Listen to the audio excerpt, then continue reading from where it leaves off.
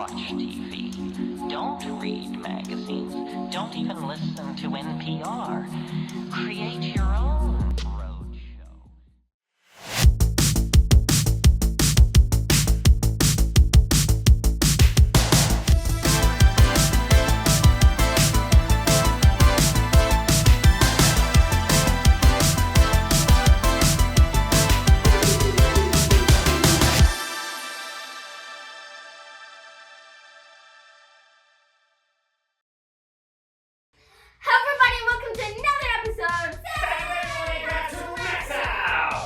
Just a half a second late on that one because I was trying to switch it up because it's Anime Max today, which could only mean all anime cartoons. Oh yes, and I have some surprises for you today. Oh yes. Now there has been one particular cartoon that I have been trying to get for a little while that has been requested quite a few times, and just by the luck of the draw, Joey's biting my butt. Just by the luck of the draw, I managed to find it again, and then I tested again, and ooh, buddy, we're in for a treat today. So, today, all day Anime Max, this is what you get, my friends. So, Yizzo, what is it that these fine people need to do before we go off into the land of Japanese anime? Go get themselves a heaping love, their favorite part of their balanced breakfast. And stay with us from 8 a.m. to 12 p.m. Woo! Eastern Standard Time. And of course, the closer. The closer is what's gonna make it all count. So, just make sure that you're hanging out with us all day, right here, on the only place that you wanna be for all anime day.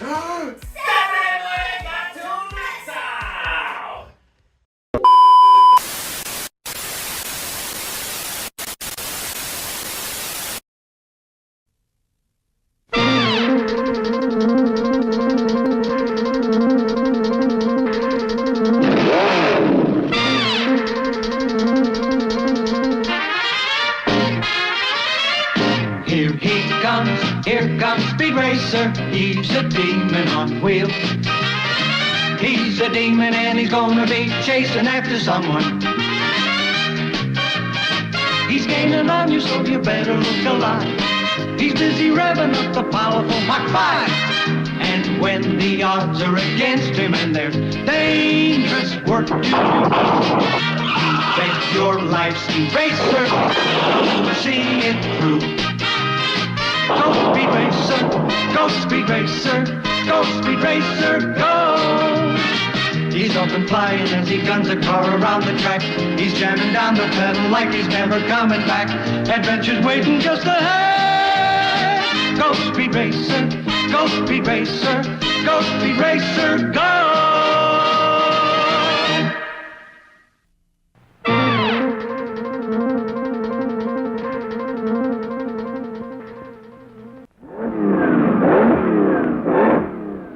At the starting point of the no-limit world race, Speed Racer, driver for the Go Team, guns the engine of his car, the fabulous Mach 5. Okay, Speed. The brakes and wheel systems are all working perfectly. We're all set. Out of the way, Sparky.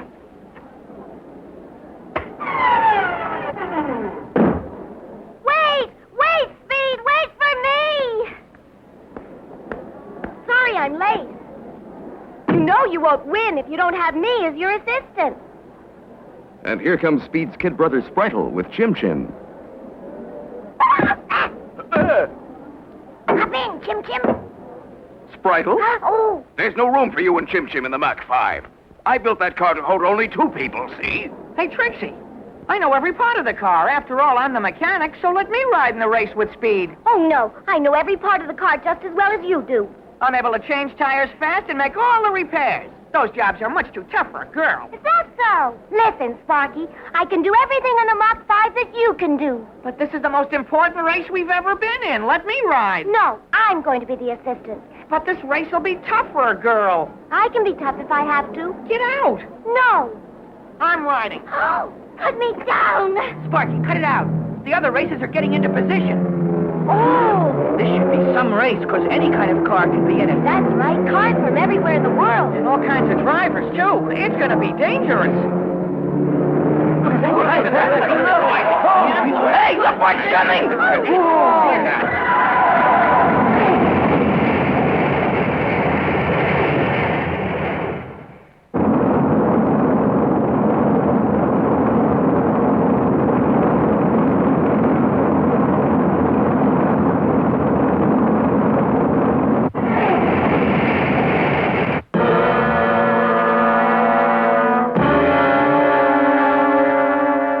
That car's more than 200 yards long. A mammoth car.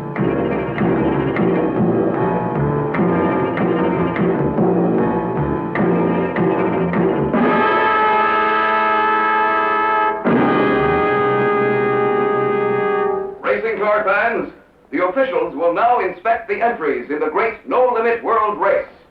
We want to inspect your car, Speed. Huh? Oh, but sir, the rules say any kind of car can race in the race, so why do you have to inspect the car? There's a good reason, Sparky. Oh, Inspector Detector. How are you, Inspector? Glad to see you. $50 million in gold bars that were being kept in the National Bank were stolen last week. Yes, we read about it, sir. It's possible that someone might try to smuggle those gold bars out of the country sometime during the race. We won't be able to search the cars once the race starts, so we'd better do it now. We can't afford to let the robbers get away with a fortune like that. But $50 million in gold bars is an awful lot of gold, and it would take an awfully big car to smuggle it away in, wouldn't it? Mm-hmm. But the bank robbers are very clever, and they might have found a way to make the gold bars smaller. Or they might have melted the gold bars into the shape of a car. Cruncher Block's head of the gang, and he'll stop at nothing. Golly. The Mach 5 passes the inspection, Inspector. Good. I knew we would. Well, good luck, Mach 5 team. Thanks. So long, Inspector. Go right ahead, Inspector. Look around all you want. This car looks too big for the race. It doesn't seem fair to me. Well, it is fair. The rules said any kind of car can enter. We want to give you a tour through the mammoth car. Come on up. Okay.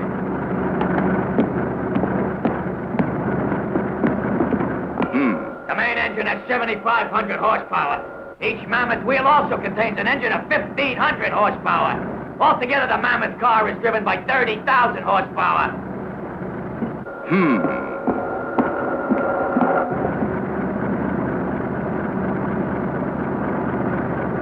The mammoth car can travel over 500 miles an hour on any kind of road. The brakes are magnetic, and a single push of a button will stop the car. We have an army of mechanics to fix anything that might go wrong.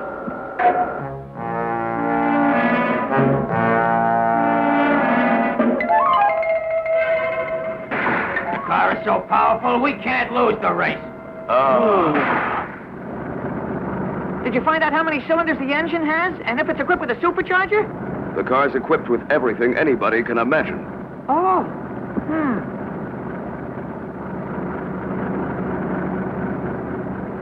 Oh, wow. Spying on us, eh? Huh? I was just trying to find out if the car's equipped with any special inventions that I don't know about. You want to learn all about the mammoth car, eh? Okay, I'll be glad to show you around. Come on. Right Oh, help! Hey, let me go! I was only kidding!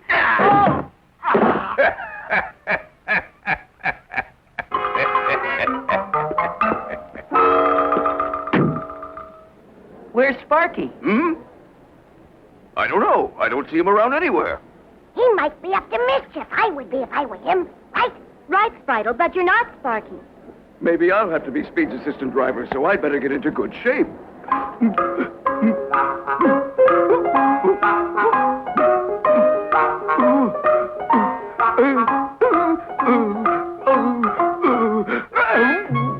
Oh, to think I used to be known as Dragon Racer, the famous wrestler. Oh, I'm ready. Sorry, but Speed needs a real groovy assistant, Pops, and right now you couldn't even lift a monkey wrench. Hello? The race is about to begin. Start your engines. Here goes.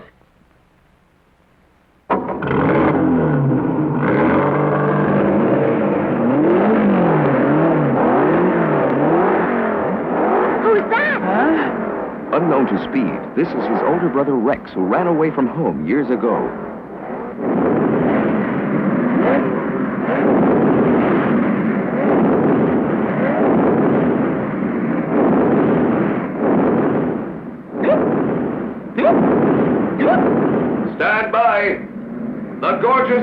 racing car will lower the flag for the start of the 500-mile no-limit world race.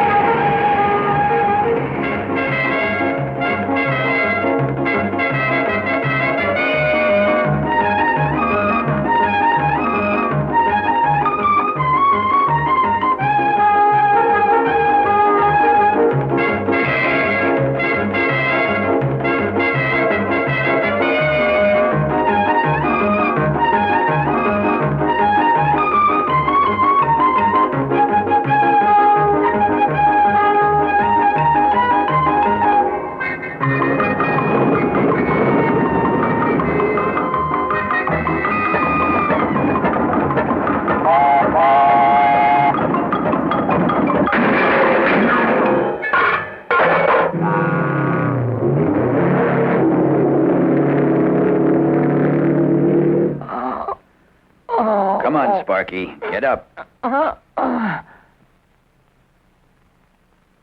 You look familiar. Tell me what happened.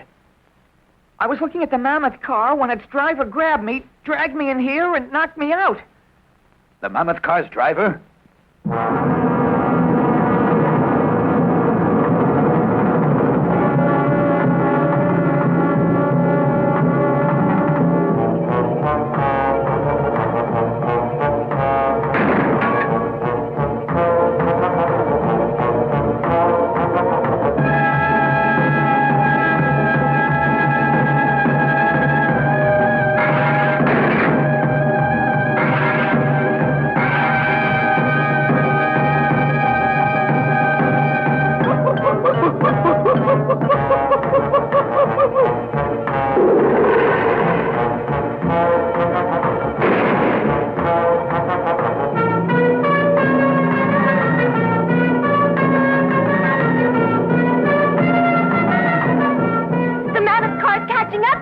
It may be too tough for us to beat Speed. But we've got to try.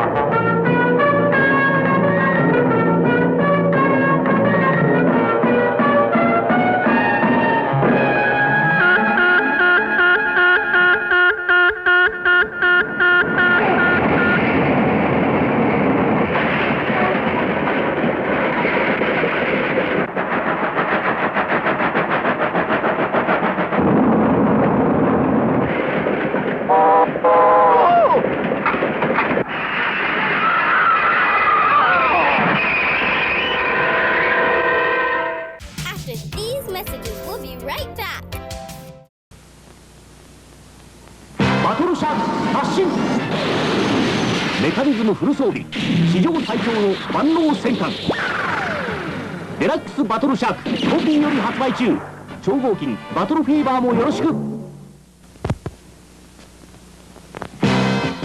バトルフィーバー奇策電光剣パンチ発射。バトルシャーク登場。これがバトルシャークの秘密だ。連射カタパルト武器庫オープン。魚雷発射。オープンシャーク。バトルシャーク発進。バ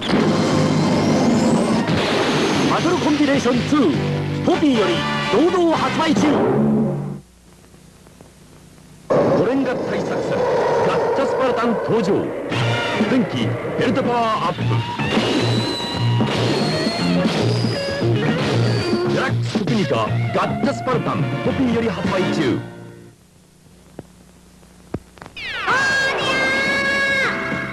さあ、俺新合体だ。わあ、すごいメカだな。デラックス超合金ゴーディアン発売中。コピーはまたやりました。今解き明かされるゴーディアンニューメカニズムの秘密、これが驚異の分身合体だ。デラックス超合金分身合体ゴーディアンコピーより発売中。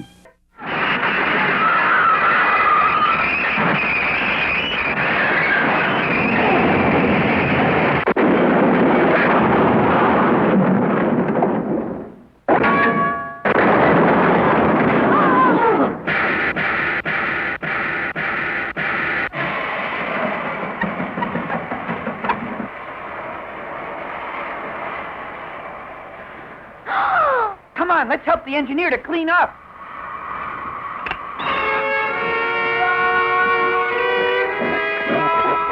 Oh, look.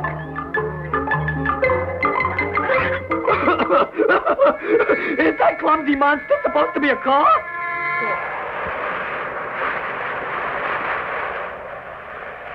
Mechanics quickly repair the mammoth car, and it's ready to continue the race.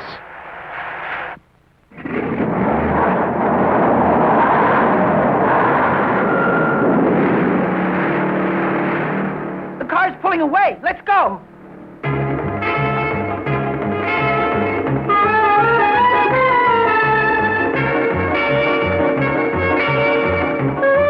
That's very peculiar. The mammoth car was hardly scratched in the crash, so why did the mechanics have to repair it? Trixie, I'll bet there's some kind of mysterious secret to the whole thing. A secret? I wonder what it could be. Let's use the robot camera. I'll adjust it for X-rays and put it on the reflex timer. It should tell us the secret. The X-ray picture should tell us what the mammoth car is carrying. The camera's all ready for flight. Okay, I'll call out the robot.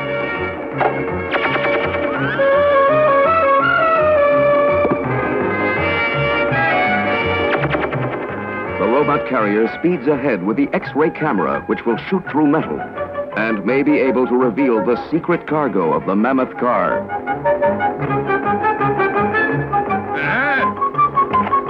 I spy! Signal the robot back. Ah! Oh! Somebody shot it! They sure did. Them.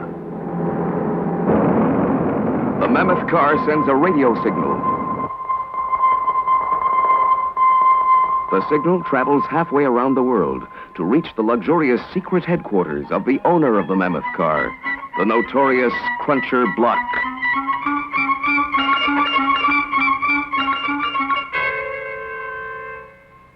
Speed racer sent a flying robot camera to spy on the mammoth car? I see. Better get rid of him. Now listen to me. You've got to stay in the race because it's the only way you'll be able to carry that $50 million in gold bars out of the country.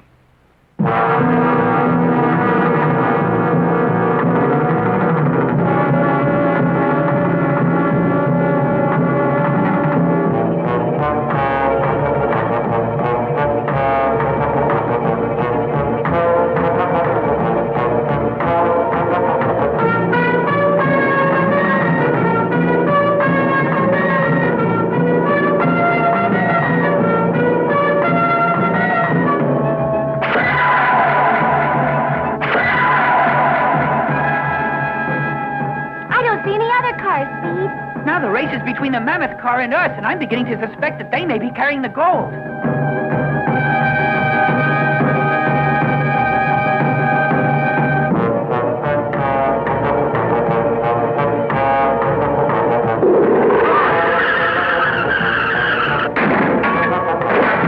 Hang on!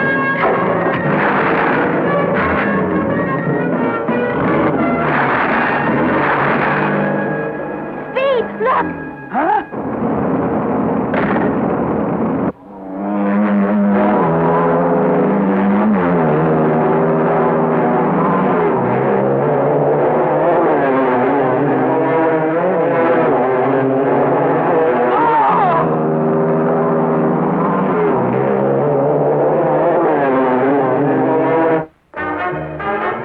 It's Speed's older brother, Rex, in disguise as Racer X. Another car! Rex spreads oil on the road.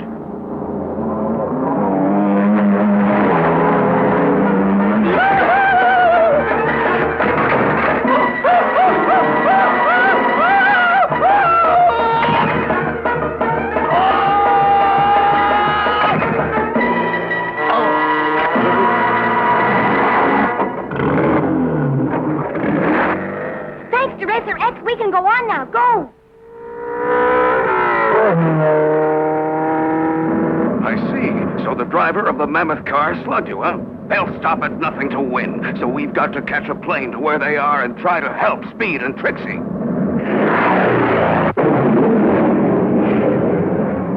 That was the last plane leaving for the north, but we've got to fly there. Well, unless you can sprout wings and fly there by yourself, you'll have to wait for our next plane, which leaves tomorrow morning. But my son, Speed races in a big race, and he may need our help.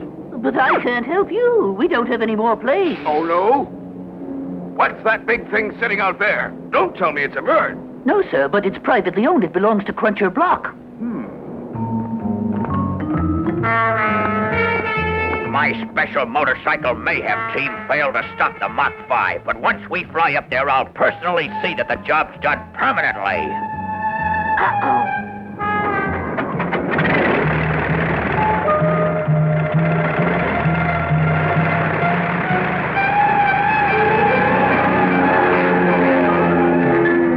Unbeknown to Cruncher Block, Speed Racer's kid brother Spritle and Chim Chim have stowed aboard the plane. I always get hungry when I'm up to skullduggery. Give me a sandwich.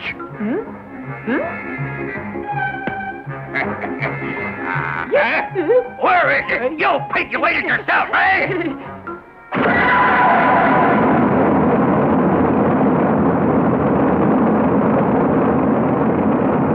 Look, the mammoth car's beginning to slow down. It's too big and heavy for this mountain road. Maybe now we'll get a chance to catch up to it.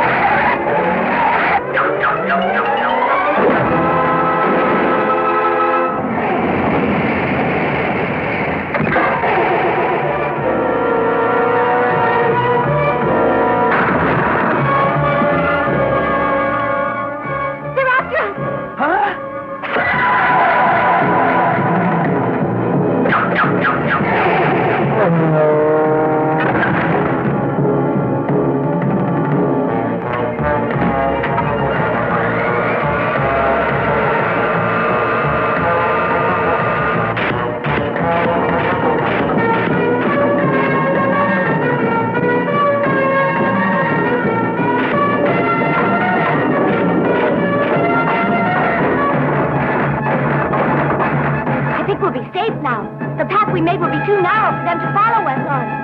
Oh!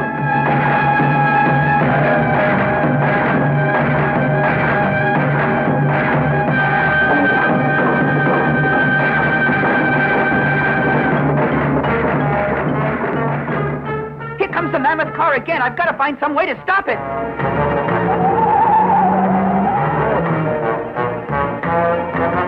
I'm going to try to rip those tires off.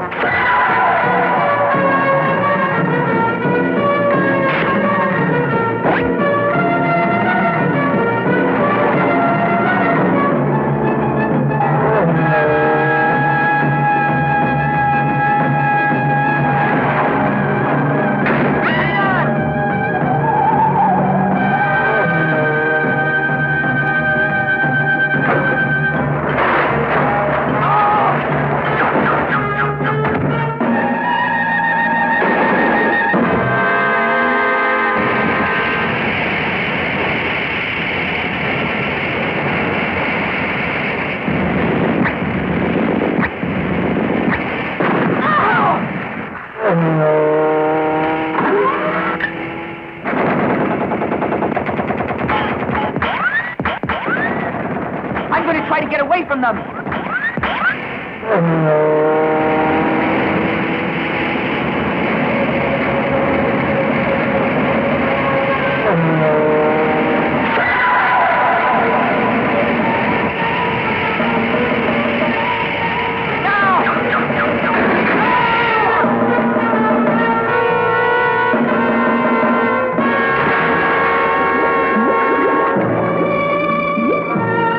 amazing Mach 5 is a car that can do many things. But can it pull Speed Racer and Trixie from the depths of this northern lake? And if so, will they be able to escape the mammoth car?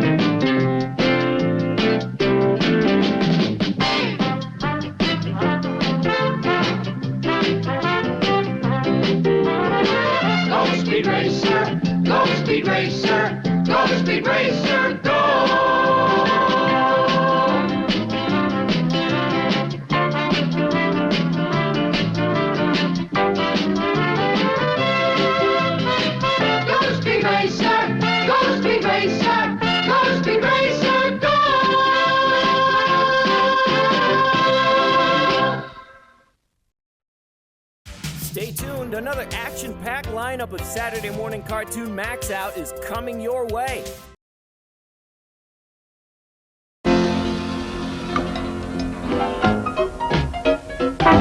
When you look down the street, what do you see? The street is overflowing with a lot of machines. Now I don't mean the buses, the trucks or cars. I'm talking about the people, yeah, you know who they are. I'm a machine, you're a machine. Everybody that you know, they are machines. To keep your engine running, you need energy for your high-powered revved up body machine. Your high-powered revved up body machine. I'd be a fool if I said that the fuel that we needed to burn was gas. Cause the fuel we use is the stuff called food, and it puts out the power for our machine. You make a stop at the filling station, fill her up one chicken sandwich to go. As you start to chew, your body does it, all systems go. Now that sandwich contains some very important kinds of food energy for your body. The chicken gives you protein, bread, carbohydrate, mayonnaise, fat, and the lettuce has vitamins plus cellulose or roughage. Together, these things help keep your body machine running smoothly. First the saliva, kinda like a driver, move to the rear of the mouth. But what it's doing, along with deep the chewing, is taking food and breaking it down. Down to the stomach, the food is pushed, the esophagus does its stuff, and the stomach starts. Look at those moving parts as the body machine turns up. Gastric juices operate on proteins, fats, and carbohydrates. In the stomach, they do what they do. They take out nutrition and use it for you. When the cellulose in those leaves, will control the traffic flow. Helps the food to move along so the good stays in and the bad gets gone. I'm a machine, you're a machine. Everybody that you know, they are machines. To keep your engine running, you need energy for your high-powered revved up body machine. Your high-powered revved up body machine. Then the small intestine does most of your digesting by sending all the nutrients in through the villi, which look a little silly, but act as little vents. The bloodstream passes the nutrients it catches and takes them to the cells, you see. You use what it delivers and store some in the liver for future energy. I'm a machine, you're a machine. Everybody that you know, they are machines. To keep your engine running, you need energy for your high-powered revved up body machine. Your high-powered revved up body machine. Your high-powered revved up, complicated, tuned-up, fascinating body machine. Take care of that machine. You got such a great model there, honey. Give it the right fuel. High protein, low calorie. Take it out for a spin every day.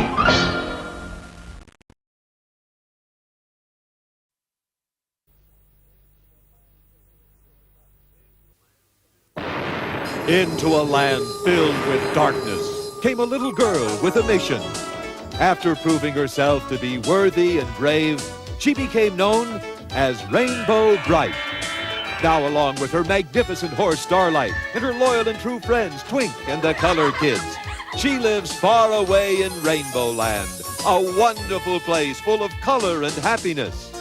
Using the power of the rainbow, her magical color belt, and the star sprinkles, Rainbow Brite and her friends protect Rainbow Land, fighting off the forces of darkness and gloom and the devious plots of Murky and Lurky, so that they can bring color and happiness to people everywhere.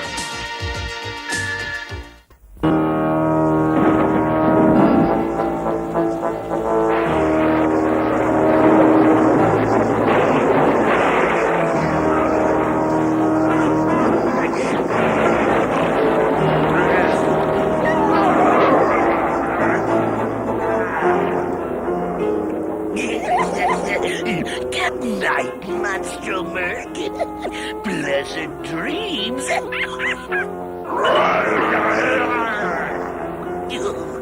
Still struggling to get out after all these years in there? No, my greatest creation. I'll never let you out until I find a way to control you. Then I'll use you to take over the world. Nighty-night.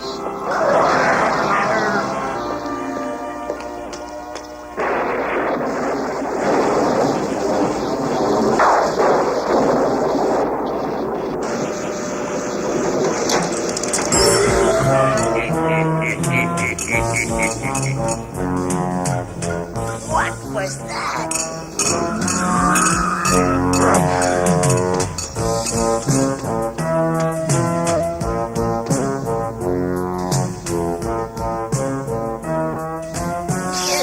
It's gone.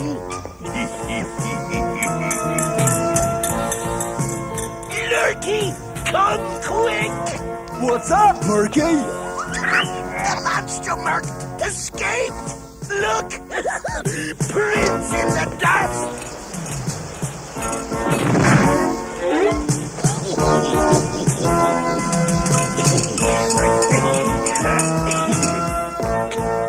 This way! It's on the loose! The most ferocious, fearsome creature I've ever created! And if it wasn't raining so hard, we'd go after it. You into the grunge bucket, you nitwit!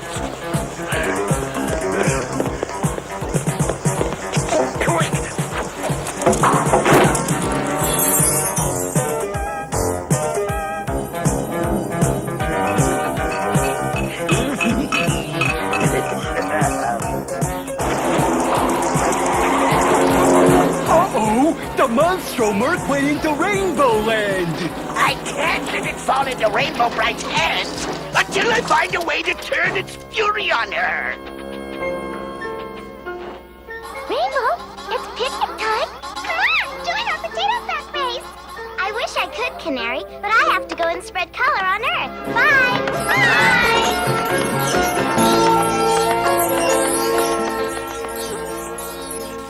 Good. That brat is leaving. Now to trap the color kids and get the monster Merc. Okay, everybody ready? Go!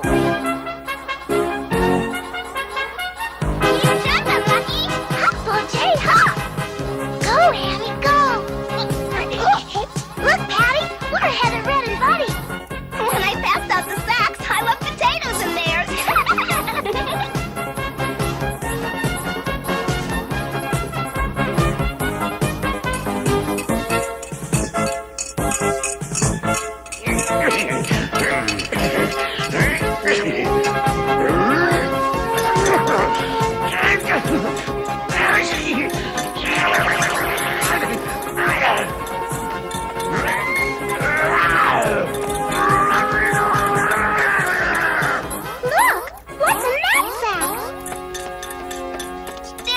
Buddy, and I'll see what it is. What a quaint bottle. It'd look real cute on my dresser. Don't touch it, Lala. I can't make out what's inside, but it looks like Murky's Monstro Merc. It still exists. It's been over 700 years since it tried to destroy Rainbow Land. Well, it won't try to destroy it again while I'm around. Watch out, kids! Here comes Murky! Truce! I come in peace! We do? Careful, kids. It could be one of Murky's tricks. And here's another one of Murky's tricks. Grab the bottle! That was a short piece.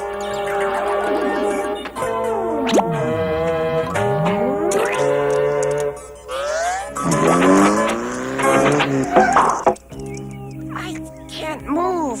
We've gotta try. We've gotta warn Rainbow. I don't get it, Murky.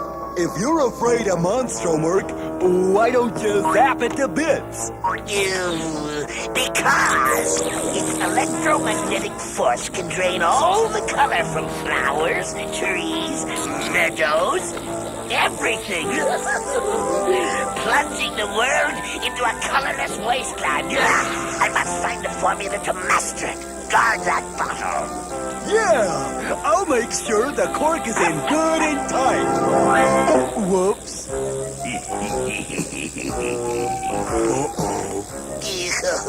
Now what did you do? Don't worry, I'll get my finger out. No.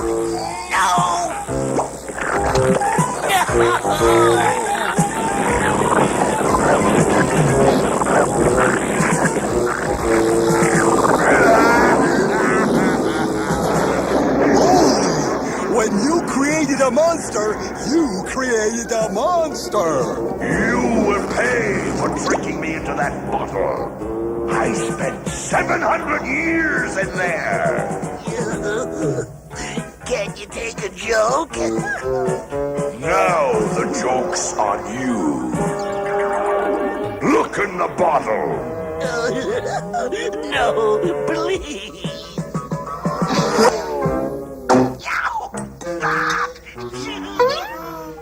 You look cute in there.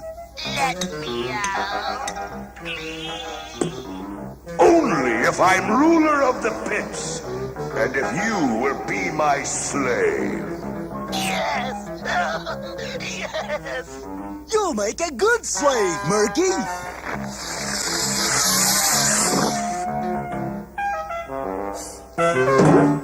On your knees. Yes, master. Grovel. Now that I brought you to your knees, I'll take care of Rainbow Bright. Thanks,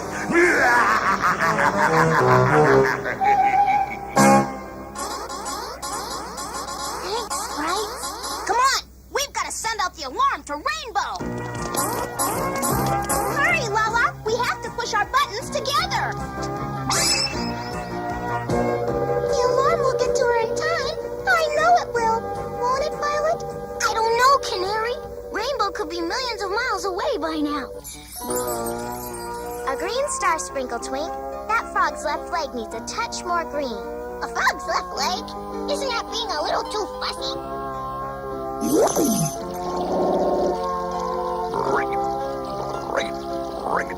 I see what you mean. Rainbow, aren't we in your friend Brian's part of the world? I guess we are. Let's go see how he is.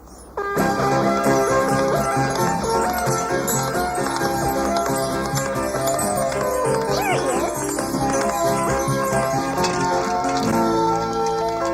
Hi, Brian.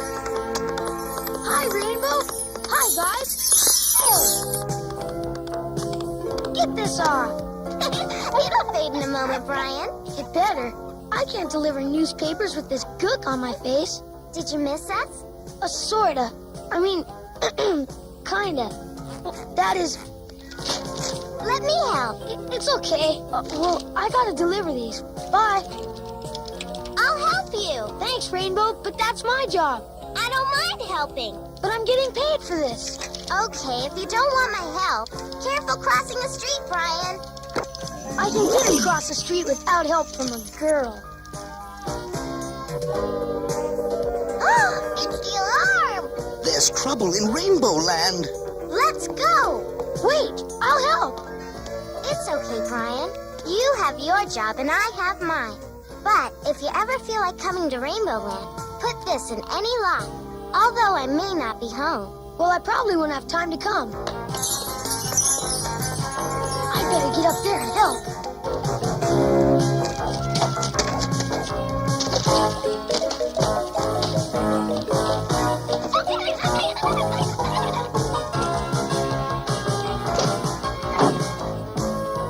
sure hope this works.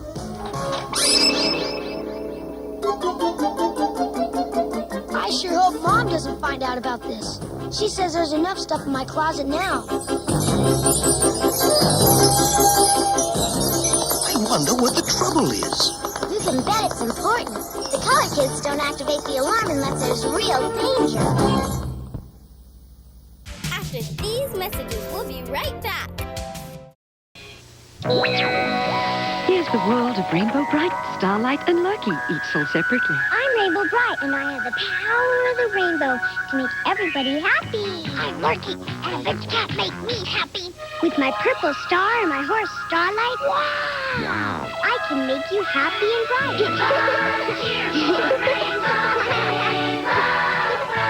Starlight, Rainbow Bright, and Loki dolls are each sold separately from the world of Rainbow Bright by Mattel. What's happening in the land of Rainbow Bright? Ribbons here, lashes there. We are the new girl sprites. We're on our way to meet the boys in the land of Rainbow Bright. Girl and boy sprites, each sold separately. We're the new girl sprites. Look at their pretty colors. Whoops, I'm Posy. I'm the twin. And here's a kiss to welcome you to the land of Rainbow Bright. Each sold separately from the world of Rainbow Bright by Mattel. What's happening in the land of Rainbow Bright? Puppy Bright's here to guard the colors of the rainbow. Yay! Puppy Bright! Puppy Bright and Rookie Dismal, each sold separately. I watch the colors of the rainbow, red and green, to name a few. All those colors, boo! Woof, woof. Puppy Bright, who's gonna watch over you? Woof, woof. New Puppy Bright, Rookie Dismal dolls sold separately from the world of Rainbow Bright by Mattel. Now to use my power on Rainbow Land.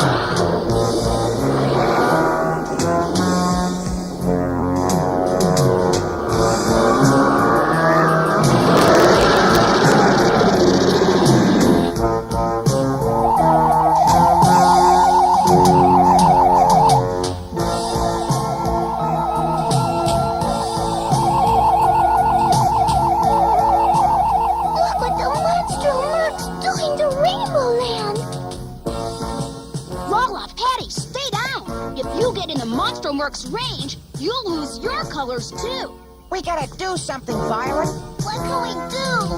Without Rainbow, we're helpless. Rainbow Bright's coming back. She'll never make it. I'll suck the rainbow out from under her.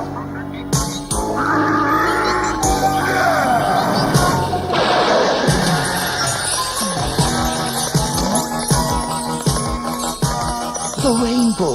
It's losing its color. Some strange force. We need more rainbow power.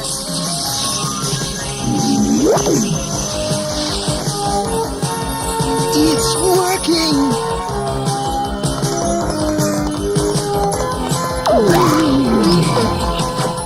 I can't fight the power of Rainbow Bright. Another rainbow. I'll crumble that one to bits!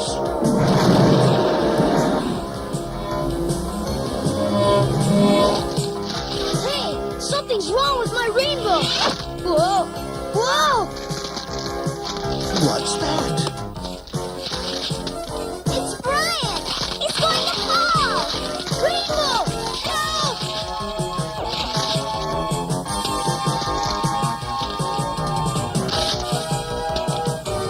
Help! Hang on, Brian! Hang on, Brian!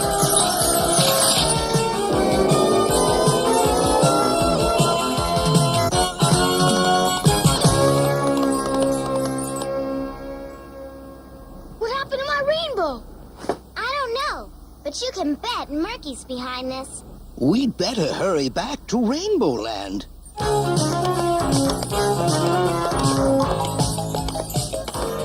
mean what's left of Rainbow Land?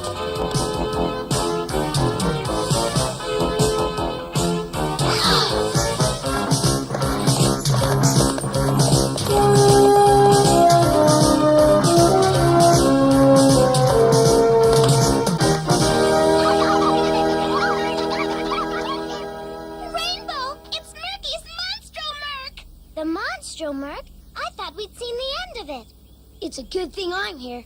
I'll take care of it. What's a monstromurk? Nothing Red Butler can't handle. You've got to put the colors back quick before Rainbow Land crumbles away forever. Okay, everyone calm down and get to the mine. We've got to gather as many star sprinkles as we can. Red, wait for me. I want to help. Thanks, Brian. But mining star sprinkles is our job. So is fighting the monstromurk. I'll fight it too. What does it look like? It's 100 feet tall, with big fangs and really scary, and it spits fire. Great. Rainbow Bright may have escaped my force, but Rainbow Land won't. I'll suck every last color from it and shrivel it down to dust.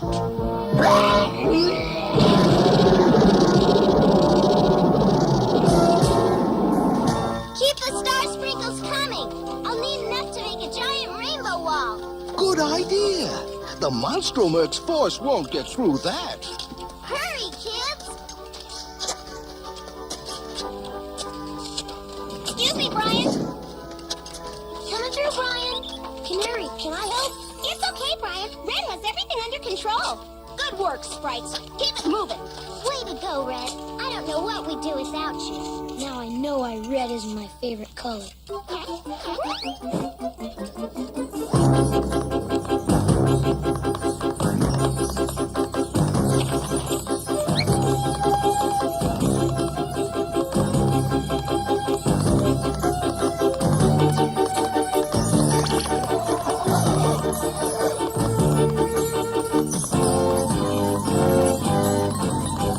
Let's hope this works.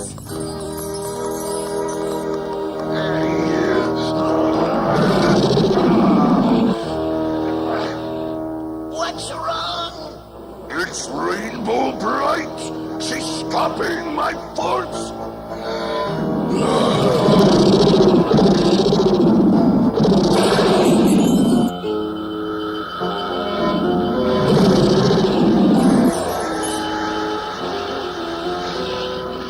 It worked.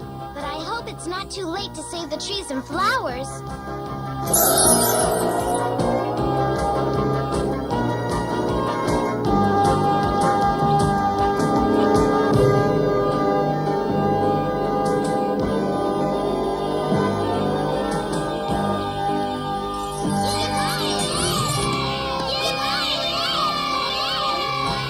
Knowing Murky and the Monstromurk, they'll try something else. And we'll just have to outsmart them again. Shouldn't we rest first? Indigo's right, but one of us will have to stand watch. How about you, Red? Yeah! Let's hear it for Brian. Well, it was a close vote. Red's done a great job, but I think Brian feels bad because he hasn't had a chance to help. Red, Brian's come all the way here just to help us. He deserves the honor.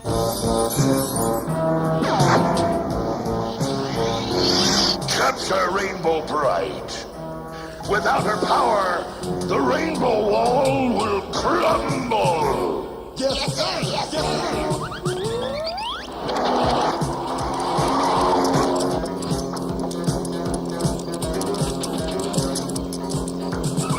How are we gonna get through that rainbow wall, Murky? We'll get all full of colors. Put on this shield.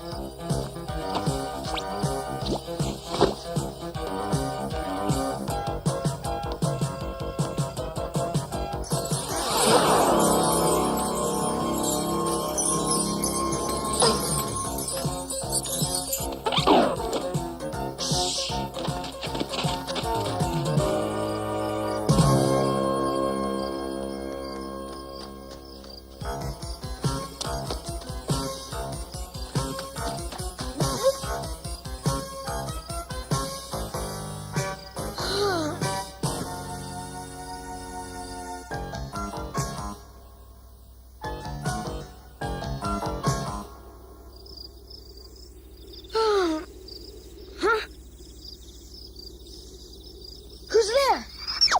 I come in peace. So you better watch out.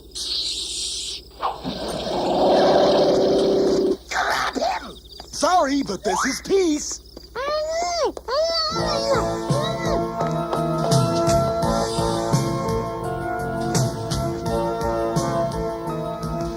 Wake up, Rainbow.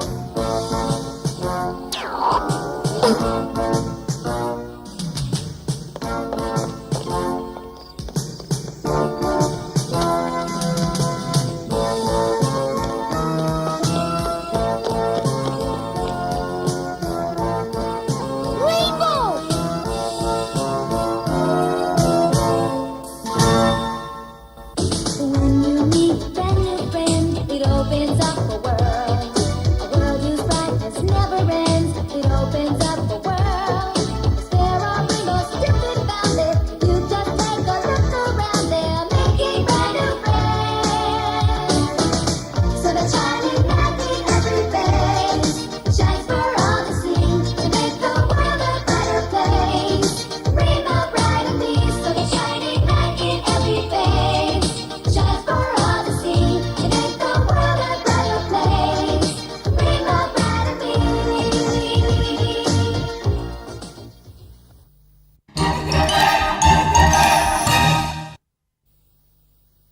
Don't move, another action-packed lineup from Saturday morning cartoon Max Out is coming your way.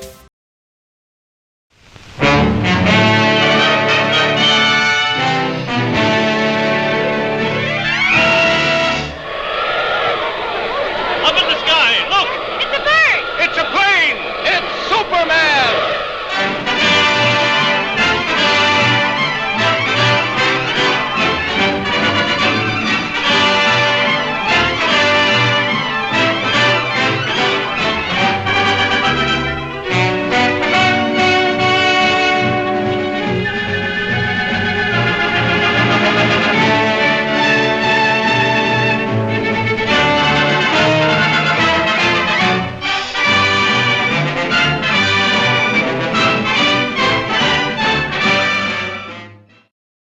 Faster than a speeding bullet, more powerful than a locomotive, able to leap tall buildings at a single bound, this amazing stranger from the planet Krypton, the Man of Steel, Superman.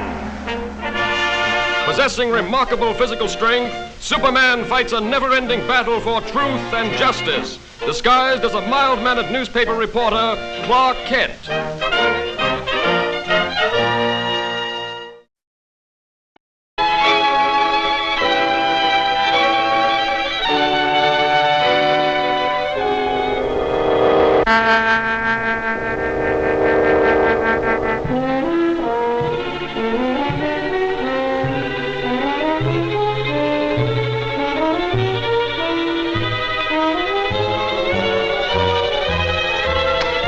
What do you think of the professor's show now?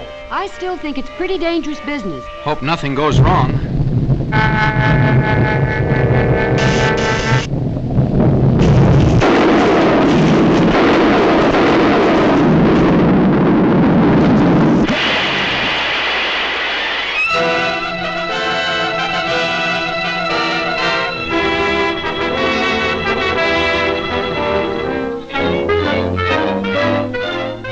And I realize, gentlemen, that the safety of the public is of special import to you. Perhaps almost as important to you as my ambitions are to me. But you request that I give up my experiments, experiments which are the culmination of 30 years of dreaming and planning is impossible. Tonight, those dreams will become real. The Comet of Falcon will be my toy. Under my control, it will be brought to within a mile of us. Then, after a close examination, I'll send it back again into space. You're tampering with nature endangers thousands of lives. Yes, and even at the possible cost of those lives, I shall continue my experiment. I warn you, Professor, we're prepared to stop you. And I warn you, sir, any interference may prove disastrous. Stop!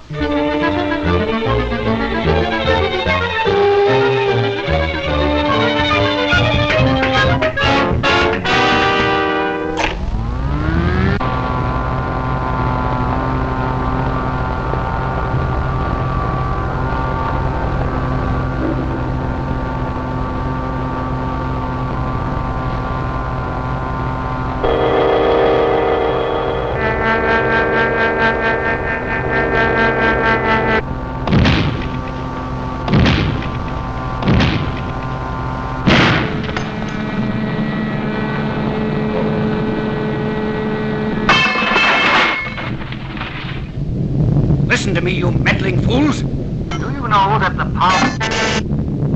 Without that power, the comet is out of my control. The pull of gravity will bring it crashing to Earth any minute. Stop! Do you hear?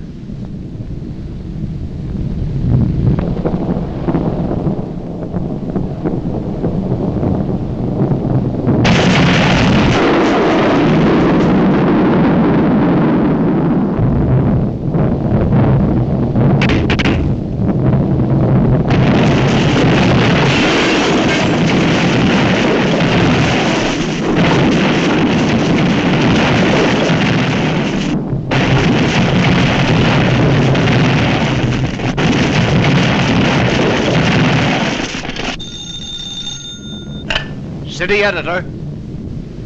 Look, Chief. The panic's on. The thing's gone haywire. Lois. Lois, what happened? Lois!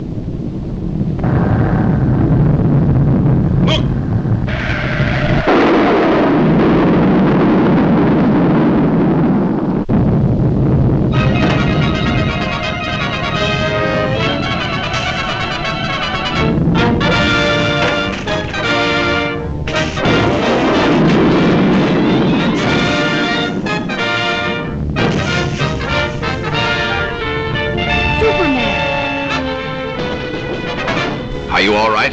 Yes, for the moment, but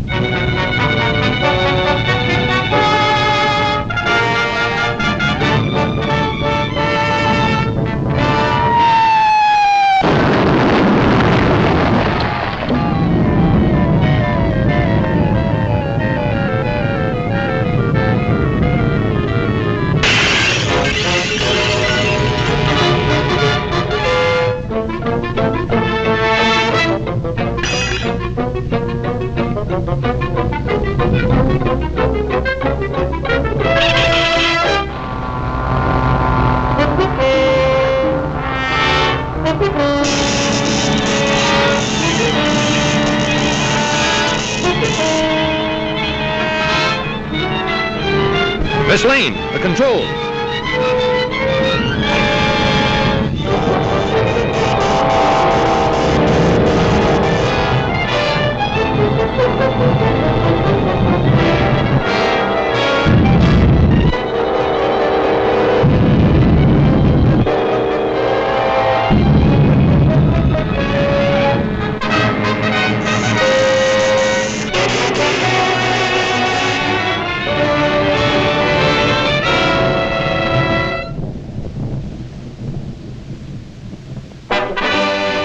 Oh, Superman, you were wonderful.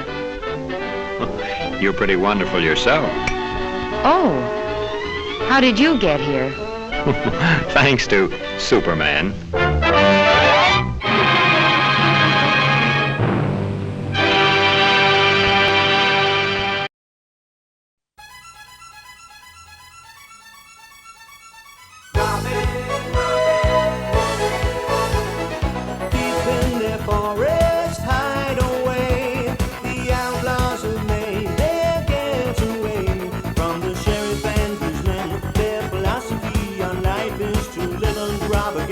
Then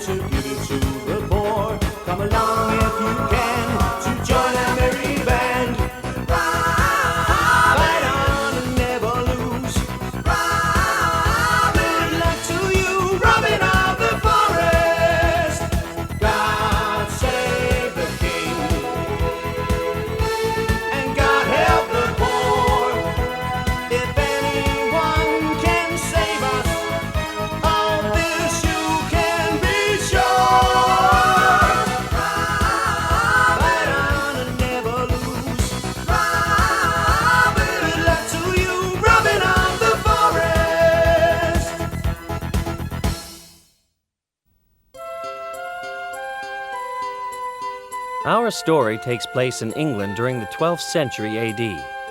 The county of Nottingham was ruled by the evil Baron Alwyn and his greedy partner, the Bishop Hertford. Their soldiers plundered and taxed the people to the point of starvation. But out of this misery there emerged a hero, a boy who would fight back at this injustice. His name was Robin Hood.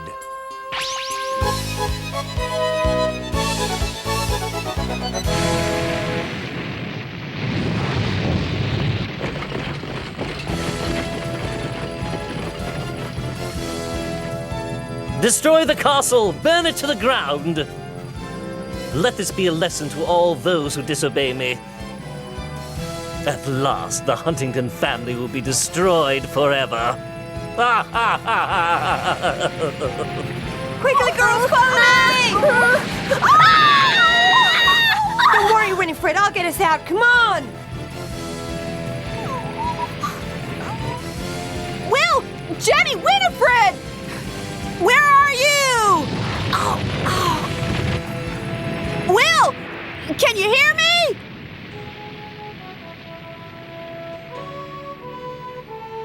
Remember all I have taught you, Robin. Have courage and fear no one.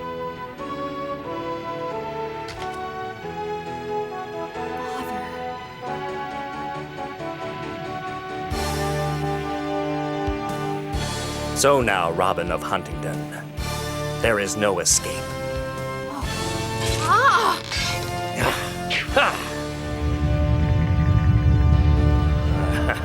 Must be brave. Prepare to die.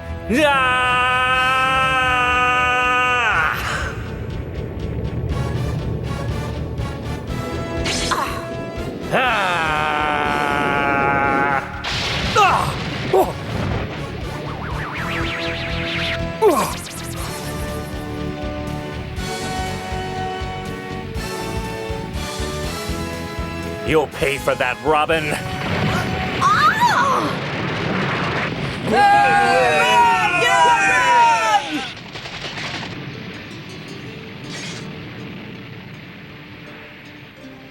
Nobody cuts me and lives.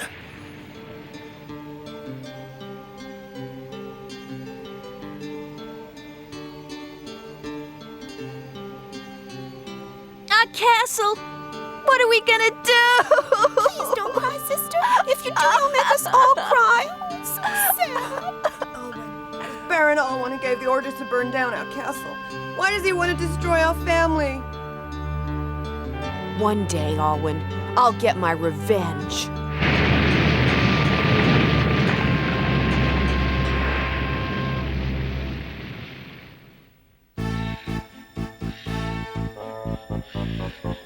I'm frightened.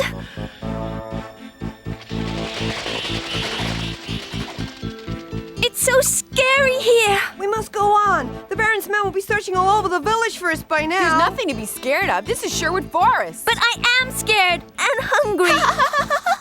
You're always hungry, Winifred. Now, don't worry. We're all gonna be okay. Jenny's right. Come on, let's go. Whoa. So you think there's nothing to be afraid of, huh? Well? Huh? Well, I'm not afraid. Ooh.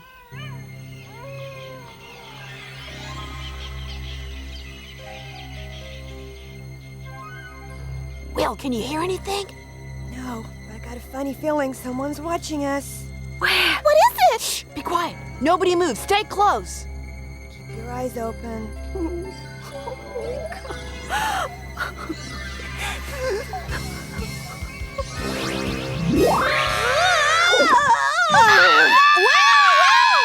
Get this thing off of me! Help! It's horrible! Well, look at that! Oh, it's cute! Hey, look at this! Flying squirrel! You really had me worried there. This might be another one.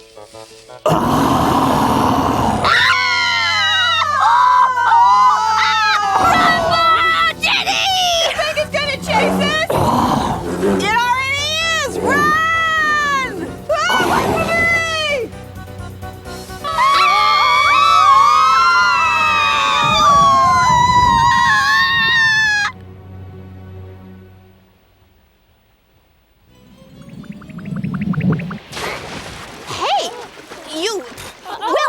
girls okay?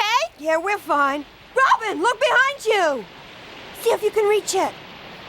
Wait. I'm freezing. We should never have come here in the first place. We should have hidden somewhere in the village. Oh. I'm having fun. We should always look on the bright side, shouldn't we, little fella?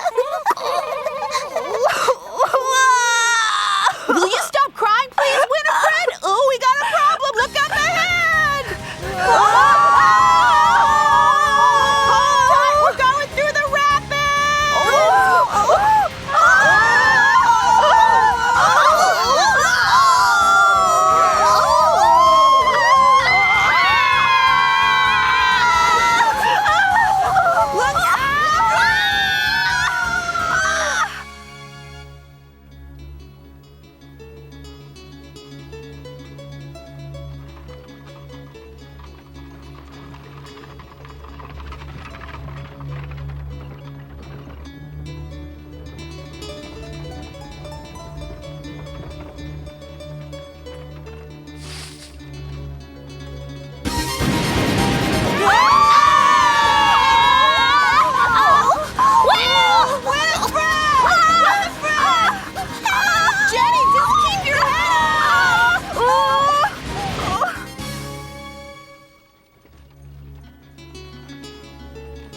Another convoy of gold.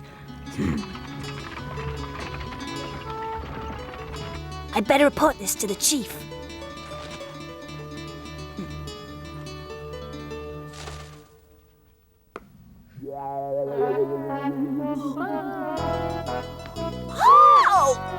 Whoa!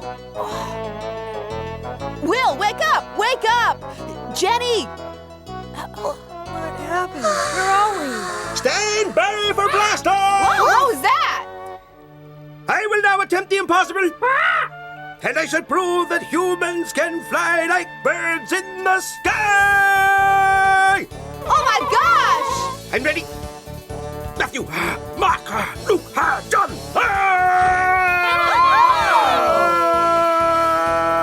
I've done it! I've proved them all wrong! Well, hey, are you okay? Well, tell me, how far did I get?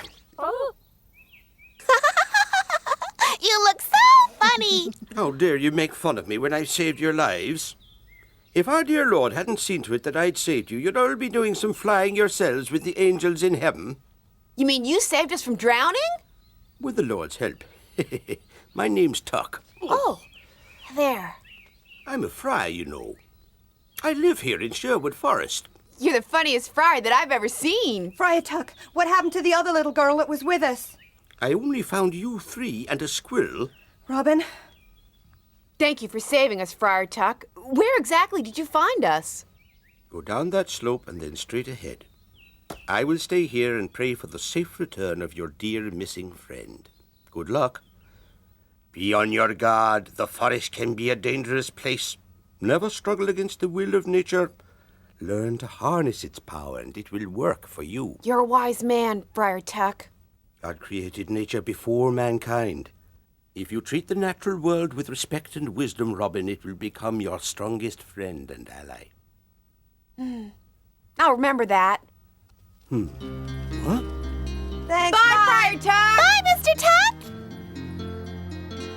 That bow. I recognize that bow. It belongs to the Huntington family, so that boy must be...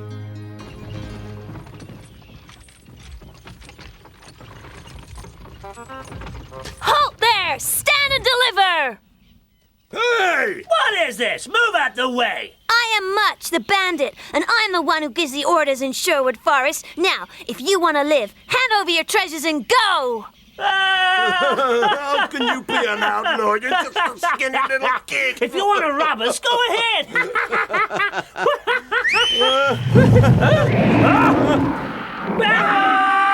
My warriors will relieve you of the gold, gentlemen. Don't be shy. What's happening out here? Why have they all run away? Such cowards.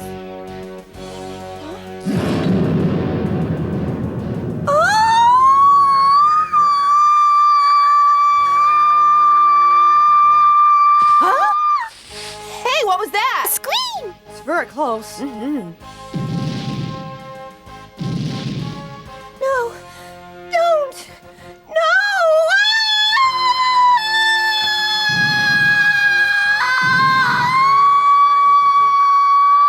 Stop screaming! If you don't stop that awful noise, my giants will eat you up! Don't let them hurt me! Oh, that's just great. Now she's fainted. Huh? Wow. This looks very valuable. I'll keep it. Hey, maybe there's more hidden somewhere. Hey, what's going on? Just take your thieving hands off of her! Did you just kill that girl? No, she just fainted, that's all. Giant warriors, destroy these interfering peasants! Attack! Oh, yeah?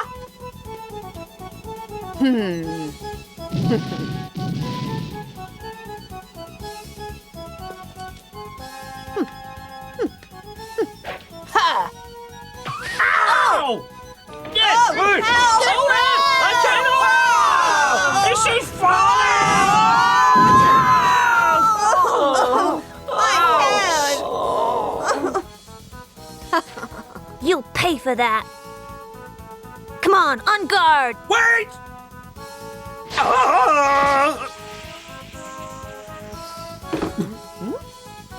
What's going on? Hi there, boss. Hey, you! Are you the boss around here? Yeah, that's right, I am. And just who is it who wants to know? My name's Big John. Big John, eh? Yeah, you, rich brats, deserve all you get. Oh. Cheats and liars. Oh, you're hungry, are you? Well, I'll get you a nice bowl of milk if you promise to behave. Look at Big John. What a tough guy playing with a pussycat. Huh? I've got a new name for you. Little John. Little John, that's funny. Oh! Now you've upset me. I challenge you to a duel.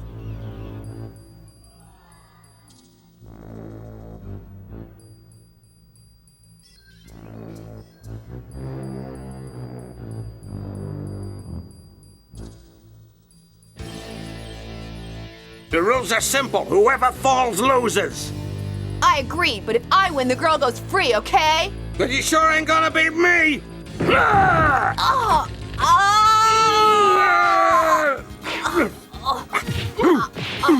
Robin, watch out!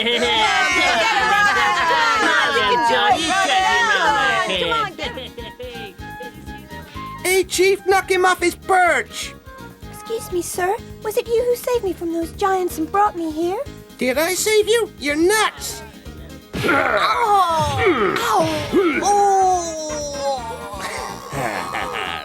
Give in. Never! Oh, my foot! Yay! What's going on here? What are those two men fighting about? You see, Robin is fighting that outlaw because he's trying to save you. Oh, but I don't want to be fought over. If they were knights in armor, maybe, but they're peasants. Huh? Now I'm mad!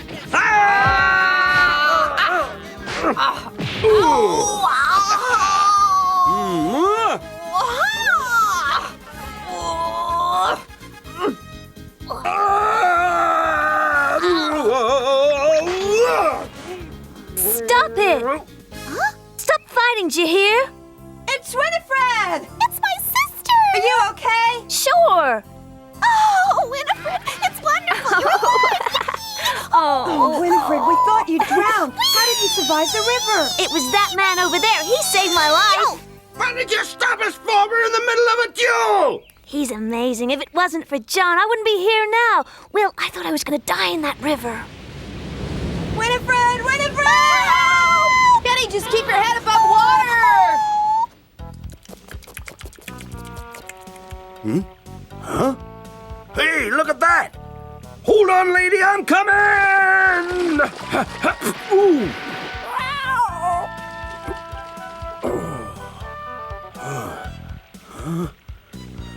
Come on.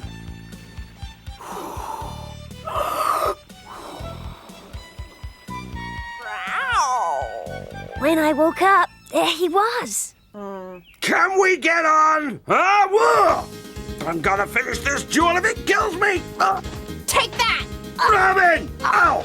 Let go! Give up! Never! No running away! I don't want to fight anymore. You saved my cousin's life. You leave her out of this! We gotta fight to the finish! Come on!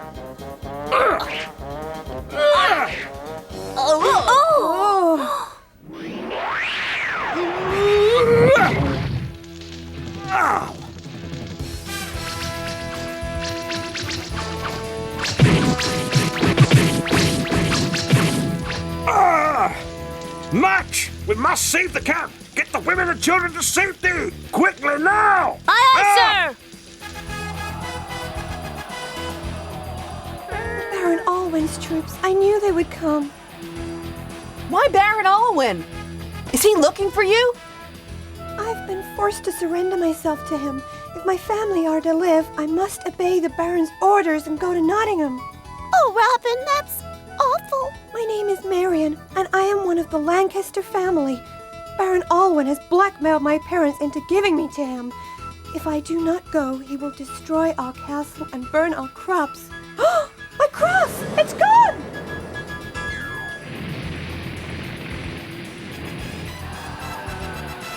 It's all over! Our camp is finished!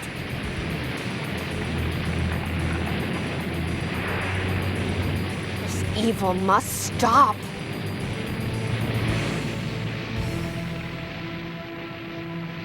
Father. Have courage, Robin. Fear no one.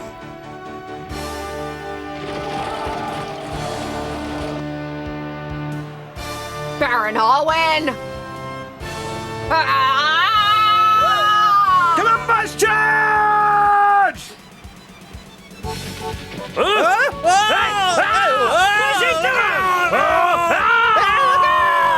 Hey, he's gone crazy!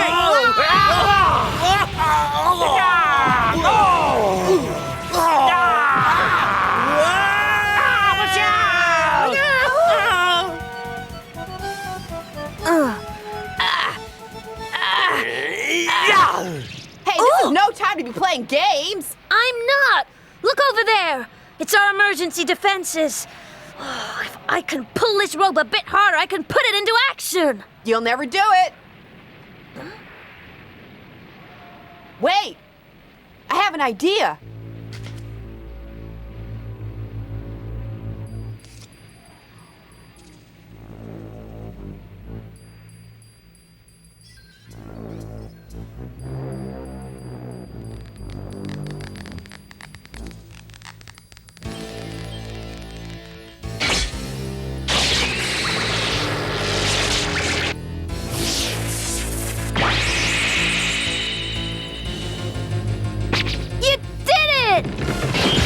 Amazing!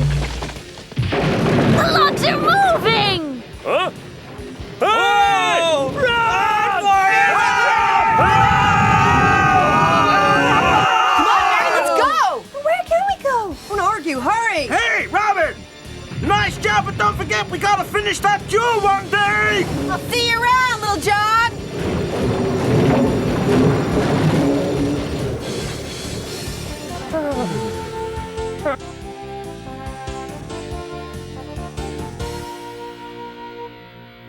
You mean to tell me that a handful of stinking outlaws stole Lady Marian away from your soldiers, Baron? Your men were defeated by a rabble?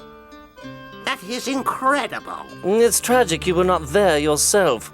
You would have beaten them single-handedly. My lords, do not concern yourself with the outlaws in Sherwood Forest. I shall deal with them personally. I would consider it an honor. What? Tell me, Gilbert, why do you, my bravest captain, concern yourself with these outlaw scum? I have a score that I must settle with one of them. And I wish to kill him. Oh! He cut my face, and for that insult, he will pay with his life. Robin!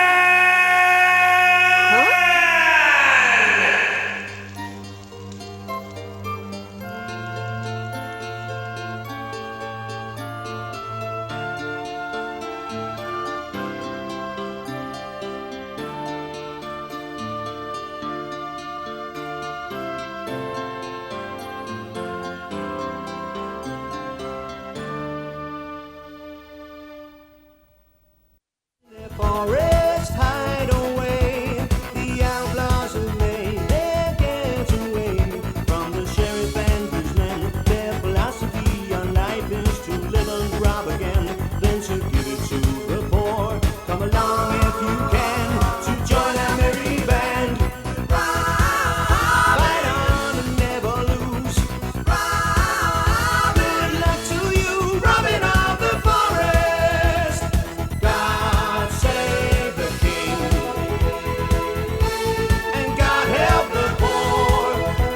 If anyone can save us, of this you can be sure. Fight on and never lose. Good luck to you, robbing of the forest.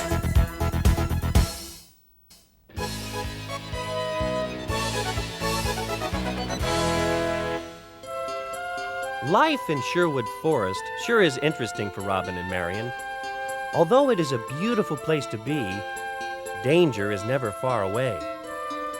Even though Robin didn't get off to a good start with the outlaws of the forest, next time Robin has an even bigger battle on his hands that even little John couldn't handle.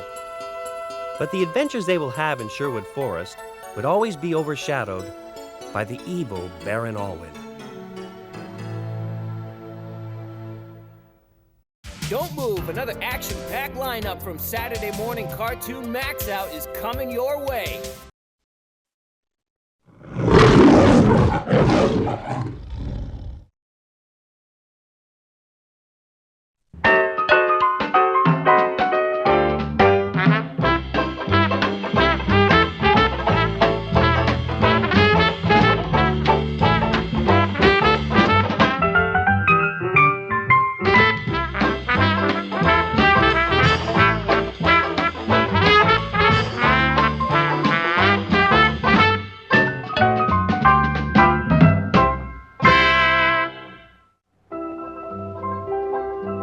I'm an anteater, and wherever there's a picnic, sooner or later an ant is going to show up. I'll just stick around. Aha! Something small approaches. Hold it!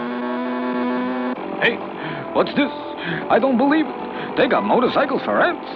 Well, you know how it is. With transistors, they can miniaturize anything these days. Well, it won't do you any good, Ant, because I'm having you for lunch. That's what you think, pal.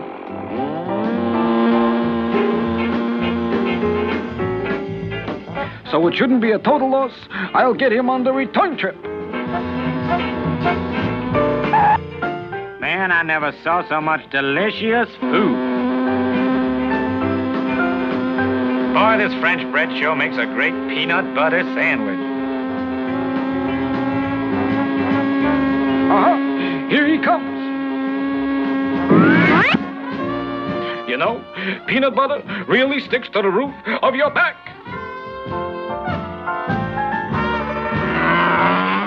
This time I'll give him a good smack. Then I'll have a snack.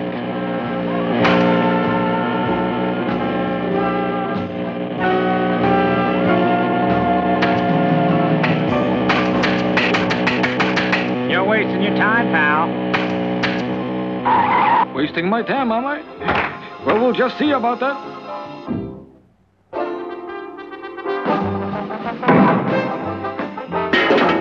I can't fail this time.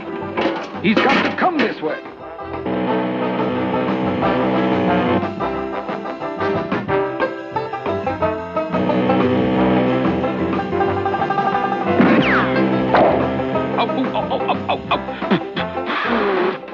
Anybody know a good tailor? I think I need a new tail.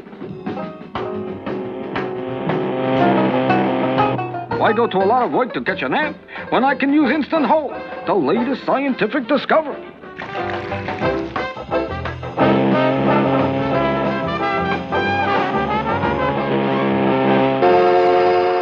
Fooey with science. It doesn't work. I'll have to run him down.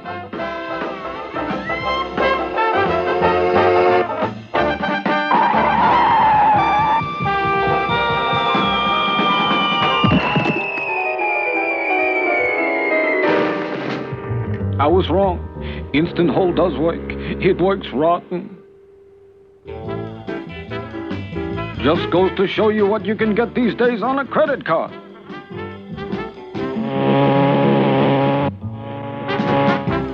All right, wise guy. You met your match. You press down on the starter and... That salesman didn't explain to me about reverse. He ought to be along any minute. Aha! Right on schedule.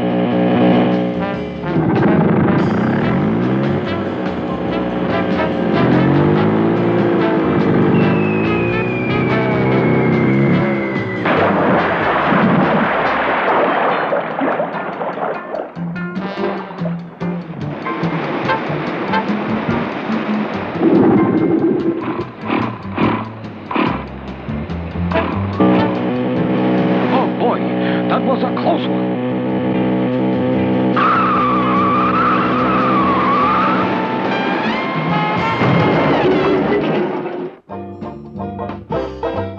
Aha! There he is. This ought to stop him. Oh, no. Not instant hole again.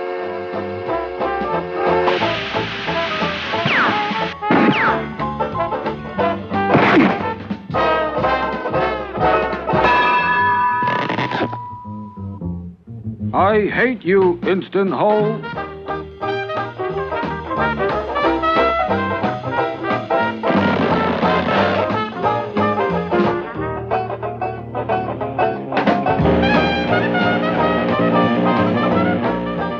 By golly, I believe he wants to drag. Okay, buddy, let's go.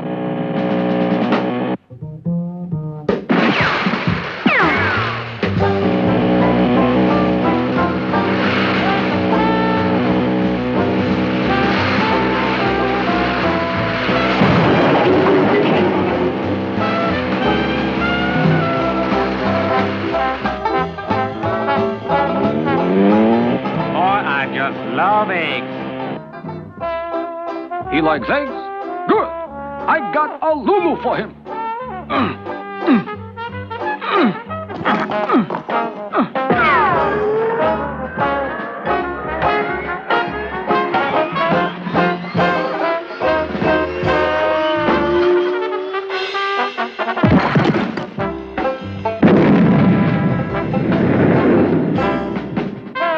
And to think, this picture started out to be a picnic.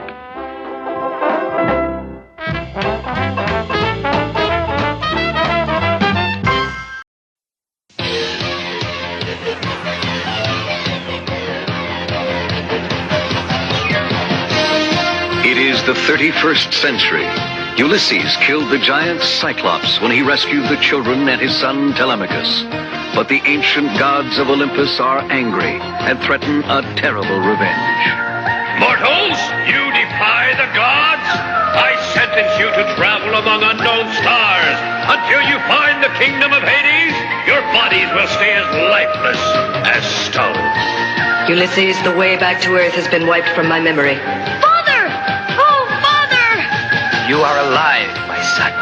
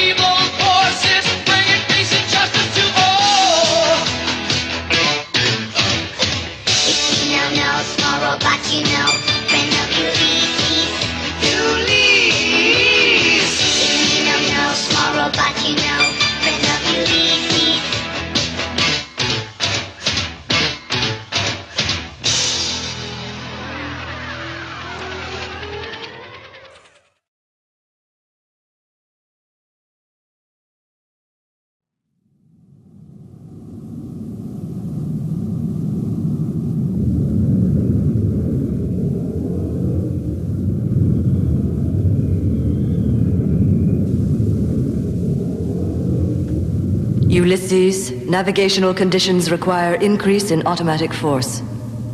What does that mean, Shirka? Explain what's happening. A sharp increase in external gravitation at approximately 30 seconds from our present position. A planet in our vicinity. We mustn't miss the slightest opportunity. Begin operations to approach the planet. Yes, Ulysses.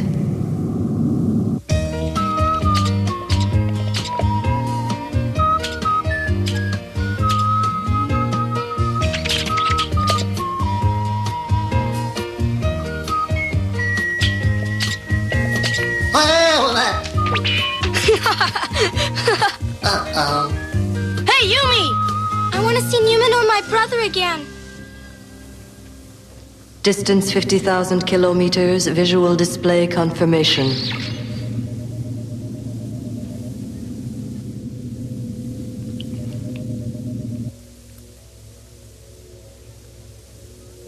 Look how beautiful these flowers are. Look at them.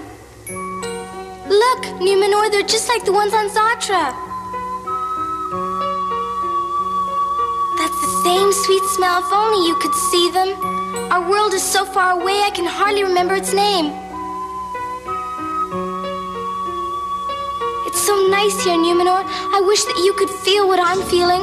I'm going to weave you a garland of flowers. They smell so good. Planet with an advanced civilization, nevertheless uninhabited. No sign of life. No sign of life, you say, Shirka? Devoid of life, but the presence of a vital energy impossible to analyze. We have to find out more. Odyssey now in orbital position.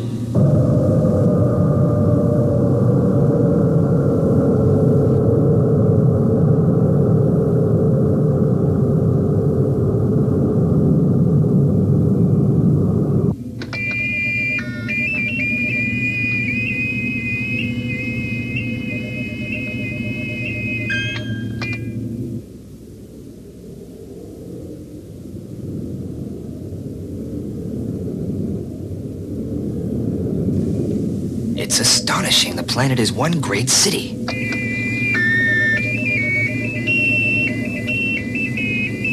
An immense city, but completely uninhabited. Not a soul in sight.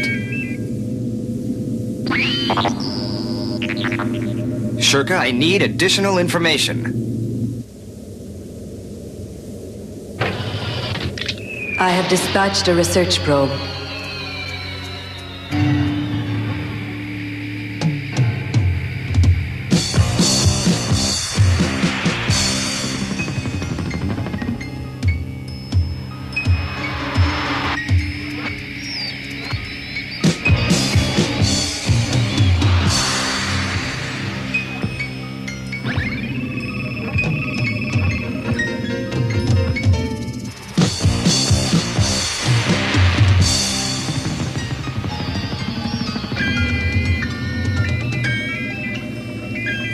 Here are the first results, Ulysses. It's a hospital planet. A hospital planet? What do you mean? Hospital installations cover almost the entire planet. Shirka, what kind of equipment have you been able to discover? Medical equipment designed for reanimation. A giant reanimation hospital. Are you sure of your findings? Yes, and it's enormous. By the great galaxy, in the heart of Olympus, and now we've found it, we've got a chance of bringing our companions back to life. Careful, Ulysses. We are not completely out of danger. According to my data, strong vital energy force still present. It's worth taking the risk. I can't afford to draw back now. Bringing my companions back to life is more important than our own immediate safety. I will carry out the necessary maneuvers. You found something, Father. It's that planet I see on the screen behind you, isn't it? On that planet, Telemachus, there may be the means to bring our companions back to life. Is it possible? You come with me, Telemachus. And you, Nono, go and find Yumi. Tell her what we're doing. You will both wait here for my instructions. Hello. Yumi. Oh, it's you, Nono. What would you say if I told you that they've left us all alone?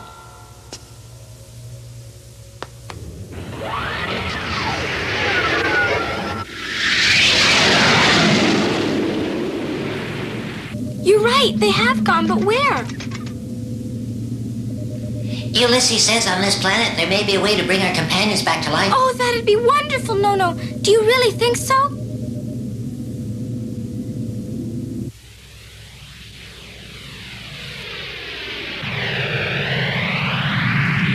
Shirka, an information link.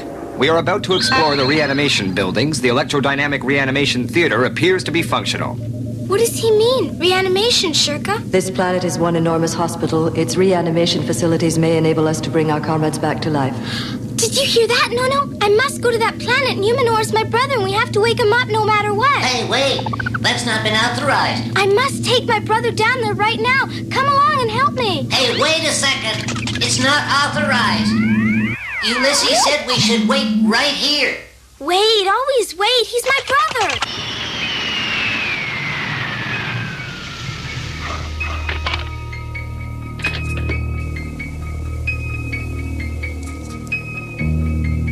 It's a strange place. Stay alert. I'd still like to know what that energy transmission is all about. If people were living here once, where did they all go? Be careful. Come on. Right.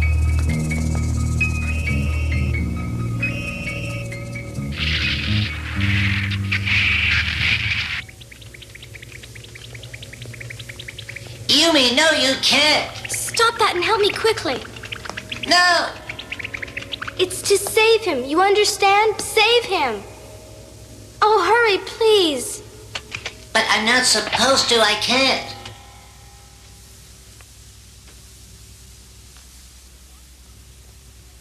Father, look. Is this a reanimation unit, do you think? It may be. I don't know. Let's look farther on. Father, look at that at our feet.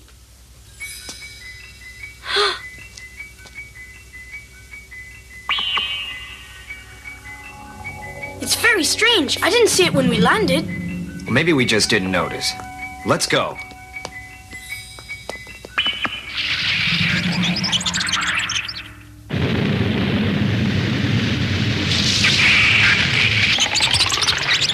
Come on, hurry up. I just hope nothing goes wrong. I know I can save him. I know I can.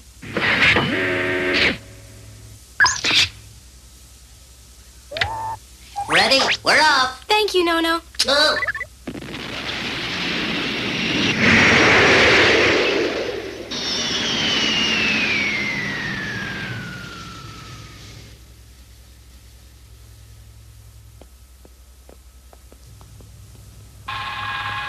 Welcome, enter, human beings. Have no fear.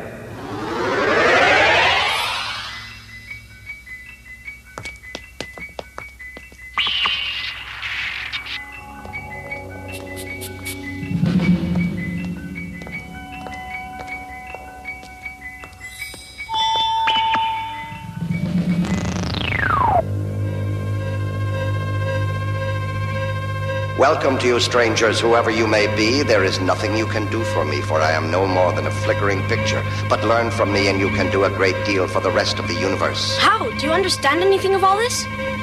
But first you must know of the dangers that lie in wait for you if you remain on this planet.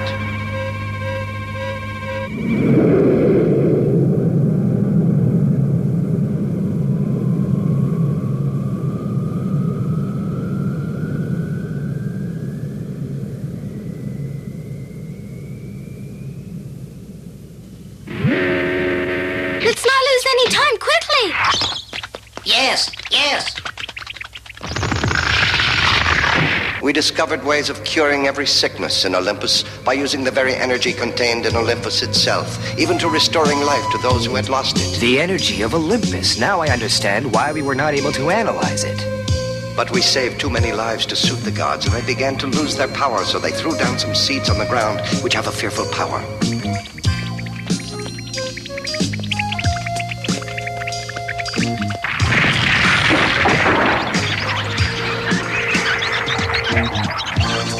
They can detect even the slightest presence, and when they do, they grow at incredible speed and destroy those who cannot escape. They are everywhere and always seek for signs of life.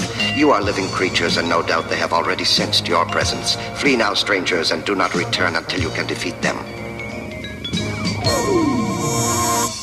Father! By the great galaxy, he's right. We mustn't stay here one more minute. Come on. There it is. I can feel it. He's gonna come back to life. Oh, all these machines. Look! An instruction chart. Can you read that? Yes, it's in universal language. It's easy to understand. No. Go and get Numenor while I read it. Oh, it's wonderful. My brother's going to come back to life again. By the belt of Orion.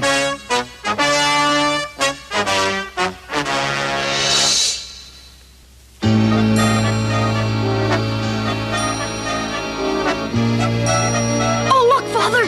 There isn't a minute to lose. We'll leave this planet at once.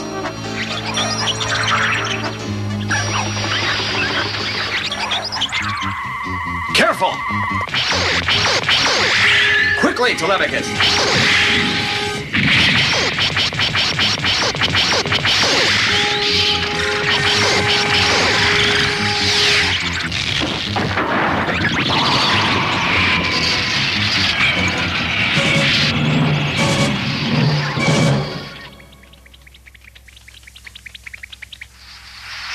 What do you know? I didn't notice that we came down in the middle of a garden. I'm going to pick a flower for Yubi. Whoops, what's the matter with it? It's crazy, this plant. I'll tell Ulysses about it.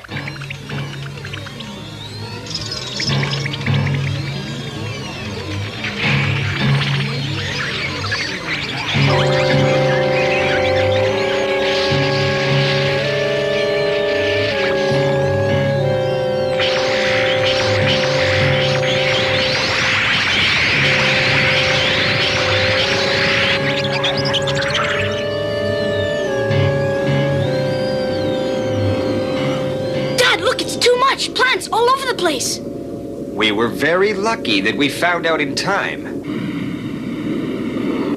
Shurka, stand by. We're coming aboard. Information update. Yumi and Nono left the ship with Numenor. Oh, by the great galaxy. Calling Yumi. Ulysses calling Yumi. Come in. We must definitely find them, and fast. We'd better go in different directions.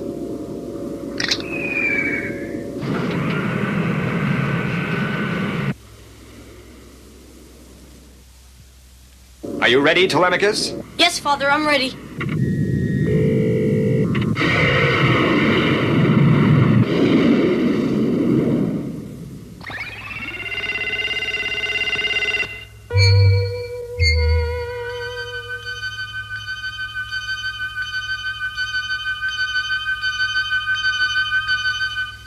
Are you sure you're sure this isn't dangerous? I'm sure. The only thing that's very important, once the treatment begins, it can't be interrupted. Otherwise, according to the instructions, he might die. After 2 or 3 treatments, he'll come back to consciousness. I know it.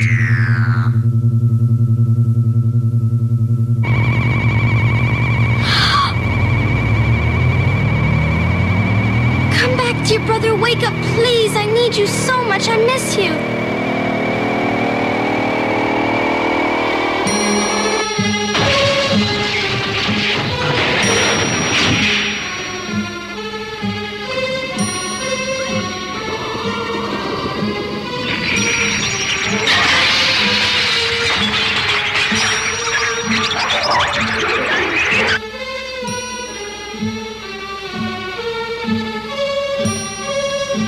Still no sign on your side? No, plants have covered everything. Hard to see.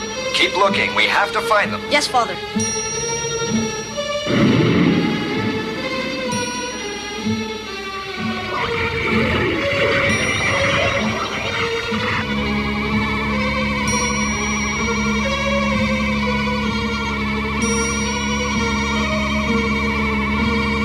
I can feel he's coming back to life. It's working. His body's warming up. It better work, because otherwise...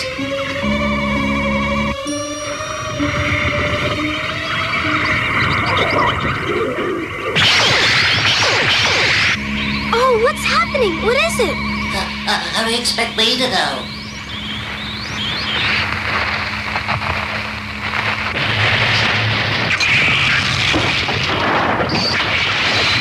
No, go see what it is. Please, go on. Why does it always have to be me? I can't leave now. My brother's life depends on it. I knew that I wasn't going to like this.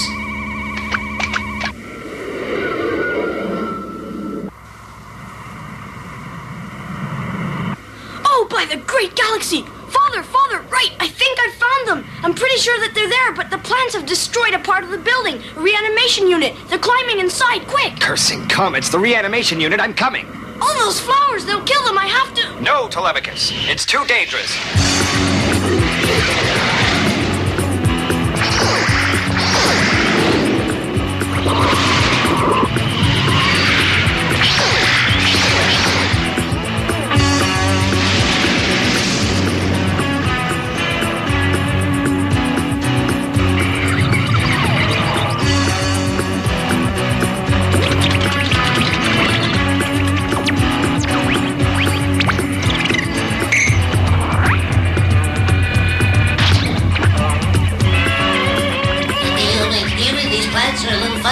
Let's get out of here.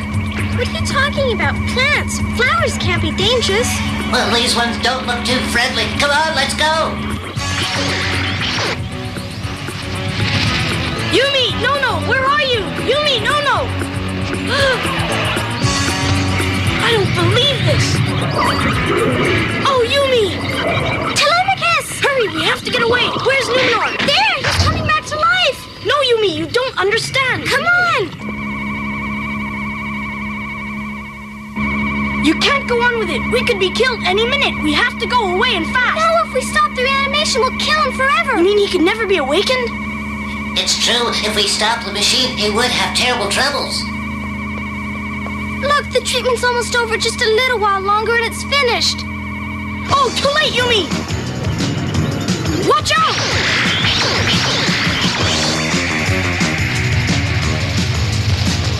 Oh.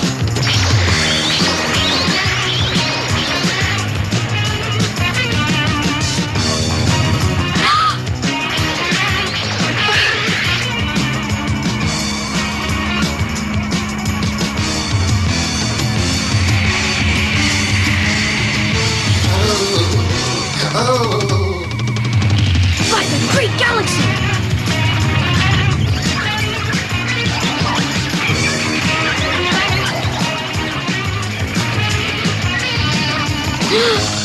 My brother! We have to protect my brother!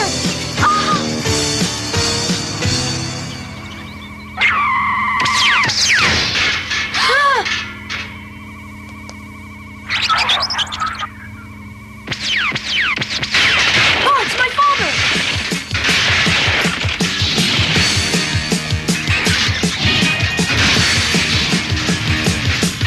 Run to the ship! What about Numenor? The second cycle is over. Get him out, quick!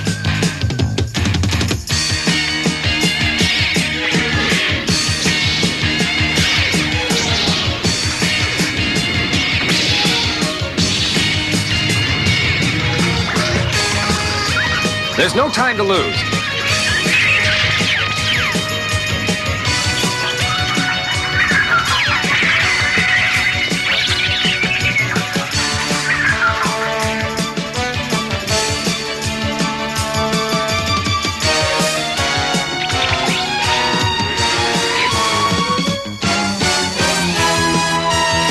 Father, over there! Careful!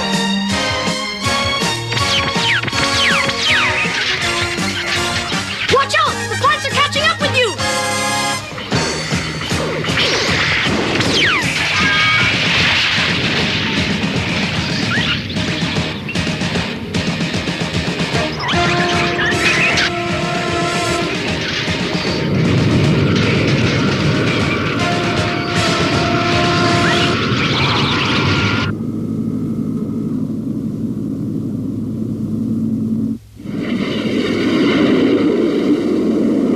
You must know of the dangers that lie in wait for you if you remain on this planet. This planet. This planet. This planet.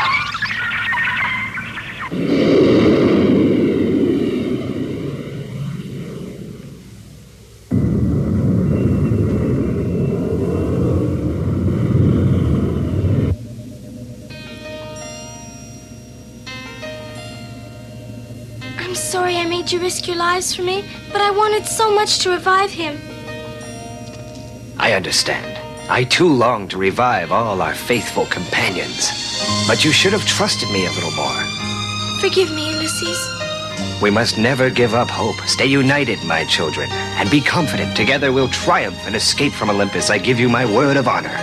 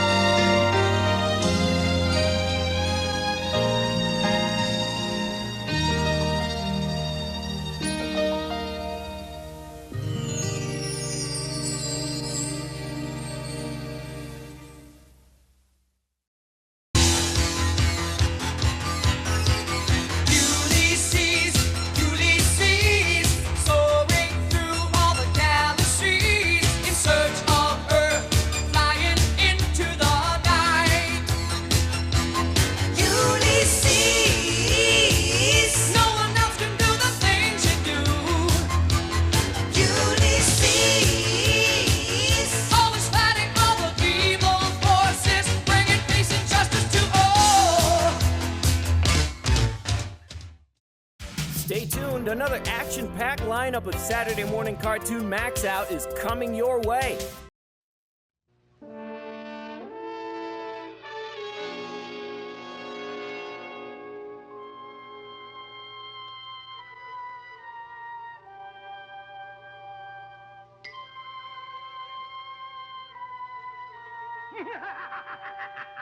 Watch closely, Voltor. And I will demonstrate to you my magical powers. Powers I have learned from the combined knowledge of the greatest sorcerers of the ages. Watch as the giant space lizard attacks me.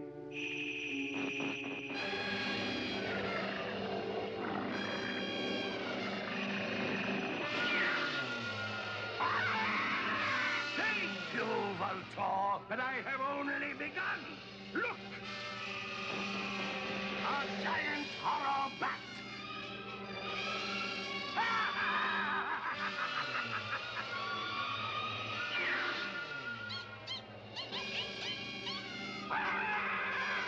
Good! You appreciate my powers, Voltor.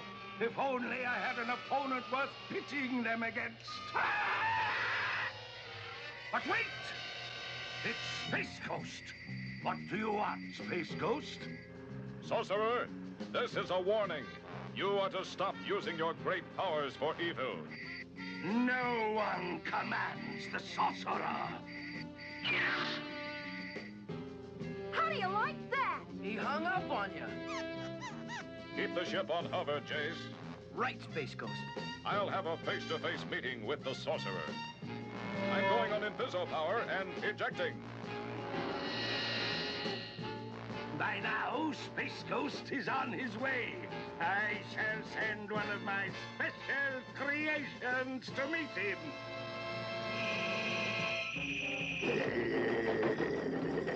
Looks like I'm expected.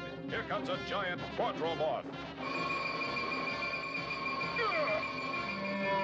That ray has neutralized my Inviso power.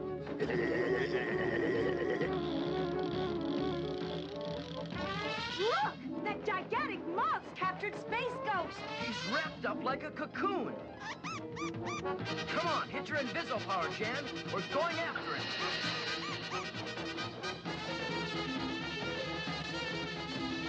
See anything, Jace? No? Come on, Jan, let's follow.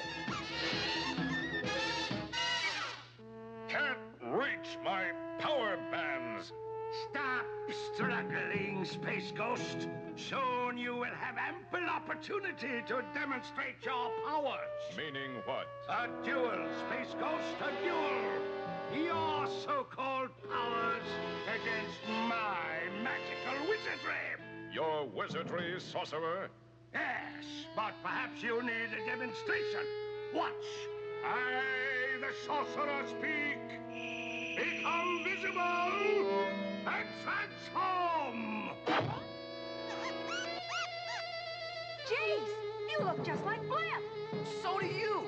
Transform them back, sorcerer, or it will be your last trick. Calm yourself, Space Ghost. They will remain in that form only until our little contest is over. All right, sorcerer, it's your move. First, I release you.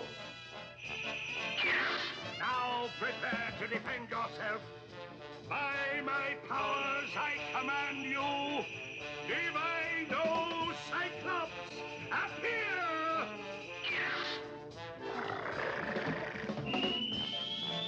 Now have one on me. Two of you, eh? How far does this go?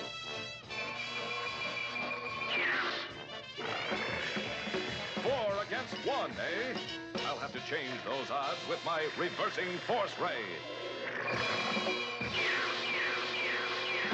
An excellent display of power, Space Ghost. Now I command all my magical power to combine in one form. Misto creature, appear!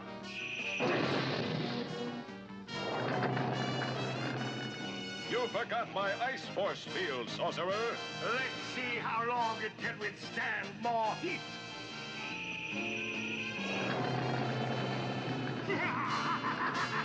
Your ice force field is burning up, Space Ghost. Can't hold out much longer. I'll try to disintegrate the creature with my hypno-force willpower. Need more power? The showdown is over, sorcerer. My powers have defeated your magic. No, Space Ghost, you will still be destroyed by my magic. Oh, no, he won't. I'll take that. No!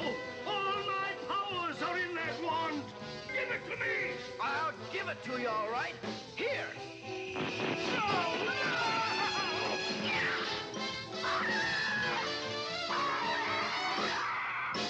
Now to get rid of this. Breaking that wand broke the spell. Look, the other Voltor is after the sorcerer. Do you think the sorcerer will escape, Space Ghost? If he does, we'll probably run into more of his black magic. I sure hope not. He certainly made monkeys out of us. You can say that again. I'm sorry, Blip.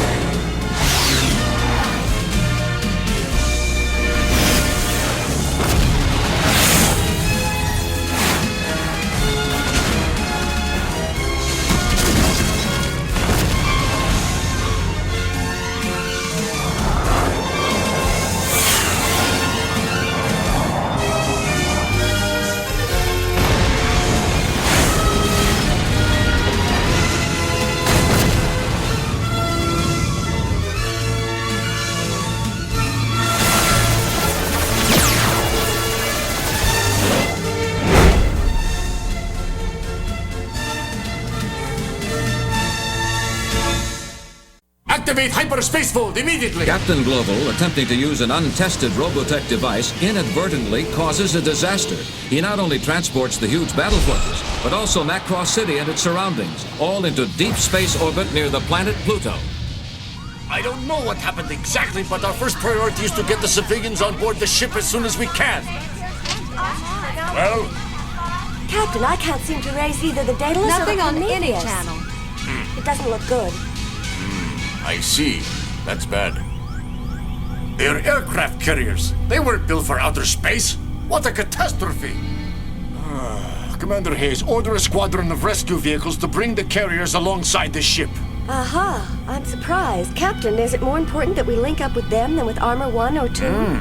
I believe their onboard weapon should still be operating. I hope it works, Captain. It must be done quickly. That's for sure. All those lives lost and property destroyed. How could I have been so stupid? We will have to get those shelters on board and begin salvaging at once. Far beneath the bridge of the huge battle fortress, Rick Hunter and his new friend Minmay have crash-landed after escaping from the enemy aliens. Rick feels their only chance of survival depends on getting his fighter back into flying condition.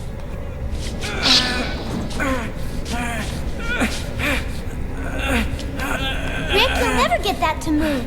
Why don't we see if we can get some help by using the radio on your plane?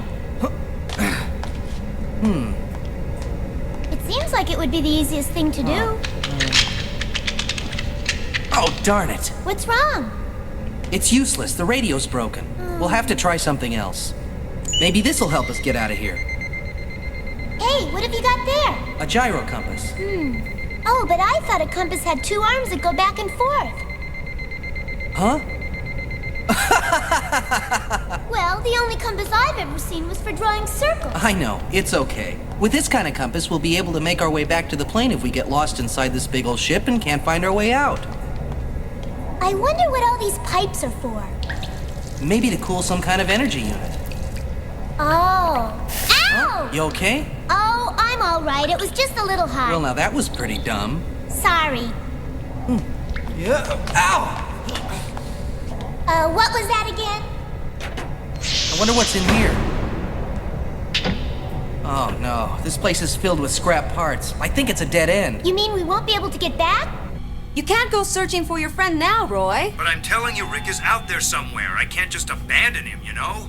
Now listen, you can't just leave your post anytime you feel like it. Officer Grant, let me talk to him. I'll patch you in on Channel 8, sir.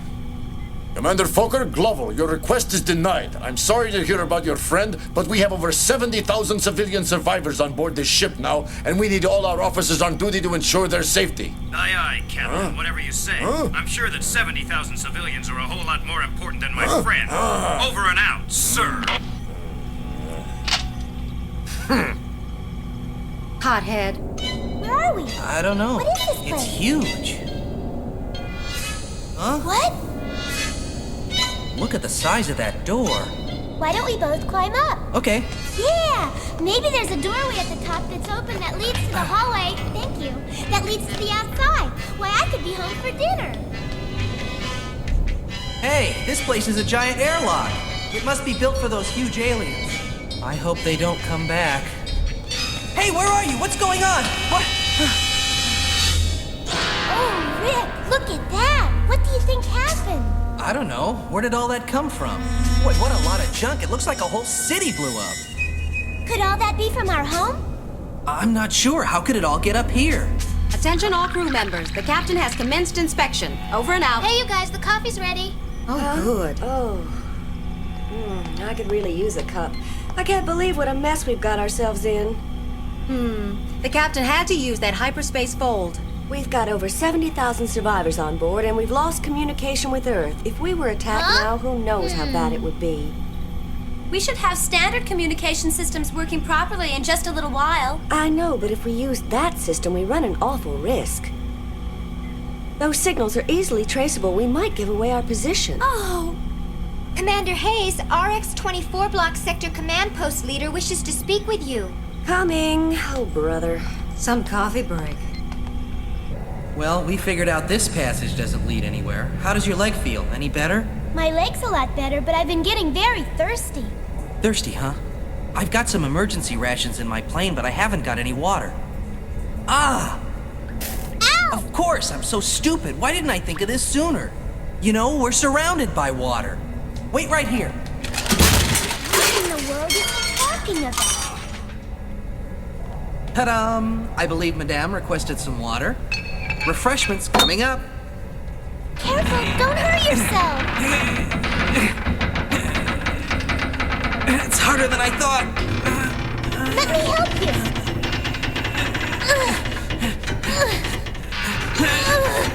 I think it's coming. Oh, I hate Hey, look, we got it. It's a geyser. Huh? Oh. Wow, this is wonderful. Well, I think I'm going to take a shower. Did you say a shower? Sure, I might as well take advantage of this while it lasts. Rick? I guess I better go scout around a little, huh? Now don't look. I won't take very long. Oh, and could you push that piece of metal over here so I could use it as a shower curtain? Okay, I'll get it for you. Hold on a minute.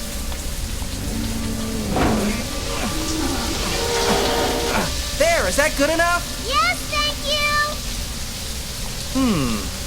Yeah! Don't worry, Min May. I'm coming. What happened? Don't worry, Thought I saw something. Just your imagination? Sure. Yeah.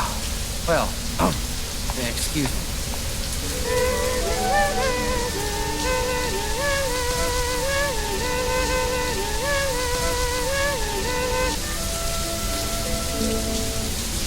Water feels great.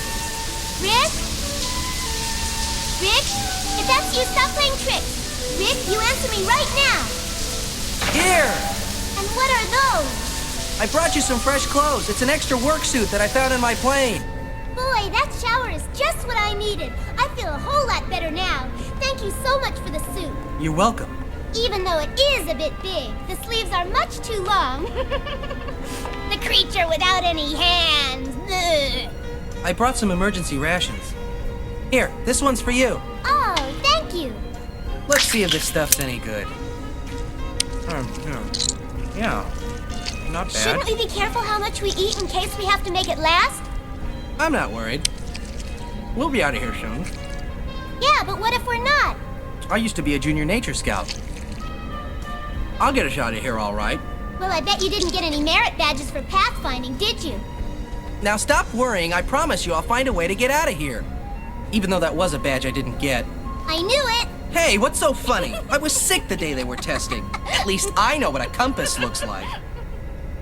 I just can't believe the things that have happened to us. This whole mess seems incredible to me. Yesterday I came to Macross Island to visit my friend and watch the launching, and today I'm right in the middle of an intergalactic war. I'm really worried about my family. Don't get upset. I'm sure they're safe in the shelters. Oh, I hope so. You know, there was a shelter right next door to our house. Well, there you go. I'm sure they're all fine. Yeah, I suppose. Are you going to sleep? Wake up! You can't sleep like this. You'll get a stiff neck. Huh? Maybe I'd better move away. You stay here and I'll sleep over there. Hey, it was a mouse! Ah! There's a mouse! You don't say. I seem to recall mentioning something about a mouse, but you didn't believe me. I'm really sorry, Rick. From now on, I promise I'll listen to you. In that case, fair lady, I'll protect you from those vicious creatures. Oh, thank you. I think we'll be okay for tonight. They're probably just running scared. So if you want to sleep, well, I'll be darned. It didn't take her very long, did it? Wish I could sleep like that. As Min May sleeps, Rick wonders how soon it will be before they're rescued. He has no idea of the ordeal that awaits them, or how close they both will come to death. Stay where you are. Robotech will be right back. Return to Robotech, now! Let's see. Yesterday was Thursday. Now Friday. Huh? Hey! What are you doing? I'm keeping a record of how many days we've been stranded here. This piece of metal works really well. You want to help? No, thanks. That's fine. I've got to get back to my work. See ya. It was a brand new paint job. Some help she is. Well, I don't suppose much else can go wrong today.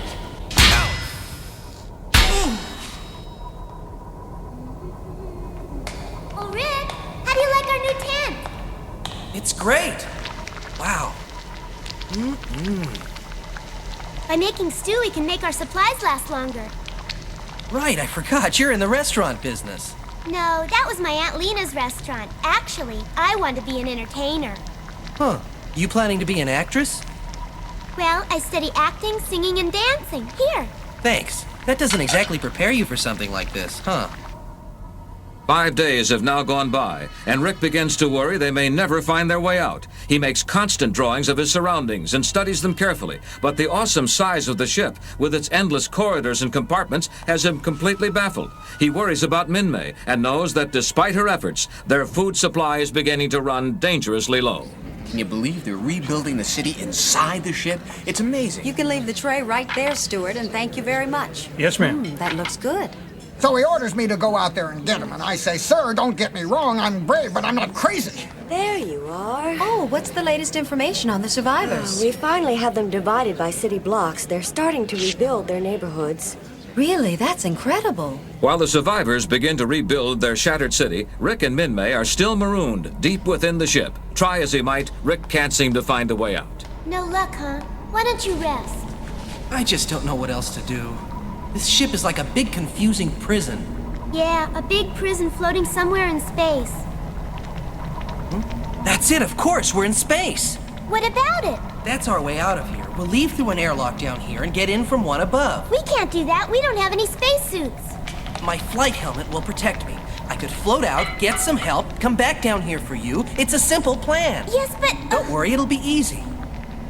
Now, I'm gonna need your help, so I'll show you how to use the airlock controls, okay?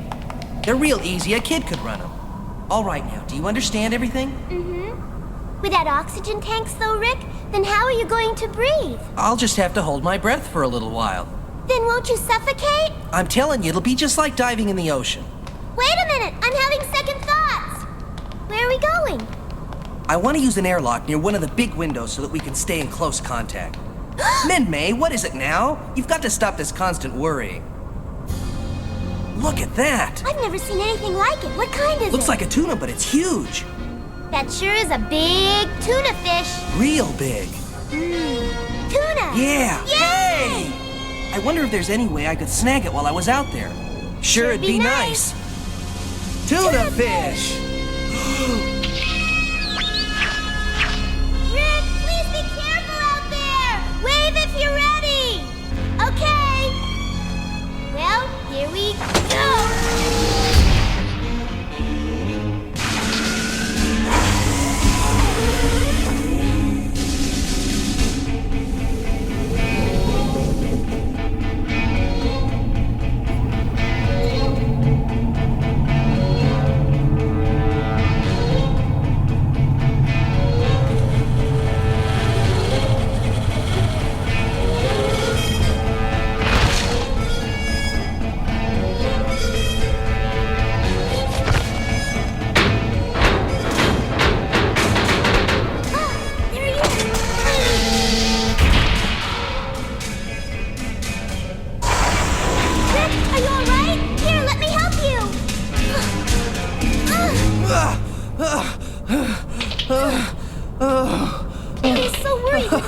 Before I could get you back in.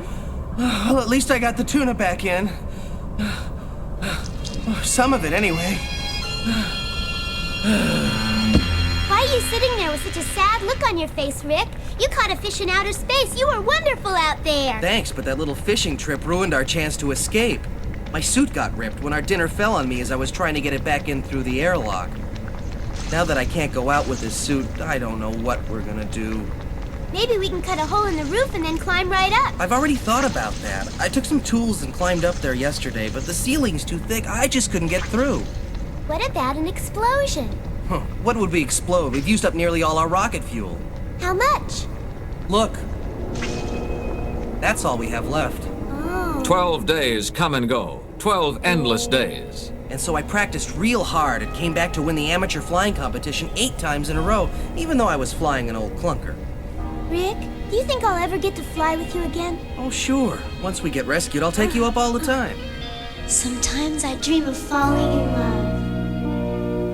To be in love, my hero, he must take me where no other can. Where silver suns have golden moons, each year has 13 Junes. That's what must be for me.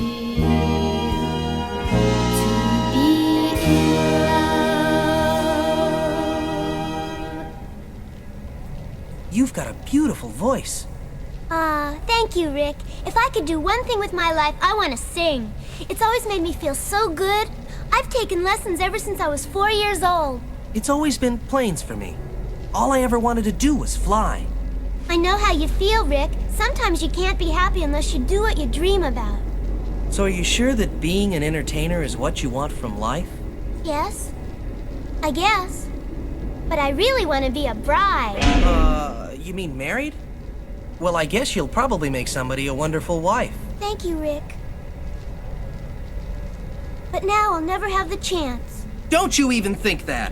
You can't give up. I know we're gonna get out of here somehow. It's been 12 days, and I'm sure they must have given up searching for us by this time. We'll never get out of here. Huh? Oh, it's those mice again. I'll get them this time. Rick, be careful. Get out of here.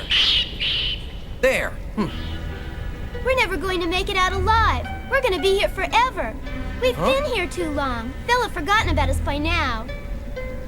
Min-May, I don't want to hear that kind of talk. It's true. We've just got to face it. We'll live our entire lives here in this ship. I'll never know what it's like to walk down the aisle as a bride. Min-May. What? You will. I'll help you. How are you going to do that? Well, we could do it right here. We could pretend. Okay. Then you really mean it? Then let me borrow your scarf. This might be the only veil I ever get to wear in my life. What do you think? Min-May, you look beautiful. Well, I guess I should be the groom, huh? Okay. Is this what we do next? Oh, Rick, why doesn't someone come and find us? I've got to get home! But you will, I promised you. I'm just so scared. I know, so am I. Come on, I'm telling you we're gonna get out of here. There's got to be a way. We can't give up. We've got to keep trying. I've never been a quitter, and you shouldn't be one either. Stop it. That's all just silly talk. You know what's really going to happen. We're never going to get out of here. There's no chance. Min-May, it's not silly talk. I really mean it. We can get out of here if we don't give up. You mustn't give up. I'm doing my best. I'm sorry. No, Rick. I'm the one that should apologize. It's just, well... Oh, Rick! Come on, it'll be all right. Rick, I've been so stupid. That's not true. Kiss me, Rick. If you want.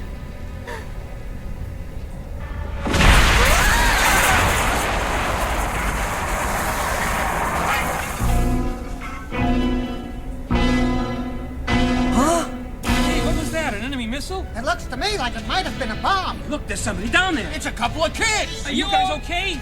Why, that looks like Min-May down there. It's the mayor. We've been saved. Hold on now. Here we go. Hold on. We'll have you up here in no time.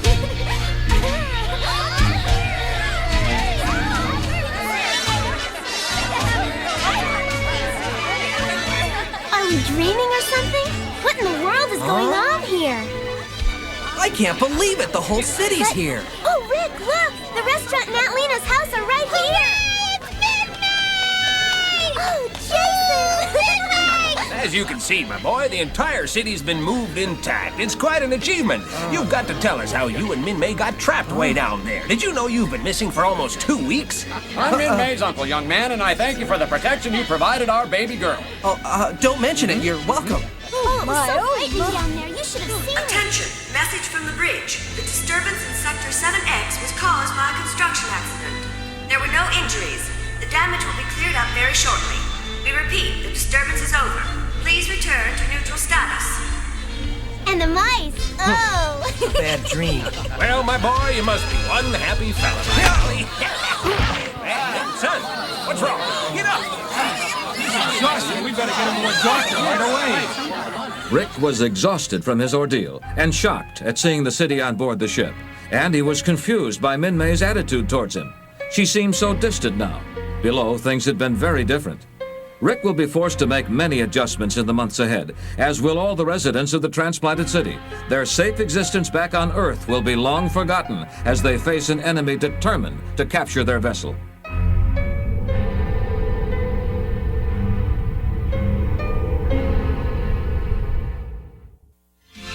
In our next episode of Robotech, the citizens of Macross Island attempt to normalize their life aboard the giant battle fortress. Human drama is played out against the backdrop of interplanetary war as the Zentradi forces follow after the SDF-1 and continue the war begun back on Earth. Captain Global must make a life or death decision which will determine the fate of nearly 70,000 refugees. Stay tuned next time for Transformation.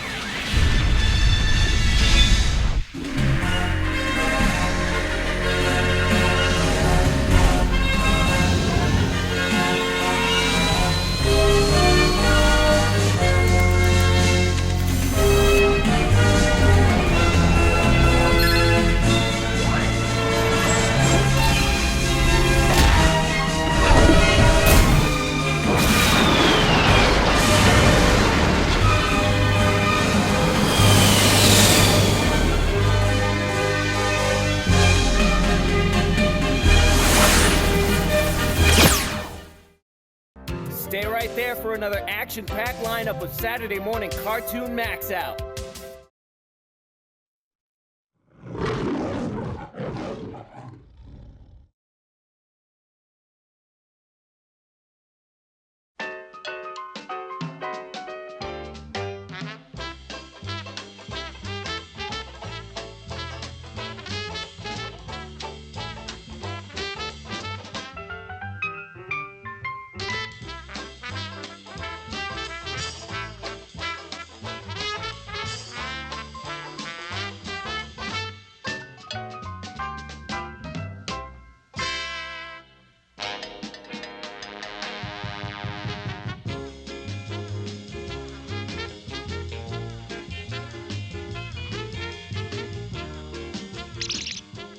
Oh, what's that over there?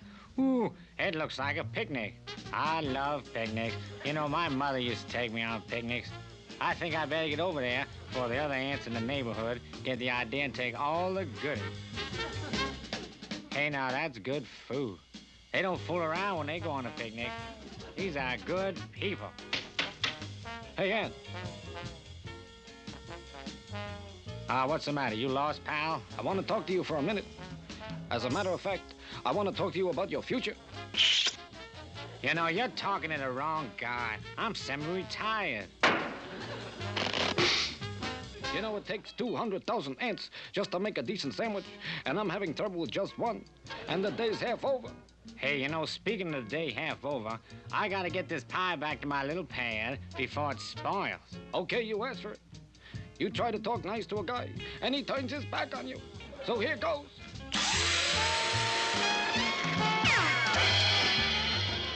Coconut cream pie. You know how I know it's coconut? Because it's got a coconut in it, and it hurts. All right, Aunt, you better say uncle.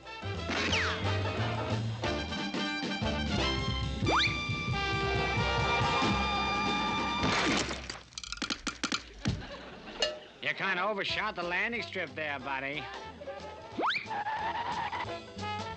Okay, Aunt, I'm going to huff and puff in reverse and inhale you out of house and home. Oh, man, there goes my Hepple-white furniture and my pretty little Persian rug and all my Tabasco sauce.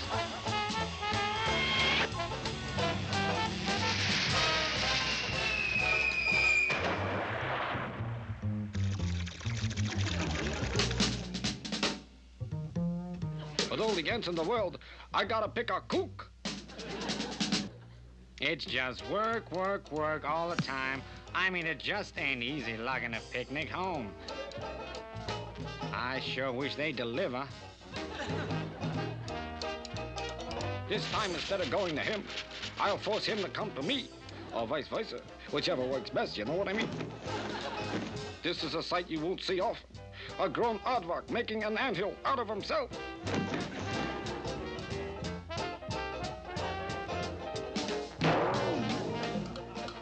Boy, I tell you, it's a good thing us puny ants are strong, 'cause otherwise we just have to eat little things. Work, work, work. Sometimes I think a picnic is more trouble than it's worth. You ever have the mumps? Well, I got the kind with seeds in it. And it's rough on the sinuses, believe me. You gotta take it easy with bananas, cause one little bump and boy, you got yourself a bruised banana. It's no use, Aunt. You won't give me the slip. How do you like that? He gave me the slip. And I just told him not to. Today we storm Hill 90.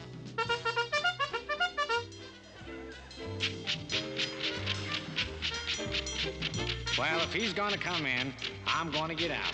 There ain't room in this anthill for both of us. Even in the dark, I can find my way around these tunnels. What's this? I'll light a match and have a look.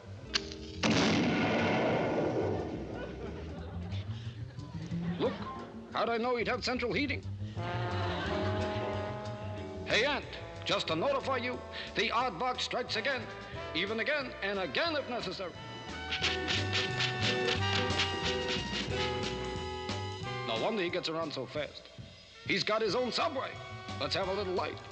On second thought, I like the dog better.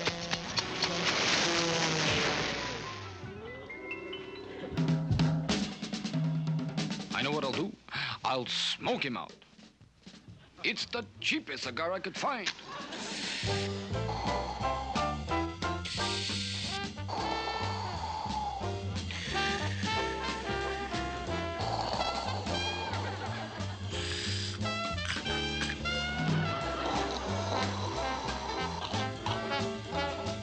Hey, what's the matter, pal? Didn't you read the warning on the package?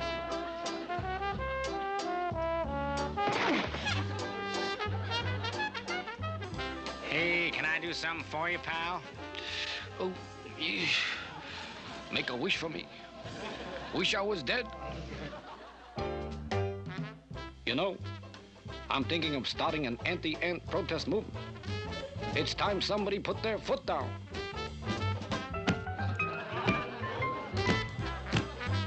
Hey there, buddy. Be careful.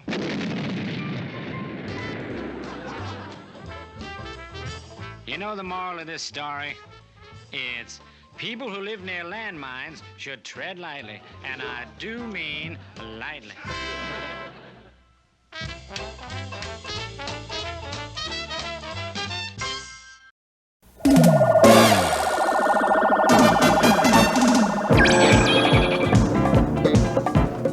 Hi, this is Rob Simmons, leader of the mighty Orbots. Join me, Ono, and the rest of the Orbots in some hot action as we battle the evil computer Umbra in another exciting adventure.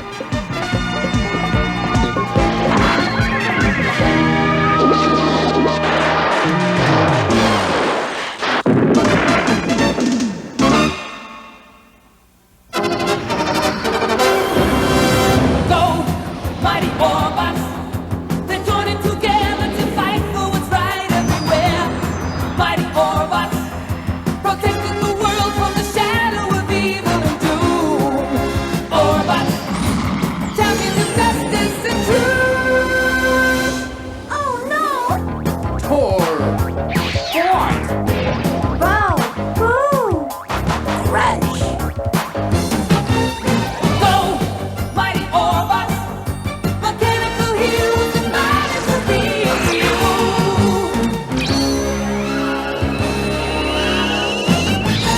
Orbots!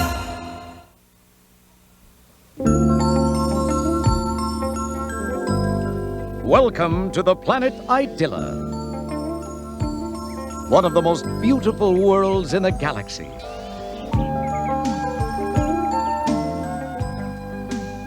These little fellows are the Dremlocks, and it looks like they couldn't be happier. Nitchick, we're running low on cranberries. Would you and Tova fetch a basketful? Of course, Grandick.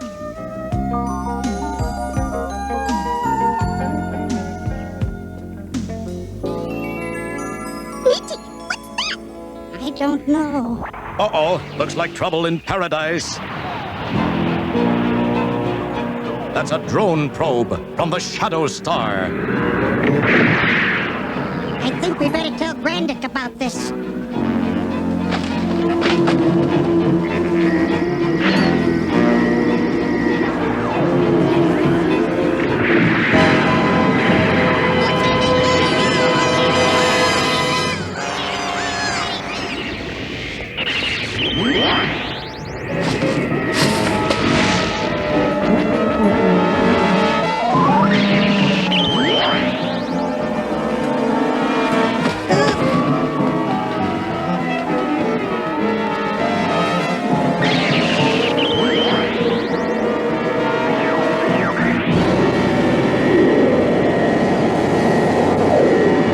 Several days later, Mighty Orbots heads for Deep Space Station X7 on an important mission to deliver a top-secret device.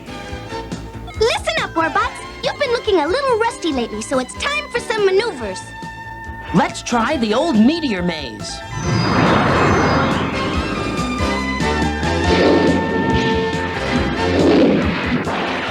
That one always makes me dizzy. How about Crack the Comet, Rob? It's my favorite. Go for it, Tor.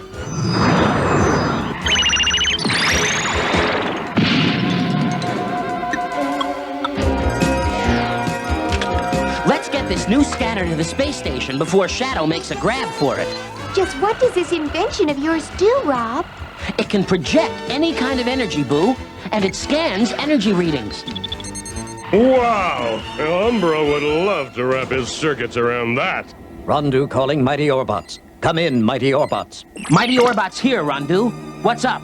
Galactic Patrol has detected shadow spaceships in the vicinity of the planet Idilla, Rob. I want you to check it out. We're on our way.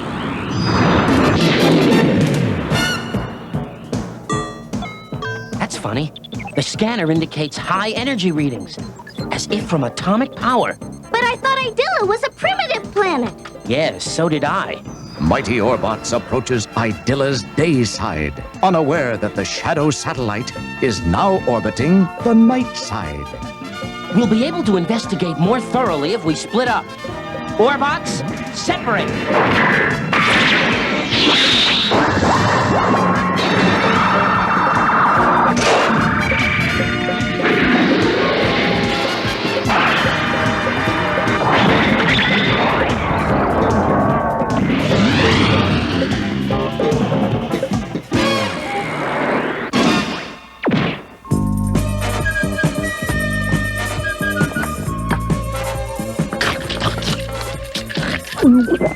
Yum, chocolate. Who's there?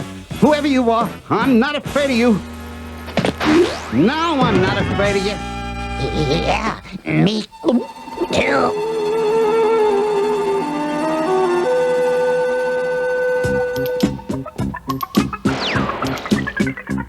We are Drumlocks and Shadow has invaded our forest. Please help us. Shadow. Oh, my. Just lead us to him. Right, Crunch? Yeah. Hop in, guys.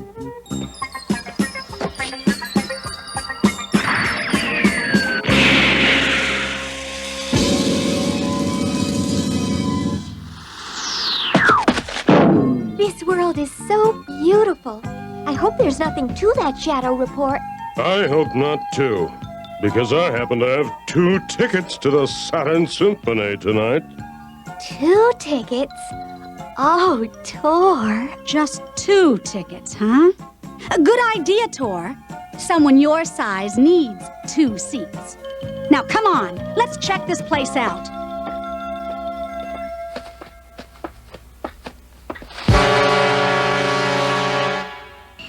I'm still getting those funny energy readings.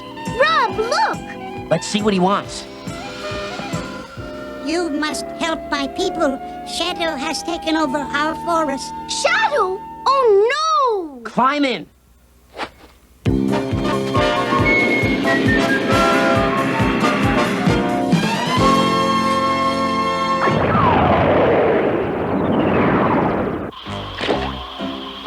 Crunch, you're getting crumbs in my cockpit. Do you have to eat all the time?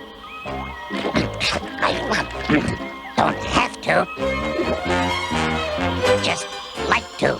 There are my people. We must help them.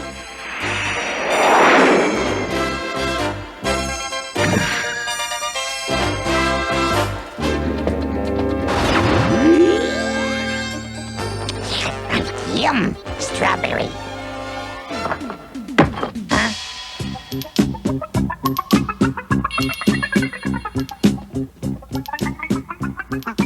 I'm warning you guys. Don't make me change into something that I might regret. Feel funny. They're jamming our programming. Take them to the mines. It looks bad for Bort and Crunch. Let's hope things go better for Bo, Boo, and Tor. Look at that. Wow, looks like the brakes went bad on that baby. We'd better check it out. Oh, aren't these flowers beautiful? Huh? Tell me, Tor, just who did you have in mind for that extra ticket? Uh-oh, Bo's got that Joker's look again. Here, Tor. These should catch your eye. Oh, thanks, Bo. Looks like Bo's joke misfired. Of all the nerve! What? But you can't think I was trying to... I saw what I saw. You're trying to get Tor to take you to the symphony.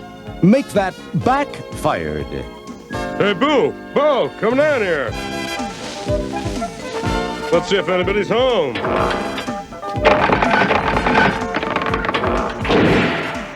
Why don't you stay here, Bo, in case there's trouble?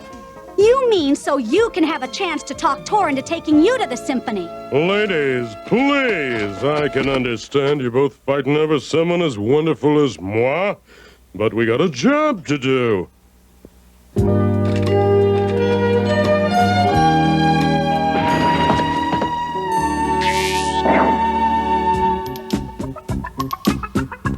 Why do I get the feeling that we've been set up? Let's get out of here.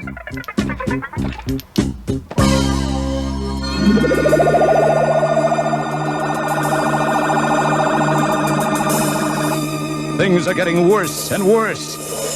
Let's hope Rob and Ono have better luck. Oh no! We're being followed! By a shadow drone probe. I'll try some evasive action. It's gaining on us. Those energy readings we picked up earlier are stronger here, Rob. Hang on. We're going in.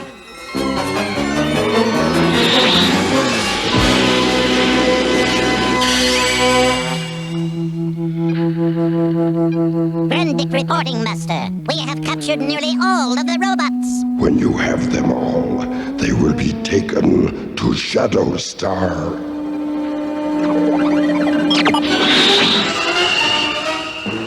I'm gonna try something. Let's hope it works.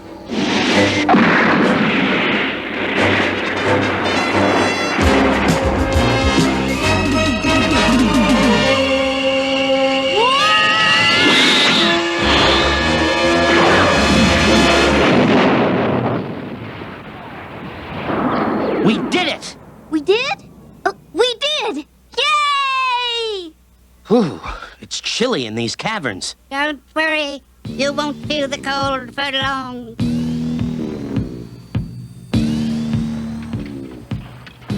Rob, the Drimlocks are mining energite ore, the most powerful mineral in the galaxy.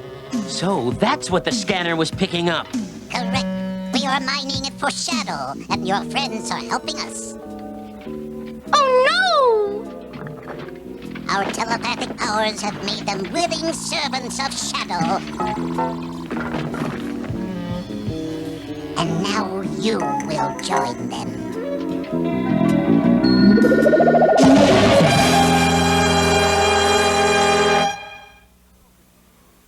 We now continue with Mighty Orbots.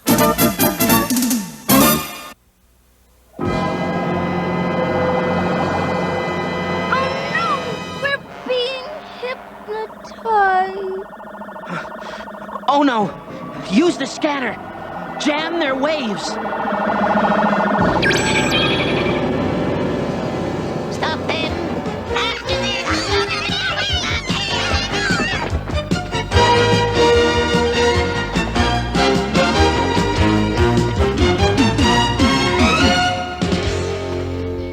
They're mind-locked, Ono. The Dremlocks jammed their circuits. We've got to reprogram them.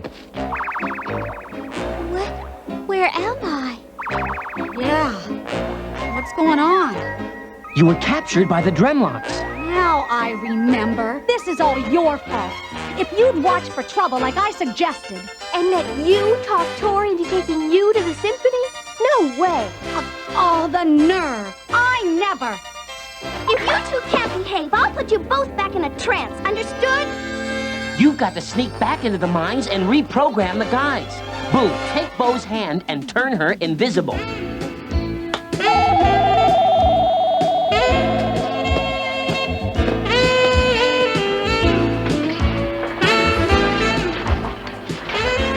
When I let go of you, you'll become visible again. Don't let them see you. Don't worry. I'm not the one who got us captured the last time. Remember? How dare you accuse me of... Don't you raise your voice to me! More robots! Capture them!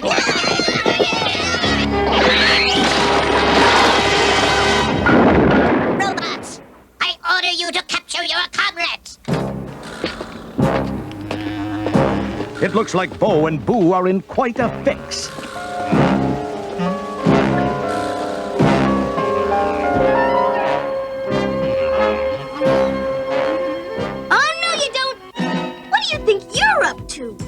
Let me go! What's going on? Where am I? What's this?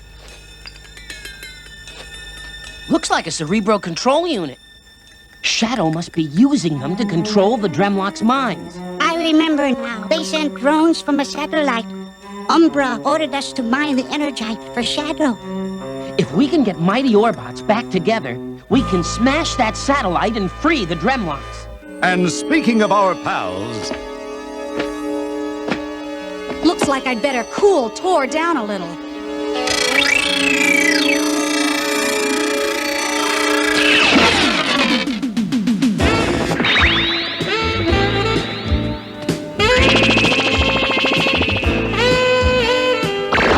Where is she?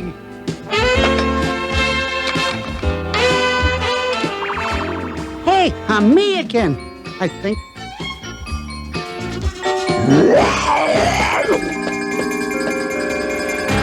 Lunch break, Crunch.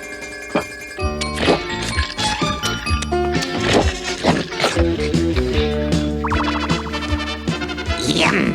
Vanilla!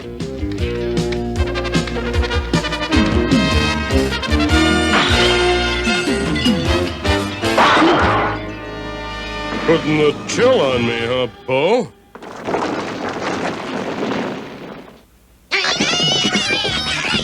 Hey, what's going on? I'll explain later. Let's get out of here.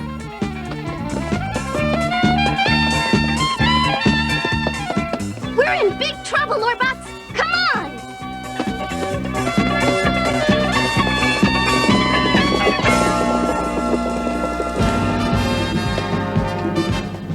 We've got to change to Mighty Orbots and smash that satellite.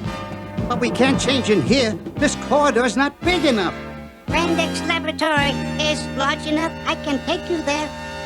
But Grandic makes his own preparations to save the day for Shadow. This will stop those robots.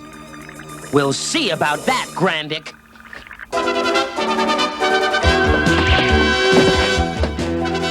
Orbots, unite!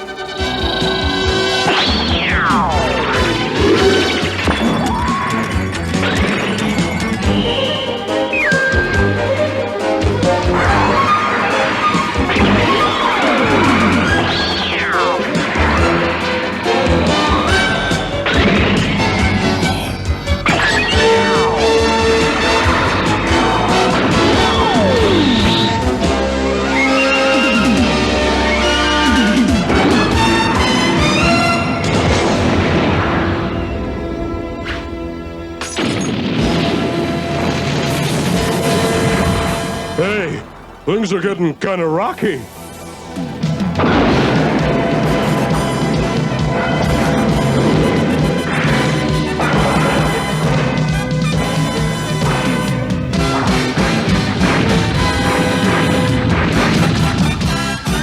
My power over the elements is greater than yours, mighty Orbots.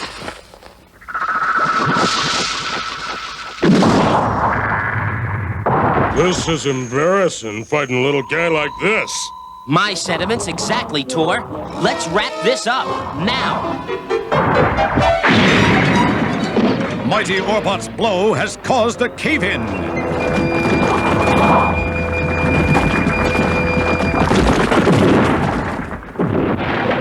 Can even Mighty Orbot survive such a disaster?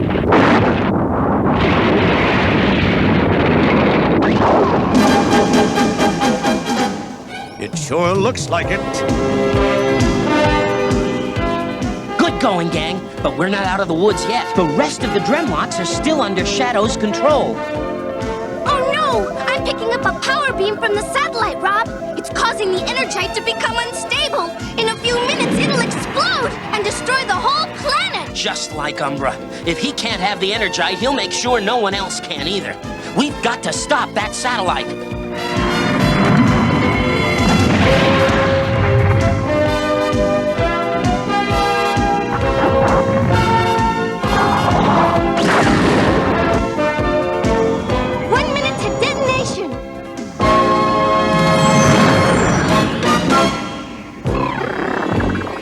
There it is!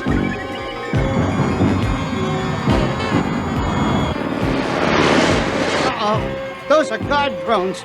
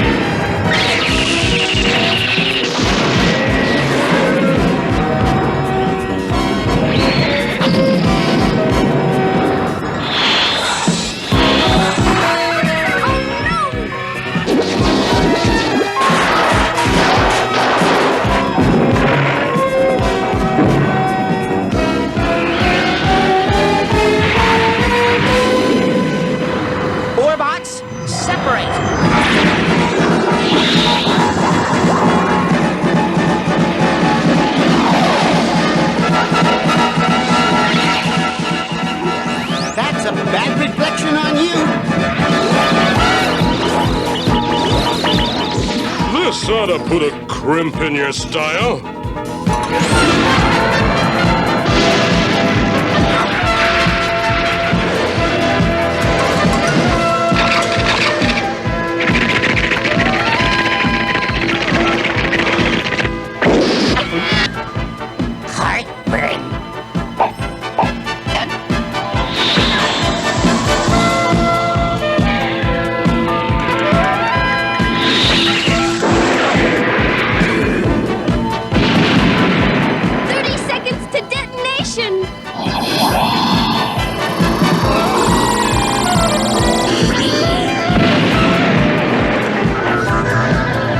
Drones drawing a bead on Boo.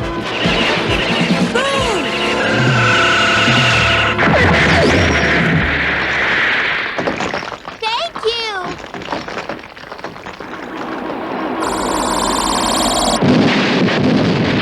Thank you! 10 seconds to detonation. 9, 8, 7... Orbots, unite! 5, 4, 3... 2, 1!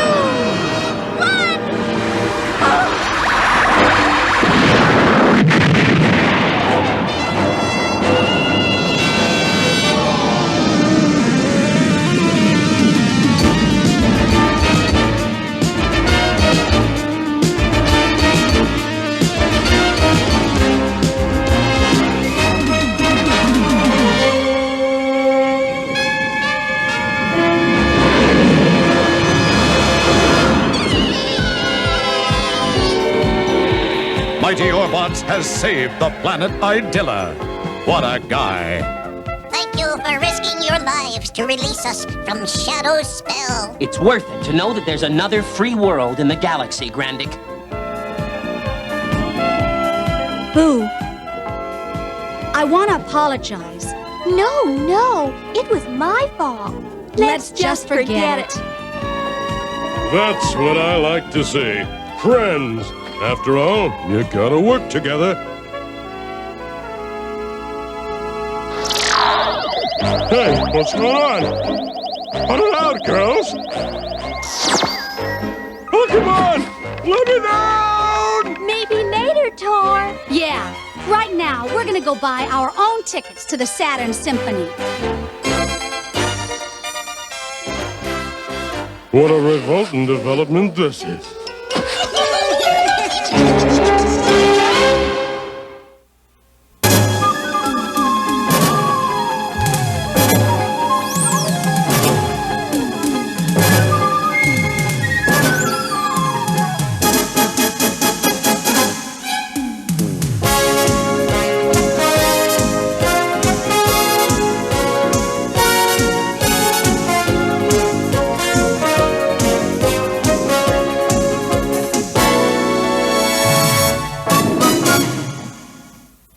Don't move, another action-packed lineup from Saturday morning cartoon MAXOUT is coming your way.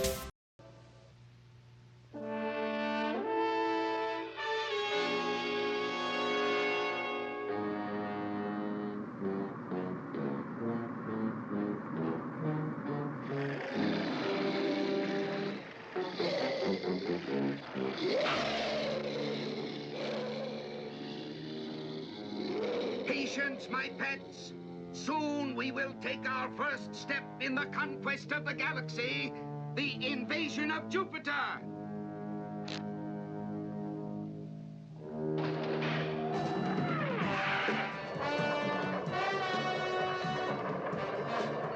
What's the double alert, Space Ghost? I just received word that the Creature King is heading for Jupiter with a horde of mind-controlled creatures. The Creature King? Yes, he's back. What's this? Space Ghost. Yes, and I'm ordering you to call off your mad plan. No man orders the Creature King. Then I'll be forced to stop you. How are you going to do it, Space Ghost? I don't know. I'm more concerned with those helpless creatures than I am with the Creature King. Couldn't we force him down? Good idea, Jan. And the uninhabited planet Sator would be the perfect place. Hold her on hover, Jace. I'm ejecting. My best chance to force him down is to destroy his power units. Come, Space Ghost. You'll find my space ark is impregnable.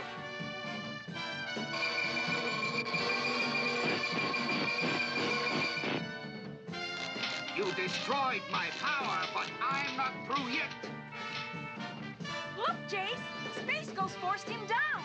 He's landing.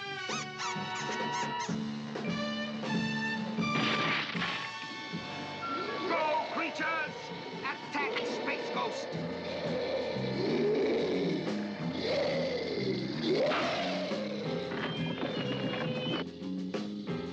Look what's coming out of the space ark. I've never seen anything like those creatures before.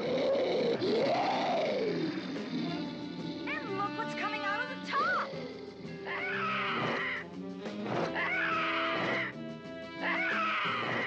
Go, my creatures! Make Space Ghost welcome!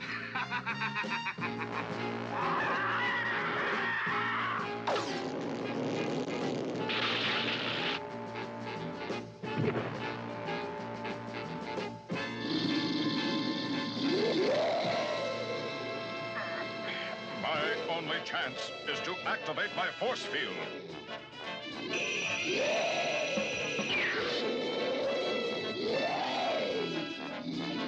Now to try and slow down that giant bat.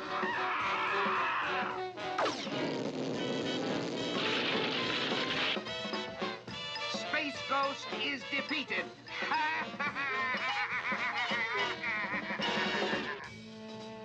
What are we going to do, Space Ghost? There's no sense in fighting those creatures. It's the source I'm after. Stay here. I'm going after the Creature King.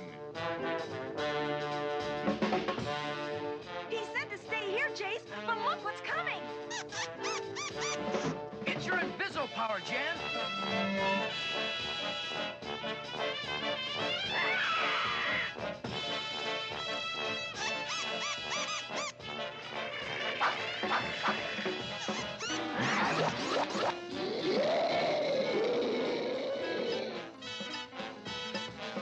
Space Ghost attacks again. Let's see what he can do against my force shield.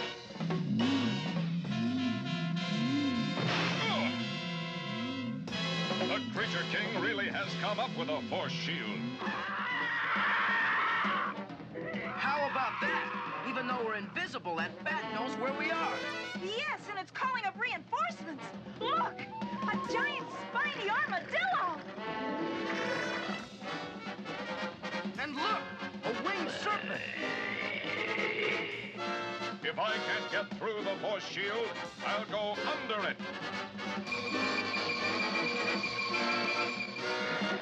Good, my obedient creatures. You have them surrounded. Hold them until I rid myself of Space Ghost. Space Ghost! Yes, it's Space Ghost. And first I'll destroy your power over those creatures. And now you. Never! No one will ever control the Creature King!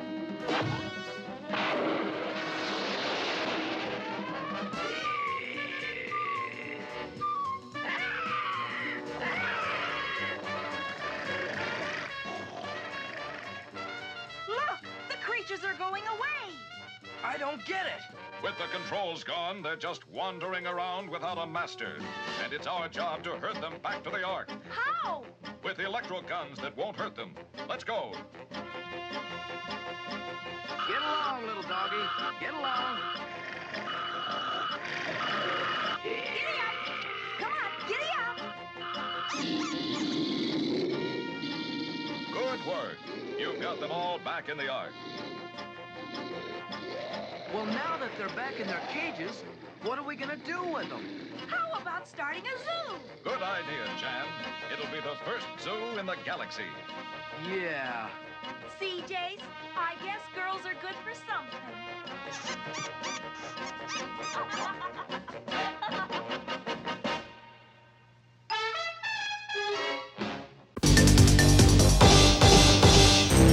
At the end of the 21st century, the Earth was invaded by a horde of mutant spider crabs under the control of the venomoid warlord, Darkon.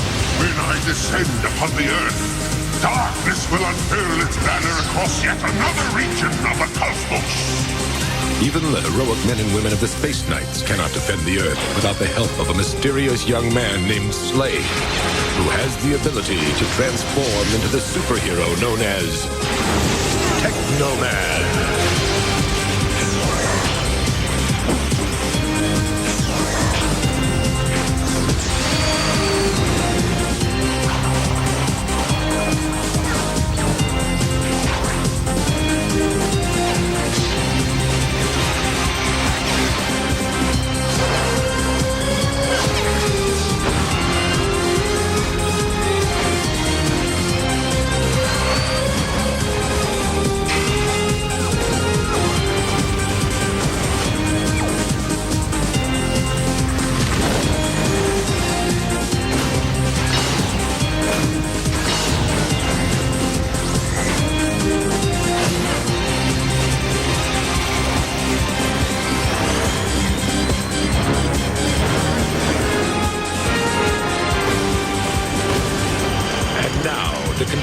Saga of TEKNOMAN.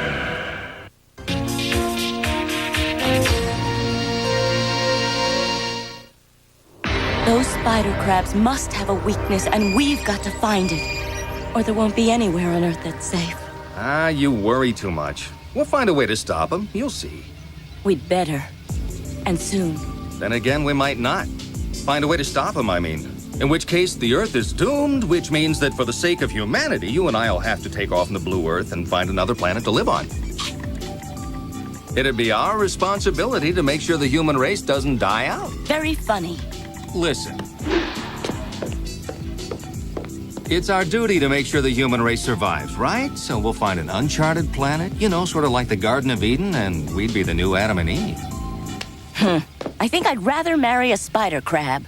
Yeah, well, the next time I run into one of them, I'll ask it to send over some candy and flowers. Oh, well, so much for the Garden of Eden idea.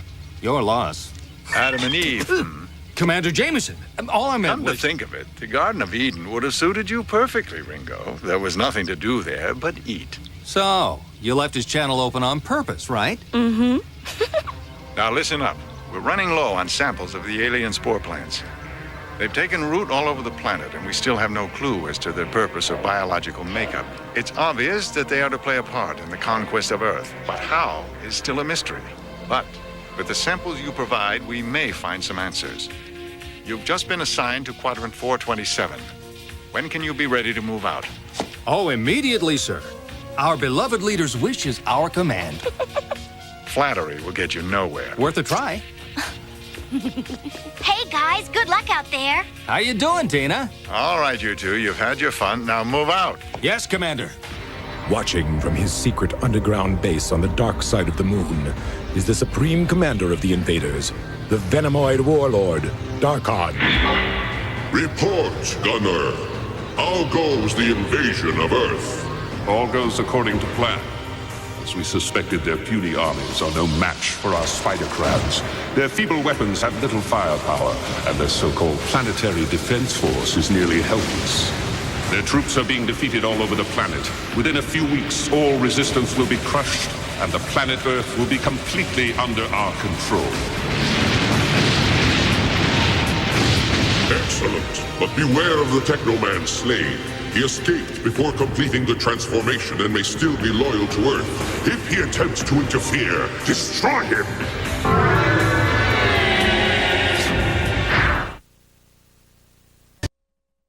How's it going out there, Star? A few more samples and we can head back to the base. Why would the aliens spread these things all over the planet? As a food source, maybe? Or as some kind of weapon? Whatever their plan is, we're gonna stop them from carrying it out. You hope. Listen, we'll beat them sooner or later. We humans are tough. But it's not gonna be easy. Especially for the personnel aboard the space ring. They're sitting ducks up there.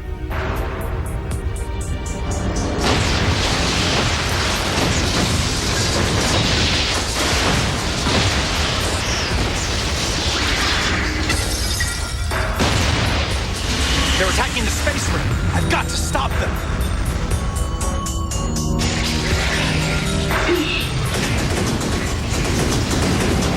Chew on this, shell breath.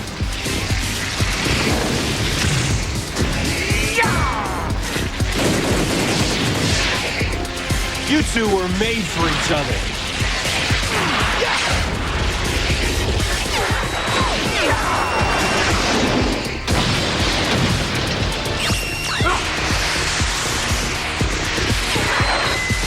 What are you waiting for? An invitation?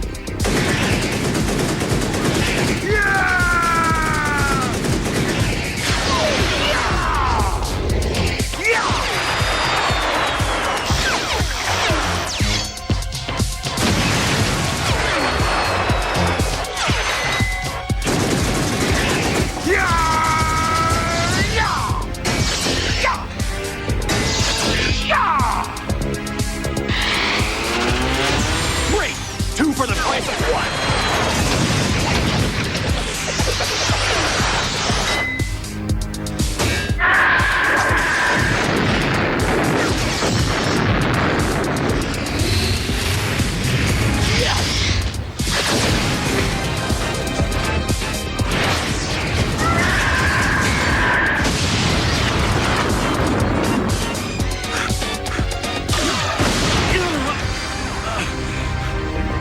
Gunner! So, Darkon was right. You are a traitor. Depends on your point of view. I don't know how you escaped from the techno system. But there'll be no escape this time. Don't stop now. I'm just getting warmed up. Techno Technolance! Fire Lance! Try again. Technorang! Is that the best you can do? Huh? Yeah.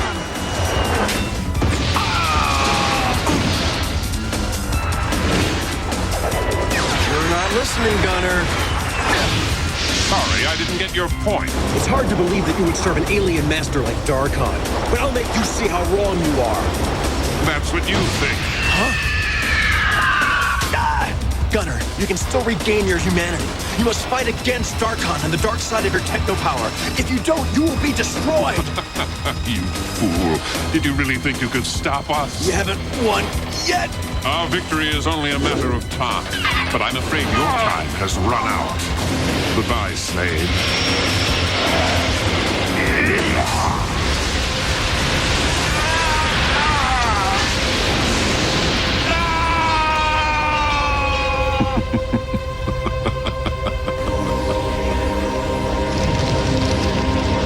I must survive, or the Earth will be destroyed.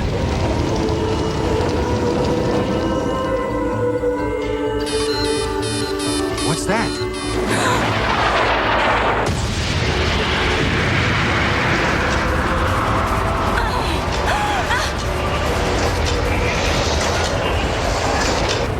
Star, what happened? You all right? Yeah. What was that, Ringo?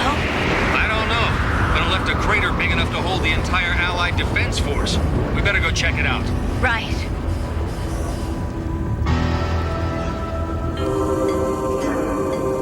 Whatever it was, it must have been huge. Yeah, look at that crater. Must have been at least a flotilla-class cruiser. Think there are any survivors? Couldn't have been. I'm afraid an impact like that would have vaporized everyone on board.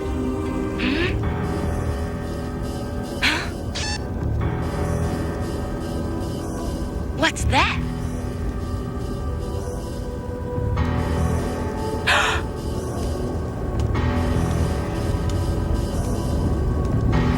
Someone's down there. Or something.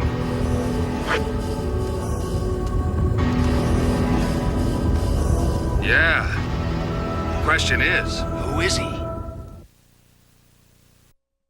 After these messages, we'll be right back.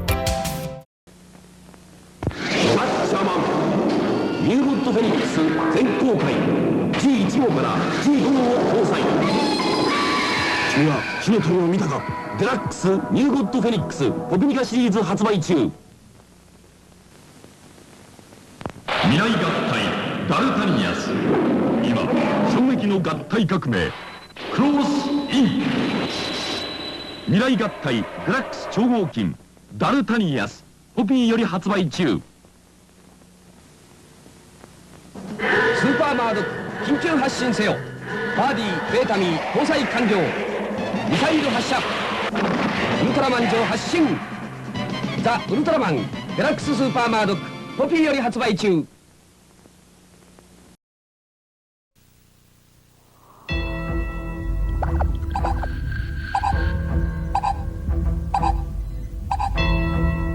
Amazing. Absolutely amazing. We've got to learn as much as we can about him as soon as possible. Yes, I agree, Commander. I've got a feeling we can learn a lot from this man. Tina, how's our patient? Has he come around? Not yet, Ringo. But all his vital signs are A-OK. Good. He took quite a beating, but most of his wounds are superficial.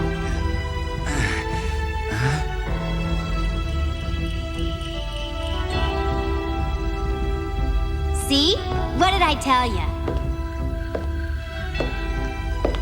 Look, he's awake. Hey! Watch out! Oh, get me out of here! Where am I? Who are you? Do you serve the Venomoid invaders?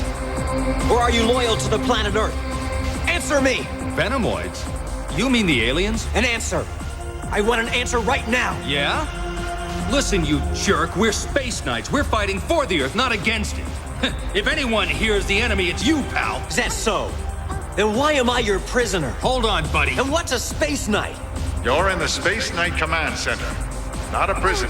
We're not gonna tell you anything more until you let the girl go! Don't you understand? We're not the bad guys. We're on your side. We're trying to help you.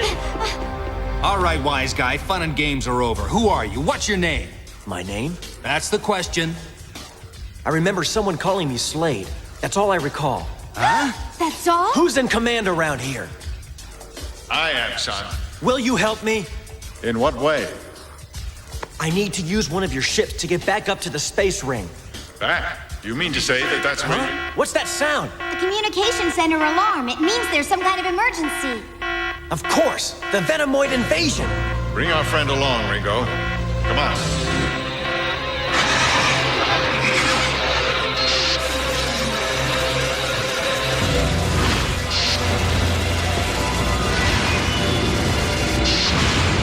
What you're looking at took place 2 hours ago at Fort Roland, one of the largest bases in the Allied Defense Force. Not anymore. You're quite correct, I'm afraid. It was totally destroyed.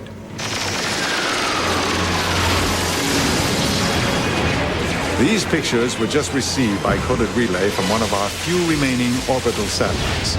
They indicate that the same pattern is being repeated all over the planet. All over the world? Yes, Star. They're attacking everywhere. We're wasting time. I've got to use one of your ships to get back up to the space ring. What makes you think we've got a ship? What are you talking about? What I'm talking about is stopping the alien invasion now. Unfortunately, there are no spaceships on Earth, son. What? None? But what happened to them all? I'm sorry, but at present that information is classified. That's a lie. The Space Knights must have a spaceship. If we did, what would you do with it? What would you use it for? What you've seen so far is nothing. It's only their advanced force testing our defenses. If you don't attack their main force and reduce the odds before they reach Earth, we'll never stop them. Humanity's only chance to survive is to attack before they get here, while they're still in space. Why should we believe you? It makes sense, doesn't it? Yes, it does. And yet, there are other things that don't make sense at all. For instance, where did you learn that the aliens are called Venomoids?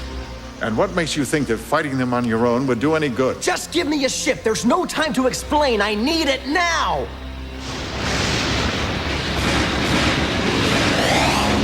The new spaceship is ready. Spaceship? New spaceship. That's what you said, isn't it? Now tell me where I can find this new spaceship of yours. Tell me! Well, the Blue Earth is in Hangar 3, I think. Finally!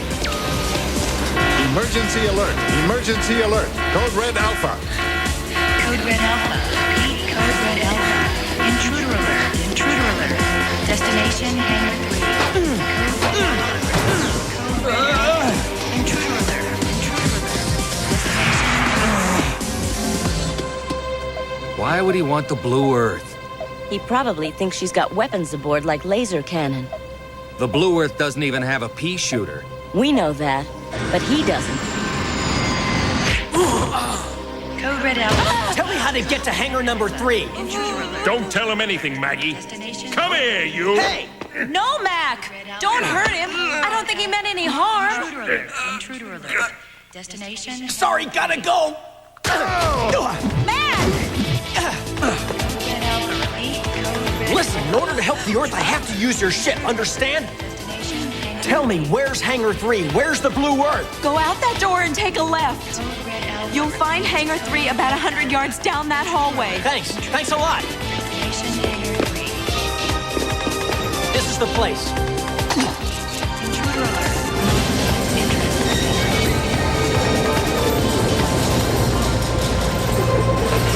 Intruder alert. Unauthorized entrance. Hangar 3. Intruder alert. Unauthorized entrance. Hangar 3. All right.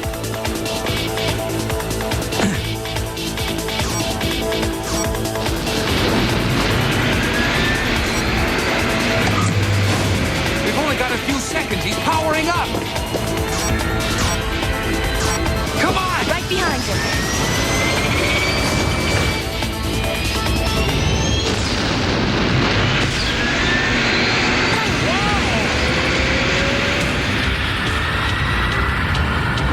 All right, go!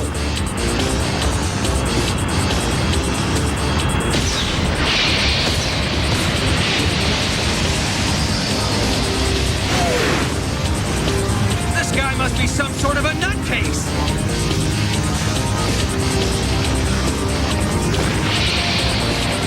the helm of the Blue Earth, Slade goes in search of the enemy. His destination, the last place he can remember doing battle with the alien invaders. The space ring. Yeah, that's right, the space ring, with all its weapons aimed right at us. And we have no way to defend ourselves. Way to go, Hotshot. Are you happy now? They're zeroing in, taking evasive action. What now, Hotshot? You're the pilot, not me. You got that right. But it wasn't my idea to attack these guys in their own backyard. Look at that! There's no chance against that kind of firepower. We're getting out of here. Thanks for the ride. Huh? What's the matter, you space sick or something? I have to destroy as many as I can. From inside the airlock? That would be a silly idea, wouldn't it? I plan to fight them out in space, Ringo. That isn't possible. There's no oxygen out there. It's a total vacuum. You don't have a chance. Wrong. Are you nuts or something? Didn't you hear me? Don't you understand, Slade? It's you two that don't understand. What's he up to? Cut off all circuits to the aft section and to the main airlock. Who knows what he'll do? Roger.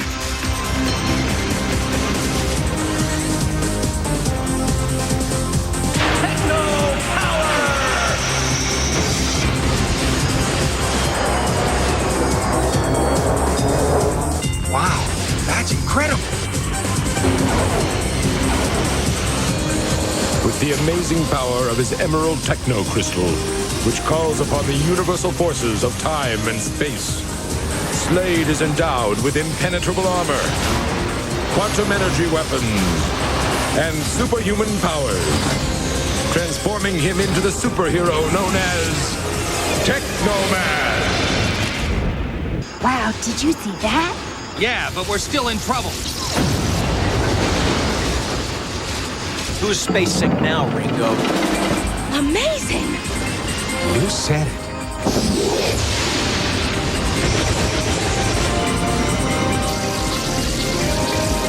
Transforming to techno battle mode!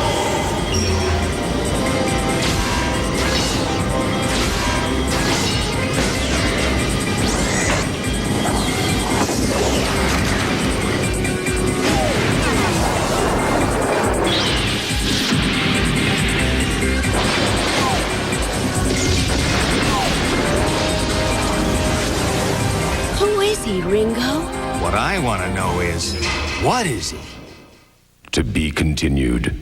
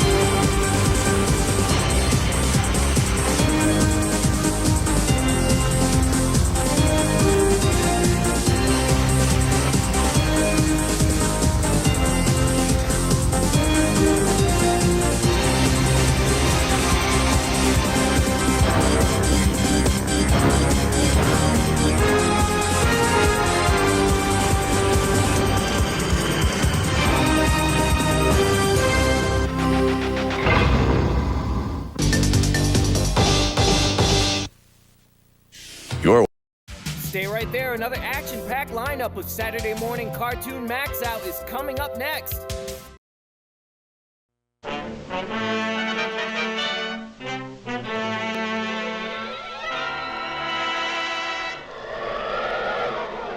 Up in the sky, look! It's a bird! It's a plane! It's Superman!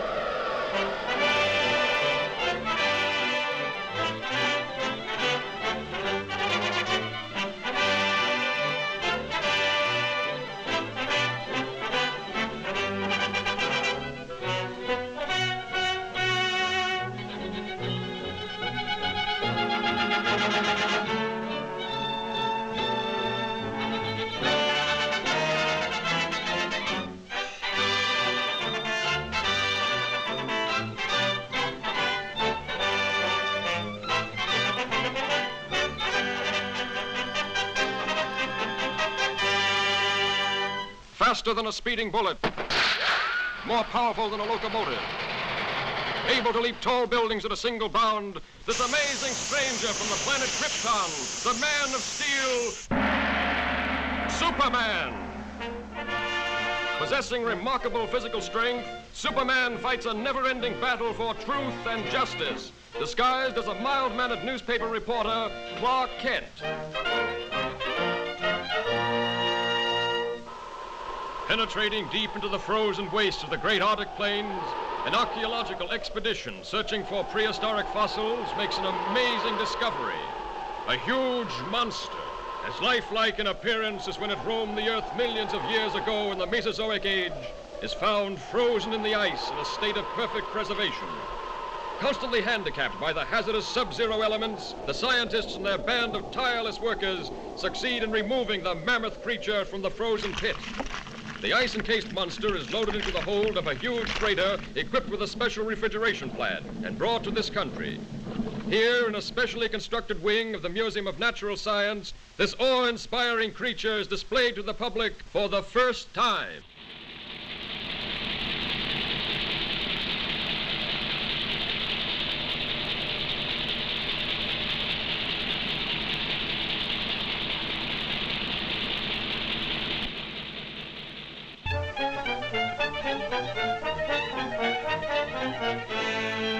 And you mean to say that if the ice were permitted to thaw, there's a possibility the monster might still be alive? Thank you, Professor. Yes, Chief. Lois, there's a new angle on that frozen monster story. Get over to the museum and see what's doing. They've got him in a special refrigerator. Okay, Chief.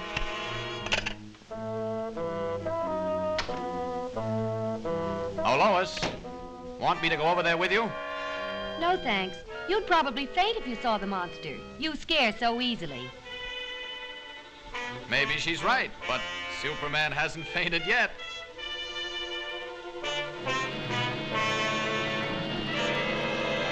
And produces the necessary refrigeration. The control board is downstairs. I'll show it. The entire plant is operated from this board. The thermometer must be watched constantly, as any rise in temperature might prove dangerous.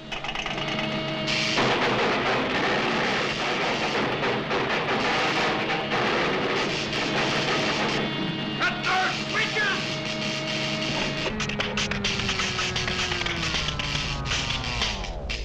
Boy, what a story.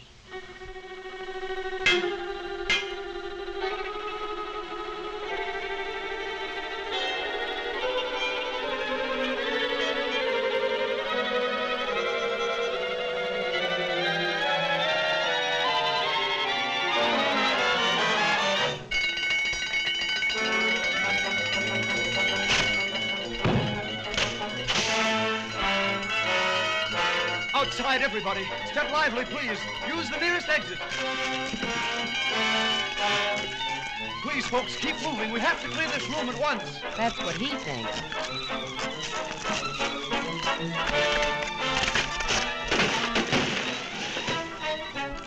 Police headquarters. Hello, Chief. Send the riot squad. We're in trouble.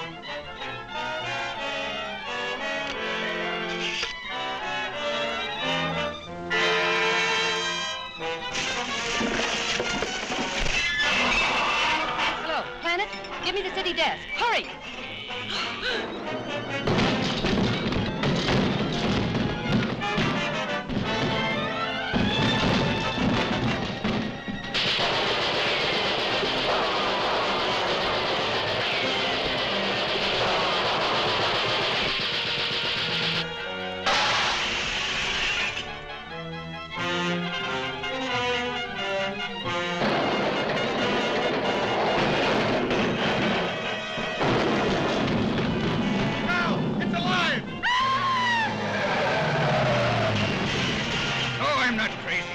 Some men down here.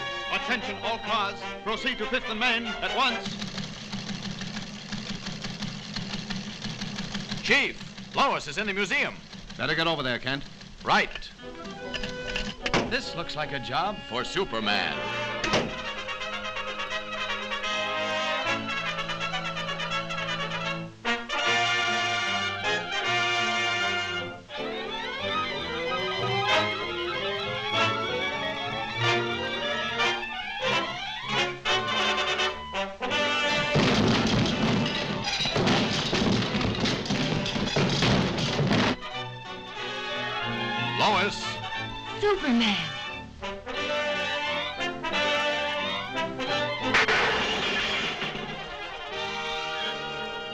You'd better get back to your office where you'll be safe.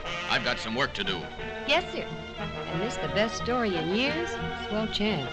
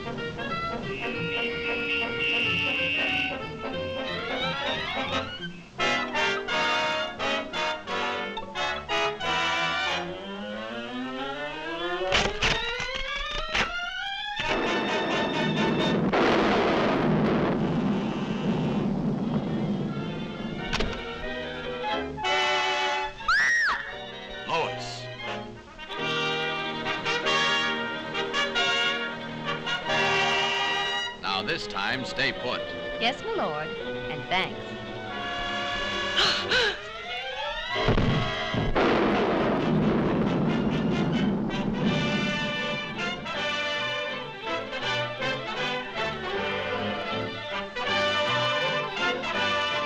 You showed plenty of courage getting that monster story, Lois. Thanks, but where were you? Me? Oh, I must have fainted.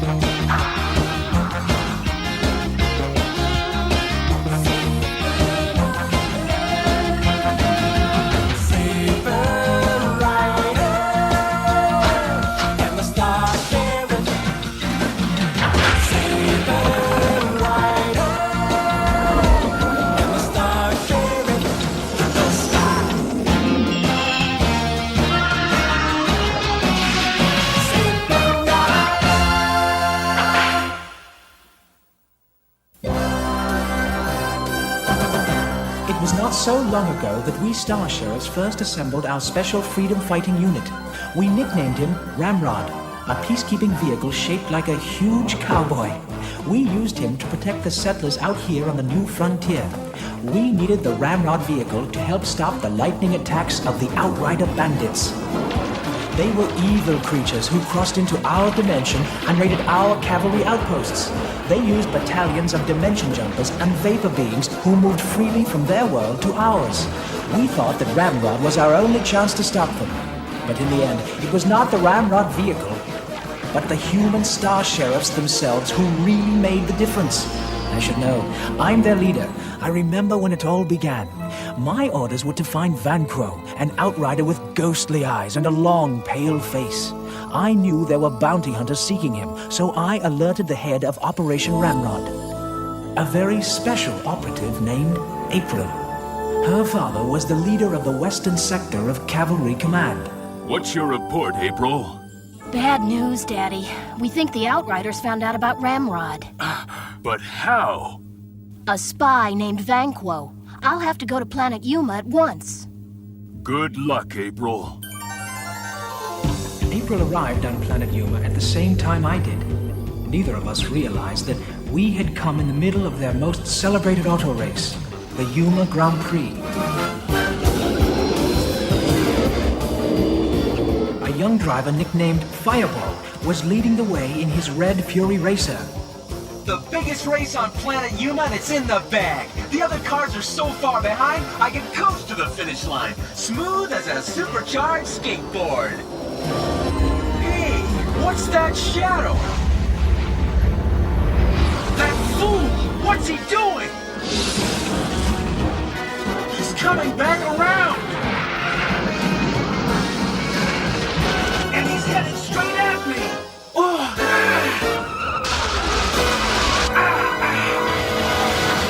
He's not the one I'm after.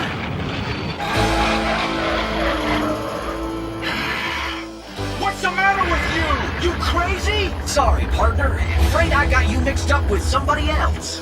Uh-oh. Here come the other turbochargers. So, Vanquo sent me off on a wild goose chase. Well, that outrider just double-crossed the wrong fella. There's a price on his head, and the reward is gonna be mine.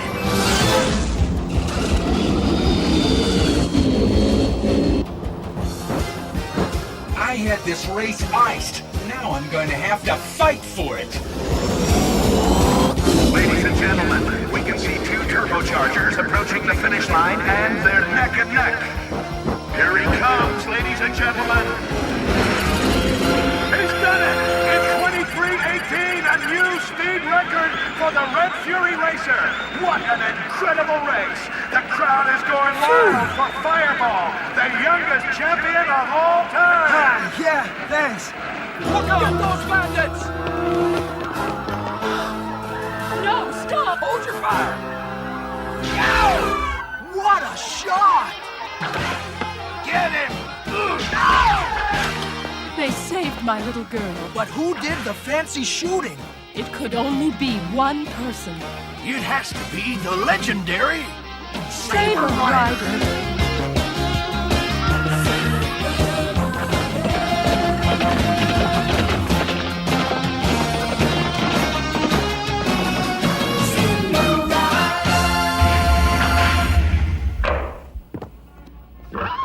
If you would be so kind, please give him a lube job. Oh, and a lump of sugar.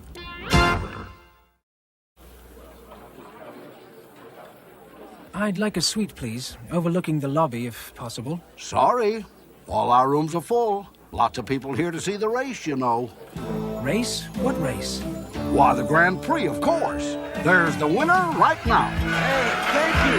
Thanks a lot. Yeah. Where is he staying? Way up on the 25th floor. Quite a guy, huh? Hey, Fireball, can I get your picture? He's giving away his wreath. I'm afraid I must take his room. My mission here is urgent. But he's got a reservation. I can't give his room away. Excuse me, can I have my key, please? Of course, Mr. Fireball. Your room is all ready, and congratulations. Hold it right there. I'm afraid I must have this key. Huh? Hey, what's your trip? I'm on a mission of utmost importance. What? Hey. That's your problem, bud. I'm afraid it's your problem now. Let go of this key.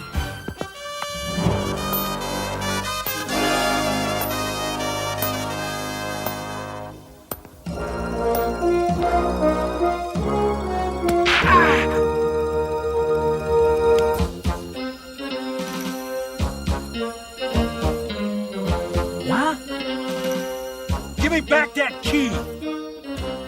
No dice, Kimosabe. Hey, I know who you are! You're the cowboy who almost made me lose the race! Sorry about that, dude. But I'm on a big hunt, savvy? You wanna hunt? Try the jungle, savvy? And don't bother coming back! Afraid I'm not hunting tigers, race boy. I'm looking for an outrider with ghostly eyes and a long, pale face. Colt, has anyone seen a cowboy around here? What? Colt? He found out about the square dance. Who? My father. Who else? Father? You didn't tell me you had a father? Don't move an inch. You slithery, possum-eating, carpet-bagging bandito. It was just a square dance, honest. You like to dance? Then you can dance the Winchester waltz. You stay away from my little Bonnie Mayer else. Think I've used this disguise enough. Time for a change. And you stay clear of bounty hunters. But, Daddy... No buts. Now, come on. Well, so much for the fearless cowboy. I thought I might have to take a few shots at him myself, just to get his attention. Yeah, sure. Whatever you say. Listen, chum, I don't really want to force you out of your room. You don't, huh? Well, hey, you're a sport. Look, I have an idea. Why do I feel like you're gonna tell me this whether I want to hear it or not? It's simple. Why don't we just share the room? 'Cause it's my room! Just a gentle suggestion. I think everyone around here's trigger happy. Do we have a deal or don't we? You can sleep on the floor. That's it. Fine, let's shake on it. Huh. I'm going along with this, but I don't have to like it. Incidentally, chum, about the outrider that cowboy mentioned. If you run into him, let me know, won't you? I'm afraid if I don't find him soon, this planet will probably be blown to bits. Are you serious? Do I sound like I'm joking? Well, good thing I was wearing that sombrero and drifter outfit. A bounty hunter's gotta have a lot of tricks up his sleeves. And a good disguise can come in mighty handy. Now I better get down to business and track down that outrider.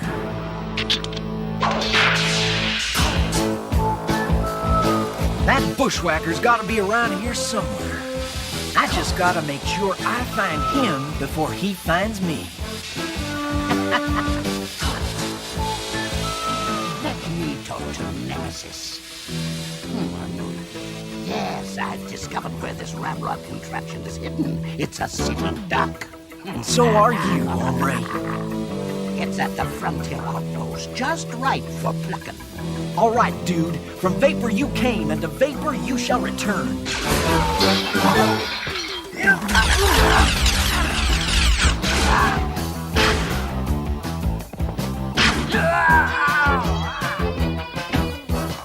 It's him, Vanquo. I'll be back.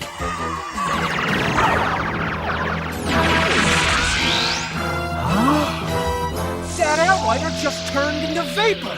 Yeah, that's what they're made out of. Nasty, aren't they? You sent him back to his own dimension, which means I can't get the information I need. What information? Who was he? A spy who knew about a secret defense system called Ramrod. Right, he said something about that Ramrod. Said it was at the frontier outpost, like a sitting duck. Are you planning to go out there and investigate? You kidding? I'm a bounty hunter, partner. I got a reward to claim. Strange guy, huh? Totally undisciplined. No sense of etiquette whatsoever. Cowboys. Well, I guess I'll go and take a little rest. Yeah, I think I'll go for a walk, just to clear my head, you know? All right. See you later.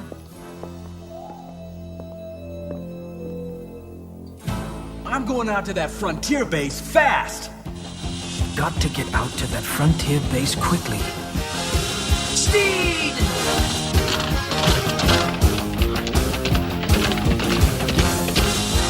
There you are. Let's go, boy. Up! Into the sky! Red Fury Turbo on! Somebody's gotta warn those settlers, and nobody can get out there quicker than I can! I can't get a hold of the outpost. What? Sorry, sir. It seems to be some sort of emergency. I better head out there. After these messages, we'll be right back. 陸神王、海冥王、空大王。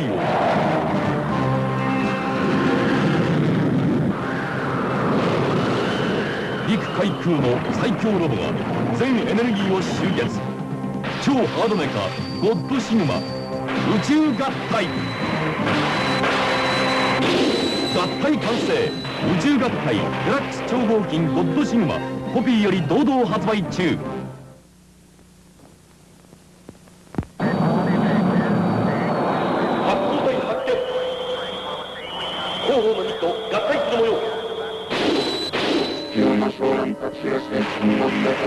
宇宙合体ゴッドシグマ発売中。今眠りから覚める5台の未来獣ロボットメカの限界に挑戦。未来獣合体5ライオンついに完成。未来に挑戦するコピーより絶賛発売中。僕たちの新しいメカを紹介しよう。秘密メカをフル装備。これが衝撃の戦艦電磁タイガーだ。オープン。電磁ファイター発進。電磁ファイターから大電磁へ電磁チェンジ。超合金大電磁デラックス電磁タイガーコピーより発売中。超合金電磁マンもよろしく。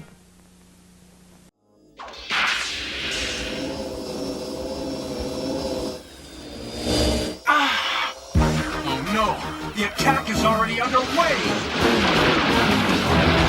Find the Ramrod equalizer unit and destroy it. We can't hold them off much longer! Here they come again! We need help! You've got it, chum! It's Saber Rider! Right up here, mate!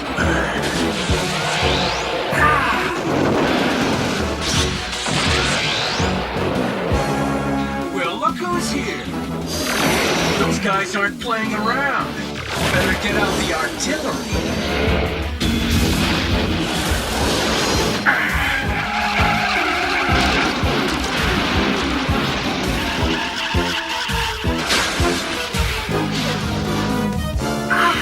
It's every deal! Looked like you needed a little help there, hey, race boy? There's two more, straight ahead!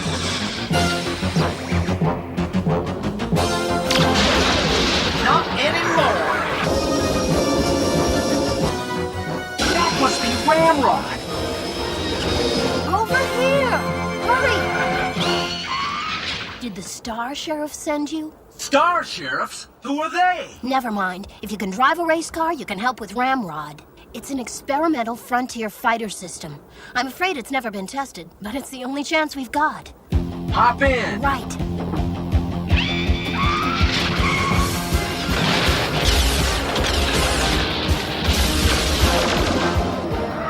Hey, don't forget about me! Look out! You got him! This is it, the Ramrod Equalizer vehicle. Wow! I'll take charge from here. The lady invited me! That's because she didn't know I was here. There's no time to argue. I'll need all three of you when we go to challenge phase. Challenge phase? Sounds fancy. How fast does this puppy go? Fast enough. Come on. This way to the control room. Hurry. It's cool. Bet this baby packs a lot of horsepower. You better believe it. These three saddle units are interactive, but the center is especially for land operations. Since you're a race car driver, They call me Fireball. All right, Fireball, you take the reins. Right. That one is for the quick draw control. That's gotta be mine. Yeah. Now we know what two of the systems are for. What about the third one? Maverick flight dynamics. I was already briefed back at Cavalry Command. Cavalry Command? What's that? Headquarters of the Star Sheriffs. I'll ride shotgun over here. You'll all have to listen up. Hey, wait a minute, there's something coming at us. It's big. The Outriders have built another Renegade. We're finished if it catches us here. We've got to take off and we've got to do it fast. Okay, hang on to your seats. We're moving out.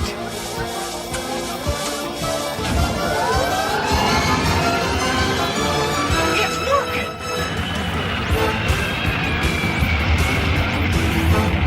We're accelerating to Mach 4 and closing. We're out of there! What's that? It's a Renegade Desperado unit. Watch out for that claw!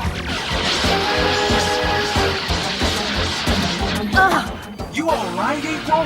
Yes. Keep moving. Well, we know that Ombre can dish it out. Now, let's see if he can take it.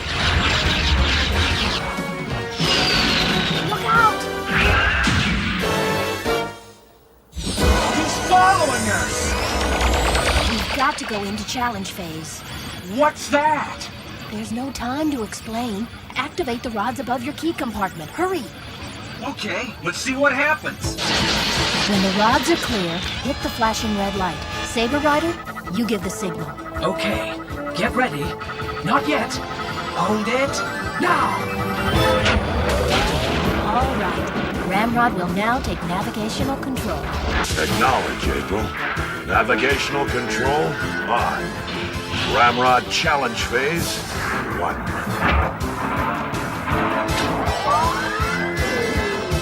Head 'em up, move 'em out. Power stride and ready to ride.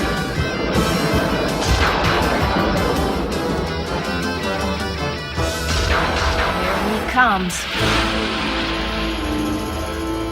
Block him! Look out, he's doubled back! Duck! All right, boys, let's laser rope this renegade dope. If you like the left, you'll love the right. Nice move, cowboy. Now, shall we follow it up with a soccer kick? Take it away. On target. Let's vaporize this viper. Good thinking, Pard. I like the feel of the shooting iron.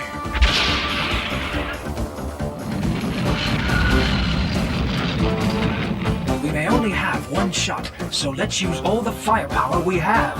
All right, amigo. You want firepower? You got it. Ready, aim, blast 'em!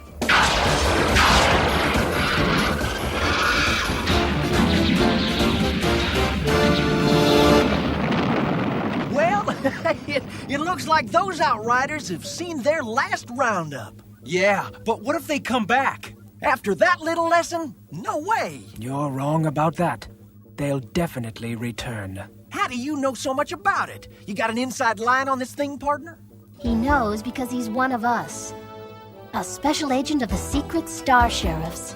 With these Outriders still on the loose, we could use your help too, if you want to join us. Star Sheriffs, huh? I always wanted one of those shiny silver stars. Afraid we don't have many badges left since the Outriders took over the silver mines, but we use these EBUs. Electronic Badge Units. It usually takes years to train a Star Sheriff, but this is an emergency. We'll have to issue your EBUs right away. No badge? I don't know, Pard. I'm not sure about this either. What about my racing career? You'll have to quit for a while, but remember, Ramrod's faster than any race car you'll ever see. Yeah, you've got a point there. And about those badges, I'll see if I can special order some from headquarters. What do you say, boys? Can you picture it, Pard? Riding high, fighting it out with the Outriders. Pow! And that's how it all began. The bounty hunter, a race car driver, and a beautiful girl from Cavalry Command. Together, we've made a commitment to the spirit of the frontier freedom fighters. Wherever danger leads us, wherever the people need us, that's where you'll find the Star Sheriffs.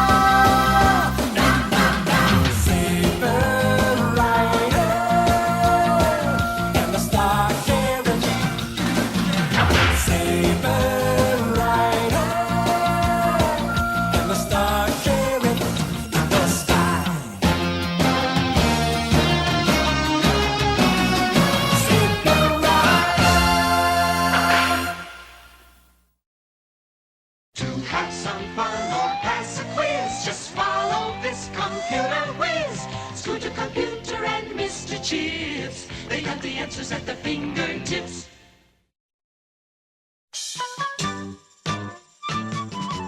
Baseball's supposed to be fun. Can't wait to hit a home run. But they got me playing the wrong position since they made me the statistician. I'm in numbers up to my ears.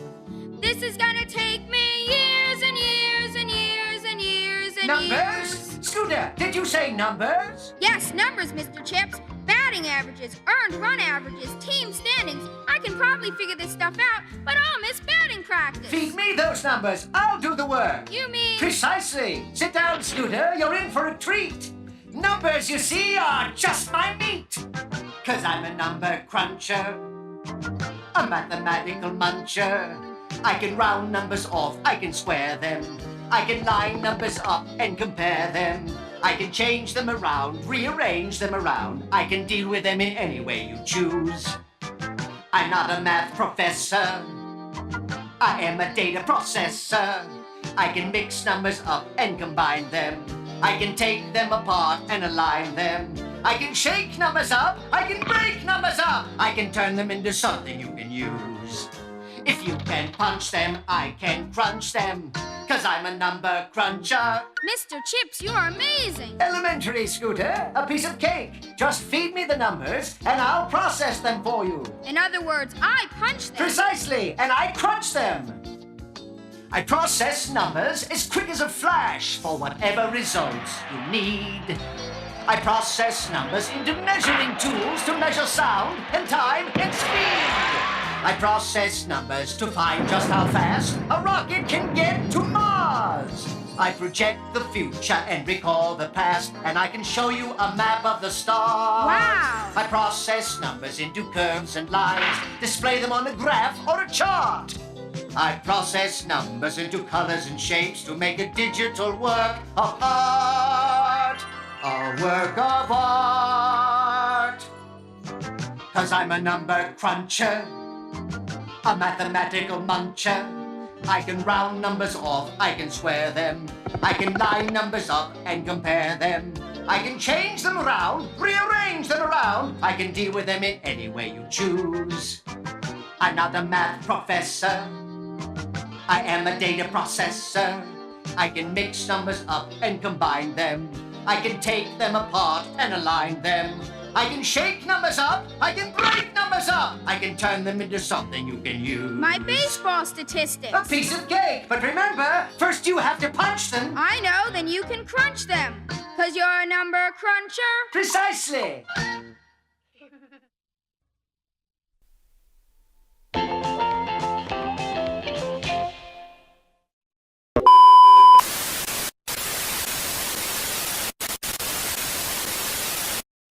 Well, everybody, that was our show for this week. We hope you guys liked it. I know that you did. Because if you didn't, we have the Super Ultra Mutant Toe Biters. Good job, guys. And if you guys haven't already, make sure you guys go MAXSQUAD, subscribe to the channel, and go head over to KJ and Nico as well. And MAXSQUAD, go and subscribe to that channel as well.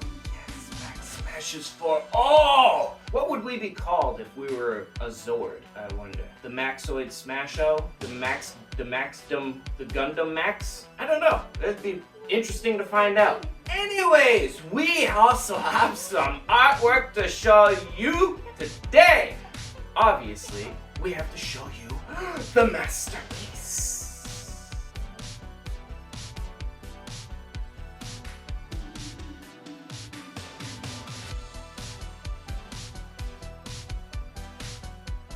And if you haven't already, if you have not sent us in some artwork, send it in to smc.maxout@gmail.com and we will get it, we will process it, and we will put it out Hadouken for you to see. We love artwork. We love to put all of you guys' artwork for the world, artwork.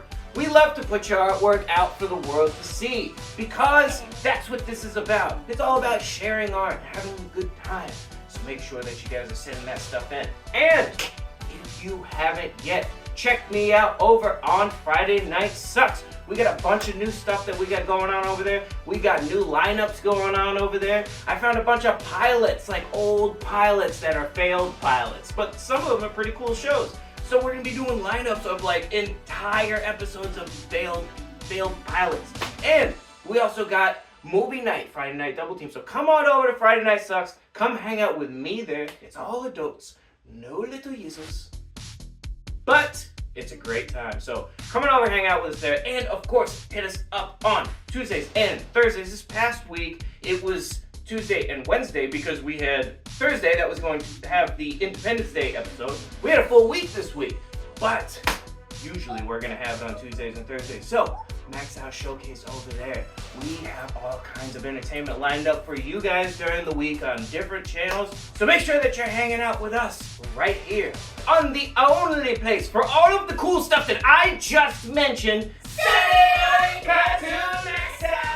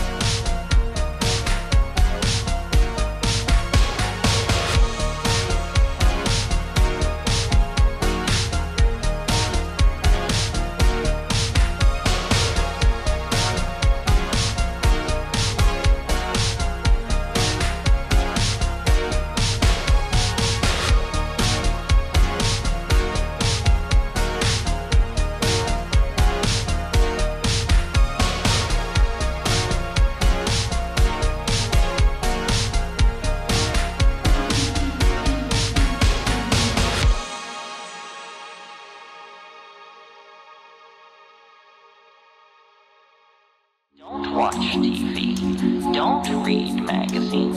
Don't even listen to NPR. Create your own road show.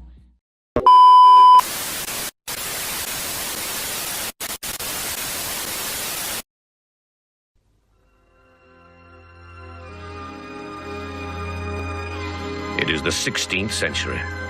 From all over Europe, great ships sail west to conquer the new world, the Americas. The men eager to seek their fortune, to find new adventures in new lands. They long to cross uncharted seas and discover unknown countries, to find secret gold on a mountain trail high in the Andes. They dream of following the path of the setting sun that leads to El Dorado and the mysterious cities of gold.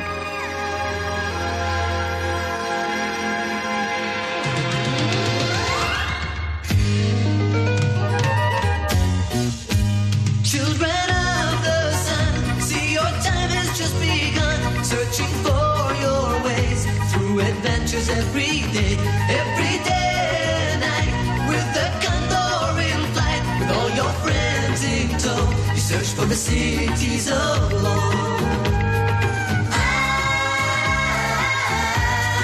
Wishing for the cities of gold. Someday we will find the cities of gold. Cities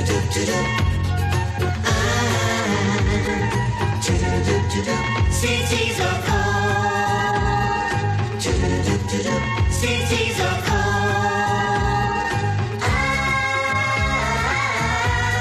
Someday we will find the cities of gold. The year 1532, Barcelona, Spain, in the rain. Esteban! Esteban! Esteban, where are you going? You'll be soaked to the skin. No, don't worry. I'm coming right back. Oh, Lord, let him be spared the ills and the pains of this world. Fortunately, he has no idea how seriously ill Father Rodriguez is.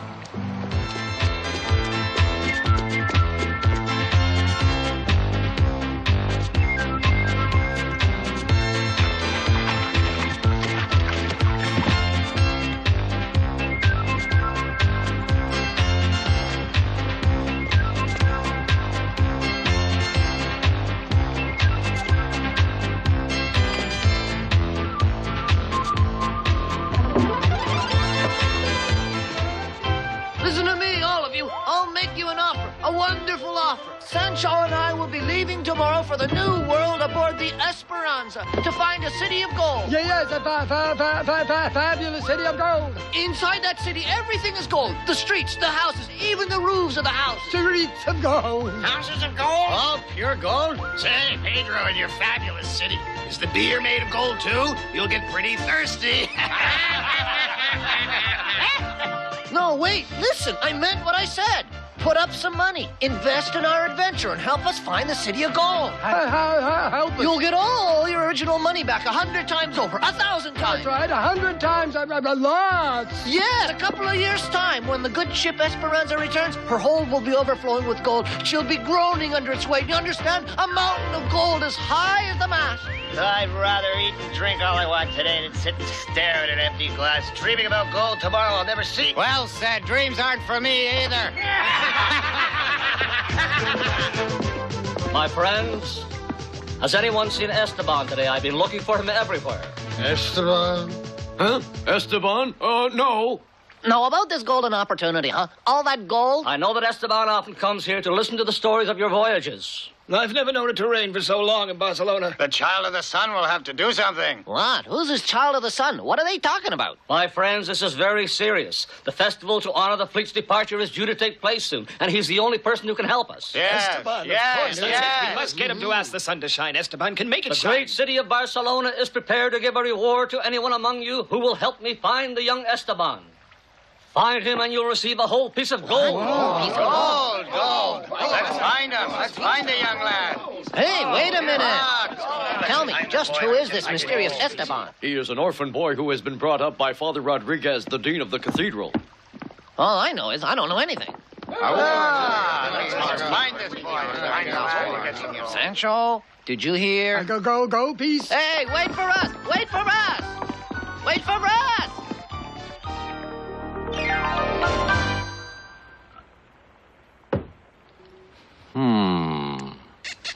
A gold piece. You can come out of your hiding place, little lad. It's just you and me here now.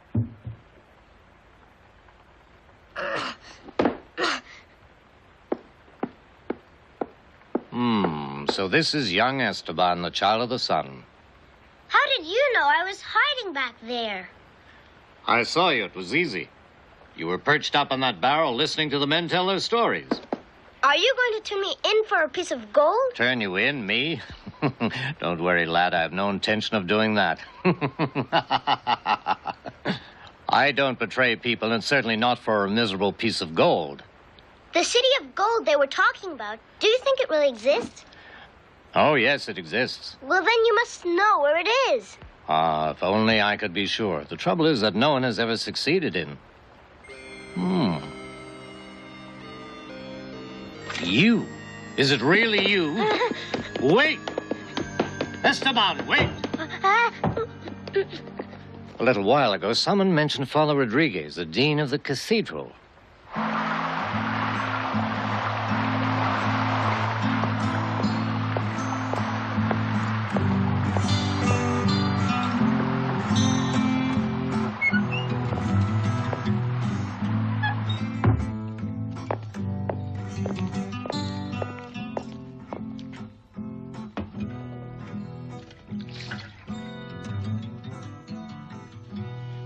Father Rodriguez. You must rest, Father Rodriguez. Do not trouble yourself. They have gone to find Esteban and bring him back here to you. They must not be angry with him. He's only a boy so full of life. He needs to run around a little. That's true. He's a bit wild, but he has a sweet nature. I want to speak to Esteban. I really must speak to him now before it's too late. Oh, Esteban, Esteban. Yes, Father.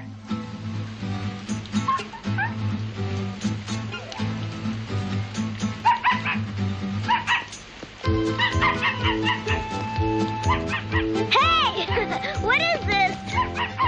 Oh! Oh!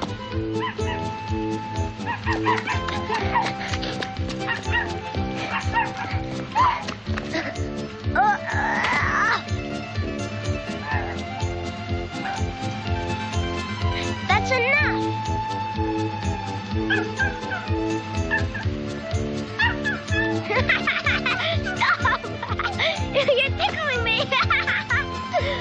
he is. Esteban!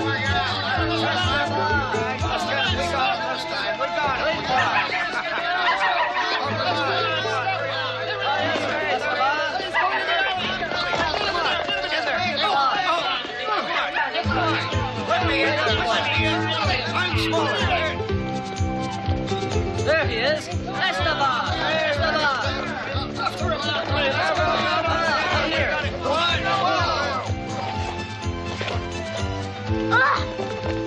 Esteban, come down at once. No, you come up and get me.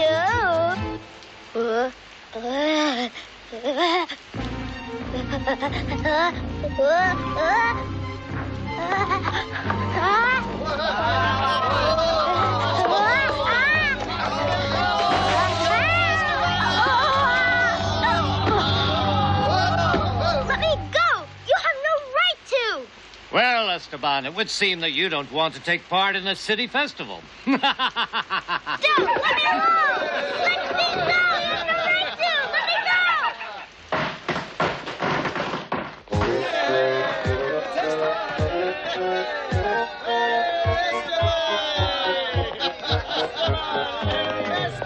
You're all mad! All of you! Whoever gave you the idea that I can make the sun come out?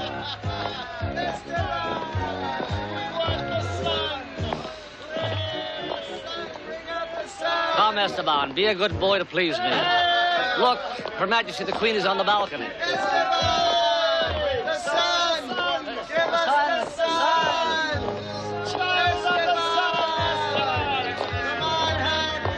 You can ask all you like. It's not going to make the sun come out.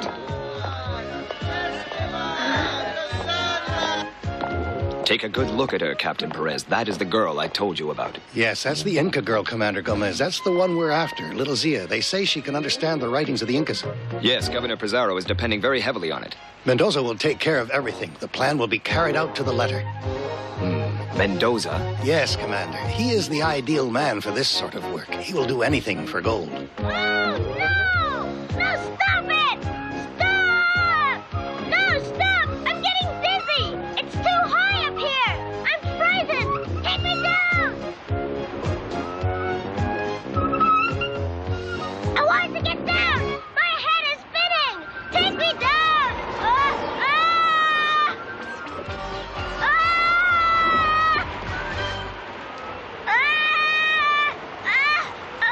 Come now, Esteban. Don't be stubborn. Ask the sun to shine. Esteban, stop! Come on. Call out the sun, Esteban. Let me down! Come on. Call for the sun. Go on, Esteban. No, I don't want it to! I want it to rain! Let it go on raining! Buckets of rain! Barrels of rain! I don't want it ever to stop raining!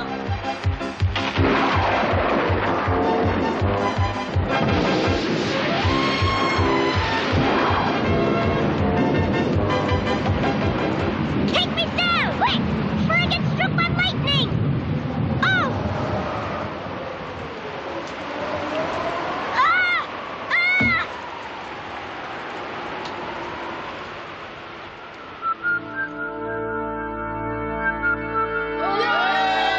Come out.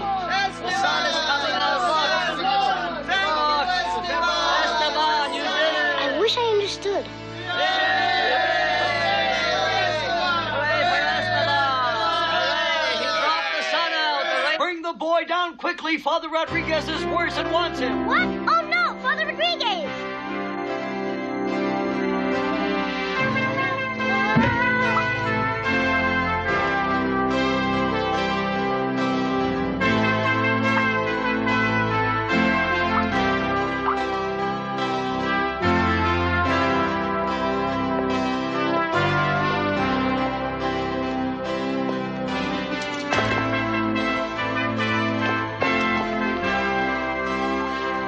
Father, oh Father! Esteban, and you say that the rain stopped?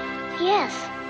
Oh, Esteban, I have always known that you are not a child like the other children. Father, I don't know what you mean. Esteban, I must tell you a great secret before it is too late. Listen carefully to what I say. Oh? Some 12 years ago, Magellan returned from a voyage round the world. When his fleet was sailing in the Pacific Ocean, a storm sprang up suddenly.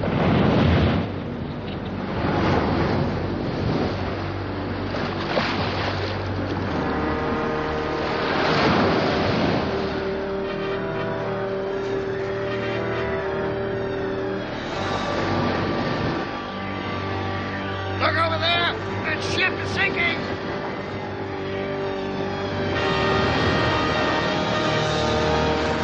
Help! Help me! Help! There's a man of water! We should rescue him. How can we? We're having enough trouble keeping ourselves afloat.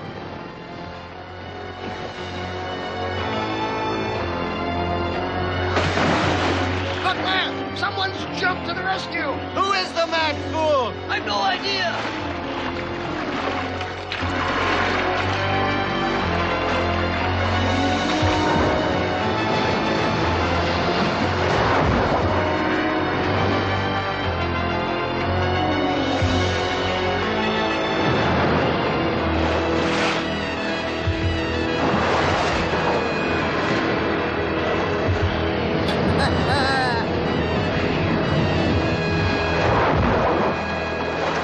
The brave man who jumped into the sea couldn't save that man, but he did save a little baby. That baby, Esteban, was you. After you were saved, the great Magellan himself took you in his arms. And a miracle happened. The storm subsided and the sun came out as if in answer to your smile.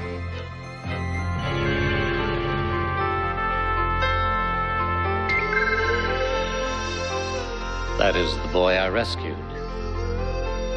Without a doubt, it is the same child. Esteban, my boy, God has given you this strange power. You must only use it to help those who really need it in a new world. Never forget.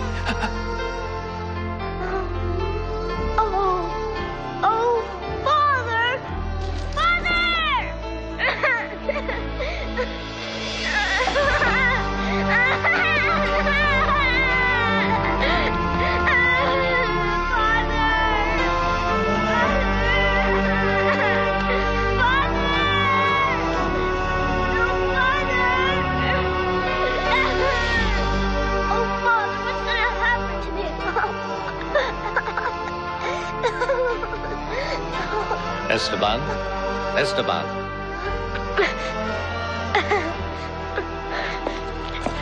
Don't be afraid.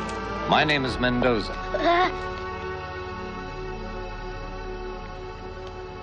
This is the moment, Esteban, when you need to take the greatest decision of your life. The time has come for you to leave Barcelona. Your father was a brave man. He wouldn't have hesitated. What? Did you know Father Rodriguez? I meant your real father, the man who held you and gave you to the sailor who jumped into the sea. I was that man, Esteban. Oh. See, here is the proof. What? You mean that? Look. This is the other half of that medallion you always wear. I had no right to do so, but I took it after I saved you, you see. Oh, hold on. I'm not going to give it to you just like that. But it's mine. For over 10 years, I've been making inquiries about that medal.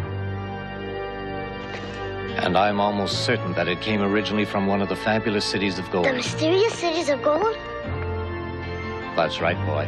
I even believe that your father, too, must have come from one of those cities, over there in the New World in the West, beyond the ocean. Well, are you going to make that decision and come along with me, Esteban, my boy? Well, to go where? I don't know where they are, the cities of gold. Esteban, nobody knows. We will be the first to find them. Besides, though I told you that your father disappeared among the waves after I'd saved you, it is just possible that he managed to survive. What? Do you really think my father's still alive? He could be living somewhere over there across that vast ocean. Look here. I'm the navigator for Governor Pizarro's fleet. Tomorrow we set sail for the New World. If you're willing, you know, I can arrange for you to come along with us. If you think that you have got the courage to face such a long sea crossing, we'll leave tomorrow. You mean leave tomorrow, just like that? Remember what Father Rodriguez told you. You should use the special powers you have got to help others in the New World, Esteban. What do you say? Tonight I will wait for you at the quayside.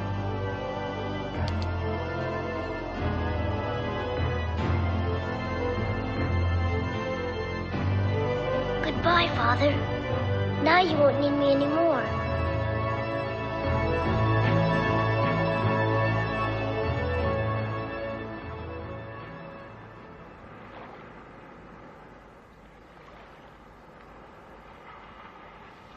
Still not here. He's not coming. In a couple of hours, it'll be dawn.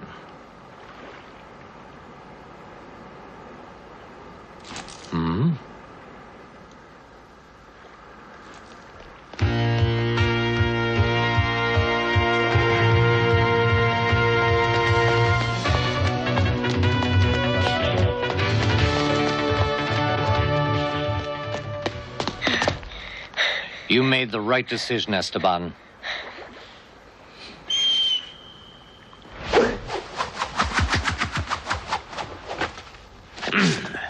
Climb aboard. Go on.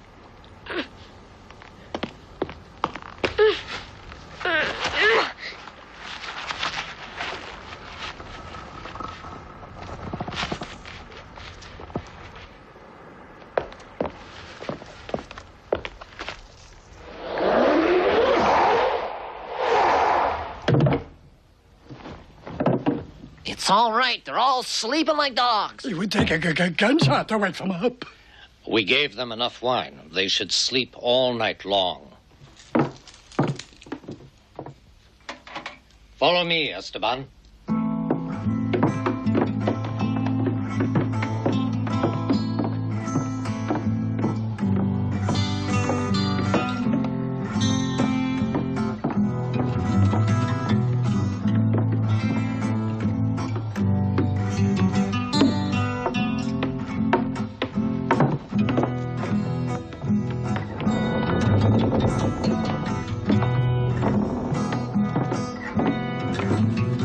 We will cast off in a few hours. Hide here. Once we're at sea, I will come and get you. Then they can't put you ashore. All right. Till then.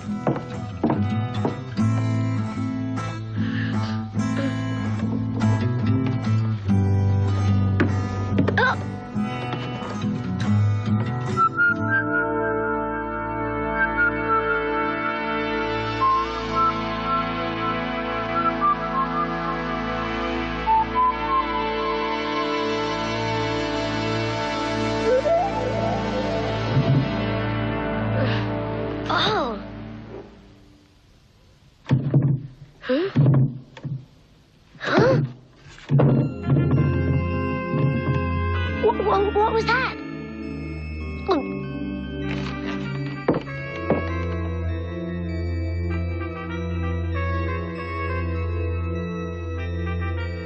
Anybody there?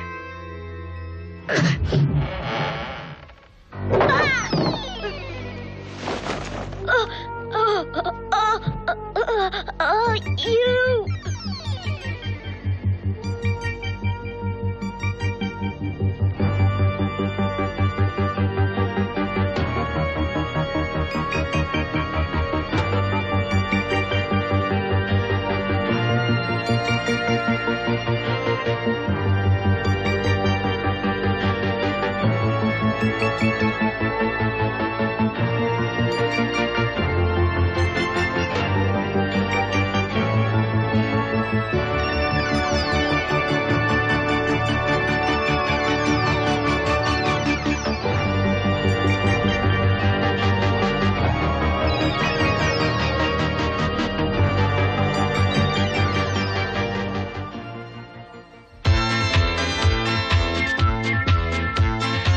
Esteban was hiding on board the Esperanza when it set sail for the New World.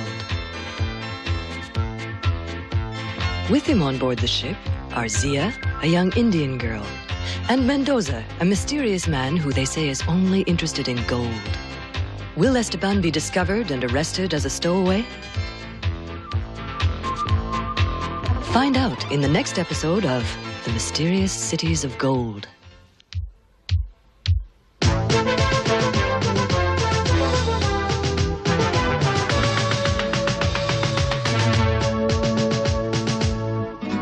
Esteban in the story has set out to find the cities of gold. Nearly 600 years ago, European explorers searched everywhere in the New World of America for the same golden cities. In those days, they believed in a place called El Dorado, a fabulous kingdom of gold which they thought was hidden somewhere in the mountains. The idea was based on a chance find of some gold nuggets and almost fairy tale stories they'd heard from the Indians.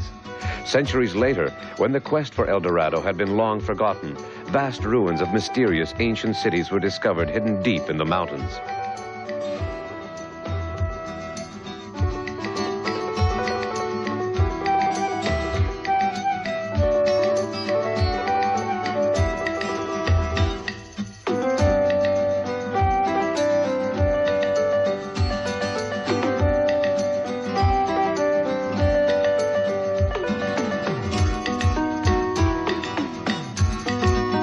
The idea of El Dorado may have come from a different legend.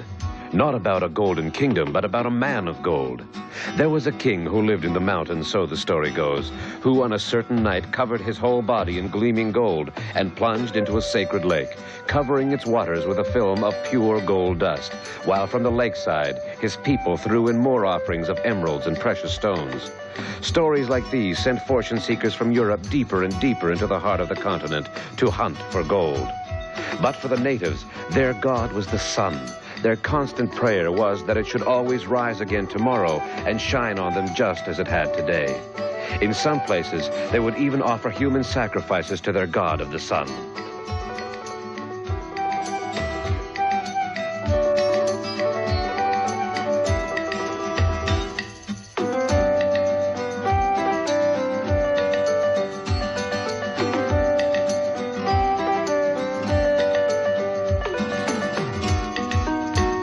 Often they would choose the most beautiful of the young girls, who they first drugged and then killed. But nevertheless, they seem to have been able to build their great cities of gold in places almost impossible to find. Will Esteban ever get to see them? You will have to wait to find out.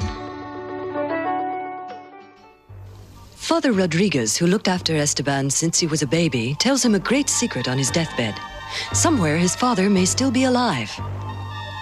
So Esteban decides to begin his search in the New World. With the help of Mendoza, a mysterious man who claims to have rescued him as a baby, Esteban hides as a stowaway aboard the Esperanza. As they are about to set sail, he meets a young Inca girl, Zia.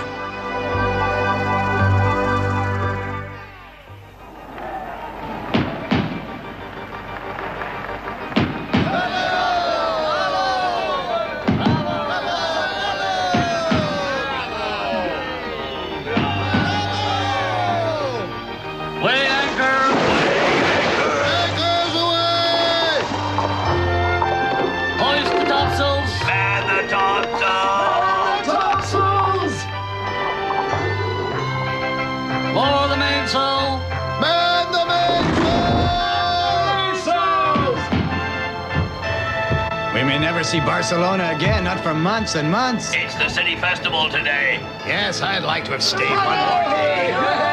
Heave-ho! Heave-ho! Heave-ho!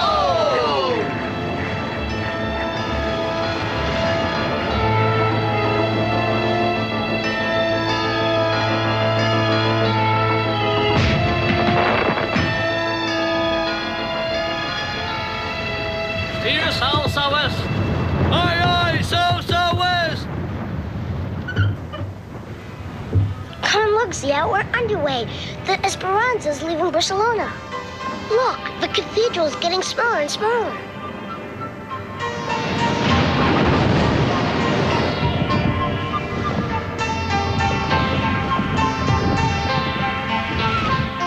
Watch out, Esteban. Oops. Oh, you're right. I forgot I was supposed to wait for Mendoza's signal before I came out.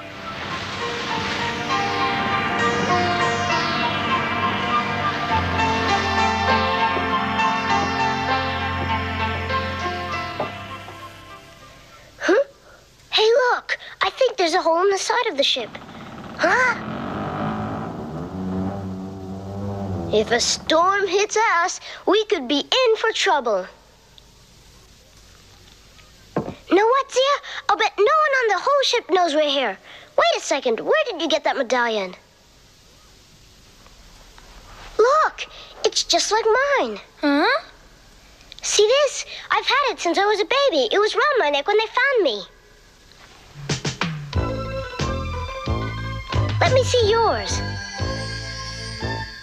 They are exactly alike, but yours doesn't have the bit in the middle, the sun. Mendoza has it. He took it when I was a baby, when he saved me from drowning. I don't like Mendoza. He's a wicked man. He's not as bad as all that. After all, he saved my life and arranged for me to hide aboard this ship to make the crossing. Maybe, but he's the man who kidnapped me so he could steal the treasure from my people. What? He's like all the Spaniards. All Mendoza cares about is his gold. I didn't mean you when I said that. Anyway, you're not really Spanish. From now on, I'm here and I'll protect you. We'll always be together, all right? All right.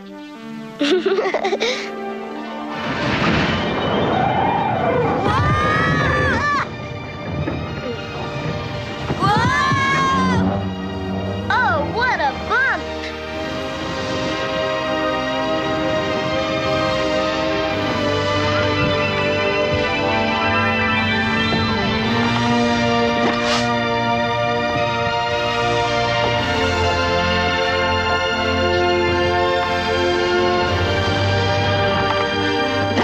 Good grief, the ship's timbers are rotten. Oh,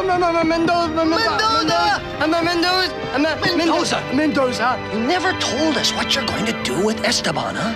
Nothing. Nothing for the moment, but we must make sure that he is not discovered. It would only make trouble for us.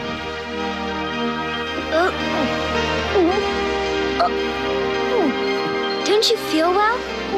No, I feel awful. A pain in my just... You're seasick. You need fresh air. It'll make you feel better. Here, come with me.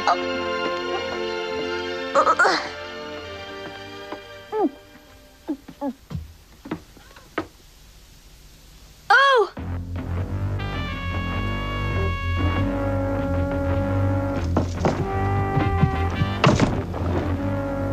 Hey, where did you two come from? Too late. The captain of the guard has spotted them. You young scoundrels, don't you realize we're out in the middle of the ocean? Don't keep shaking me like that. Sick, eh? Everything's spinning around. Where's he taking them? What'll he do to them? Knowing Captain Gaspar, he's quite capable of throwing them overboard. But then we would never find the cities of gold. These two children are the result of 10 long years of research. I won't let Gaspar take them away. Commander Gomez, Captain Perez. Stop it! You're hurting me! Let me go, you big ox! Hey! Commander Gomez, look, I found these two stowaways that were hiding down in the hold. Oh! I don't feel so good. Listen, Perez, I told you to put the girl on board, but can you explain the presence of this boy on ship? I don't understand, Your Excellency. Mendoza was told to take only the girl Zia. This could be a very awkward situation. I didn't mean to let Gaspar in on all of this. You know that. Captain Perez, just what is going on? I don't know what plots you are brewing on this ship, but one thing is sure, neither of these children is supposed to be aboard the Esperanza. You, come here! I'm waiting for an explanation. The voyage to the New World will take us 5 months. It's not going to be easy. Food rations are calculated very closely, and I do not intend to give any food to useless mouths. Sir, being captain to Governor Pizarro does not entitle you to speak to me in that tone. I protest, sir. It is quite intolerable. And yet, Captain, sooner or later, you two will have to make a full accounting to Governor Pizarro. Will you stay still for 2 seconds? I'm strongly tempted to throw the two of them overboard. Unless, of course, you are willing to give up your own rations for them. That's enough. I am commander on this ship, the only master aboard, and captain of the army or not, you have to bow to my authority. Well, if you say so. The stowaways, I'll throw overboard sooner or later. This way, little ones. In the sea. Please help! Don't! Please!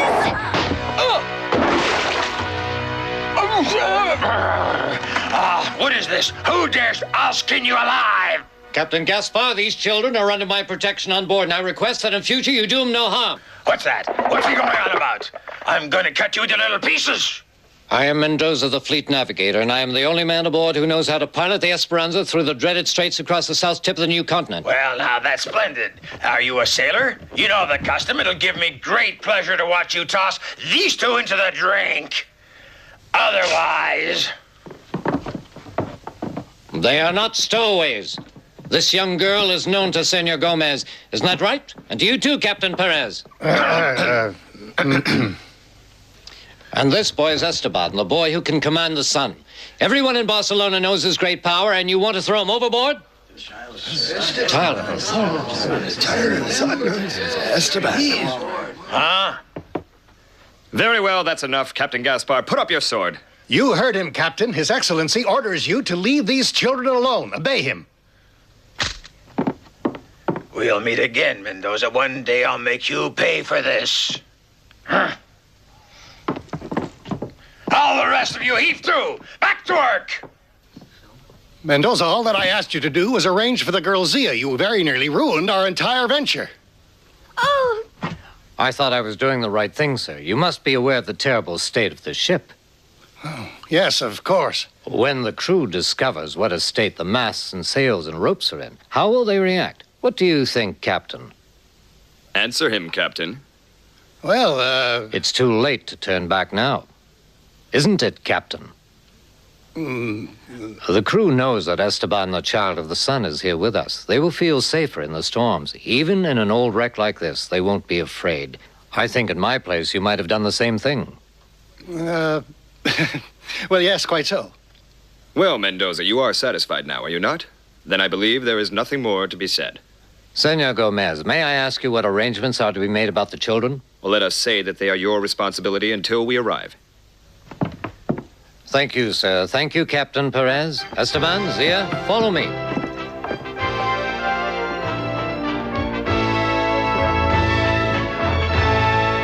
A clever fellow, your navigator, my dear Perez. He's a bit too clever for my liking. There is always the chance that once we're in sight of the city of Lima, he may have the bad luck to fall overboard.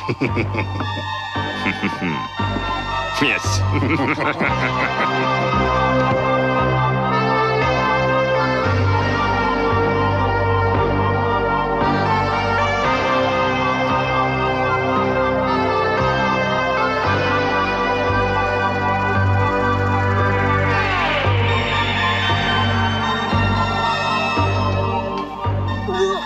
Don't be sad, Esteban. It'll be all right. On my first voyage, it took me 3 days to get used to the sea rolling. 3 days? Oh, I didn't know it would be as bad as that. Esteban, where are you going? Stay here. Leave me alone. Don't keep talking to me. I want to be alone. You're not being very kind to me. You told me that we would never be separated.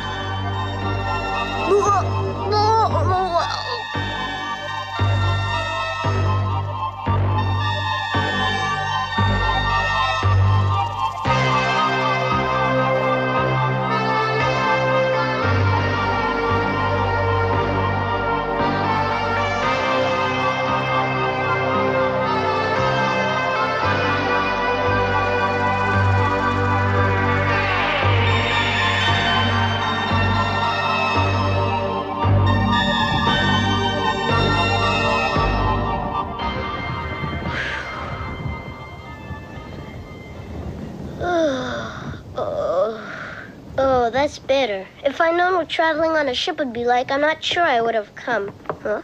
Well, Captain Gaspar, now you know the reason why the governor ordered me to bring him the girl, Zia.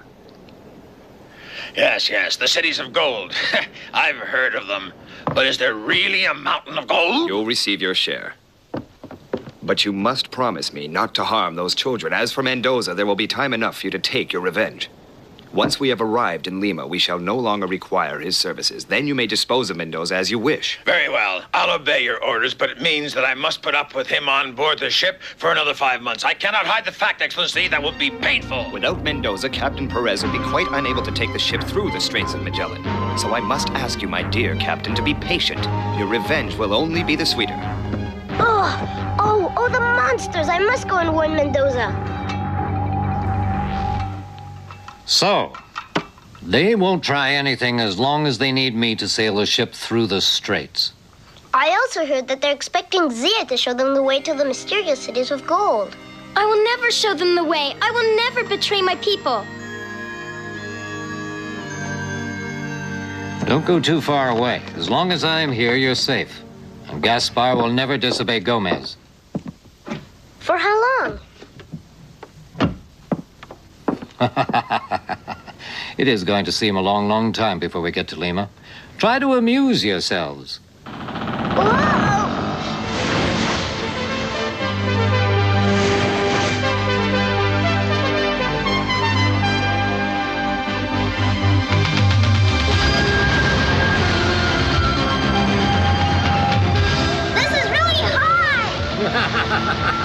Esteban, child of the sun, is dizzy.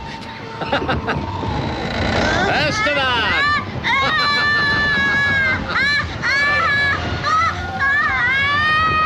You know, Esteban, you'll never be a real sailor till you can climb to the top of the mast without Mendoza's help.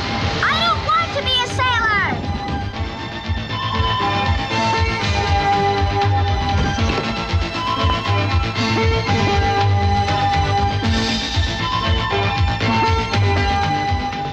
Wait there.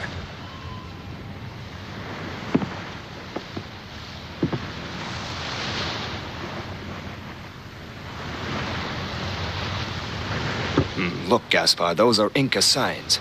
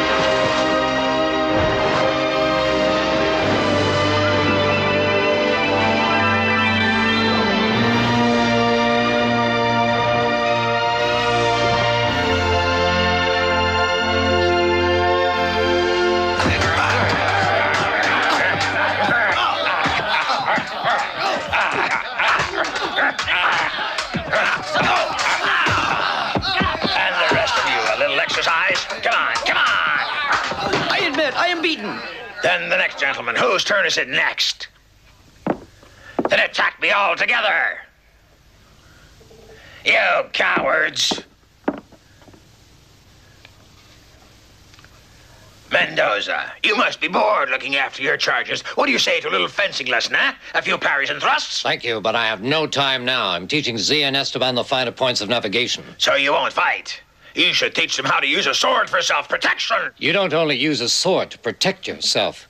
You have to learn how to use your head. But I am afraid that may never have occurred to you, Gaspar. What's that?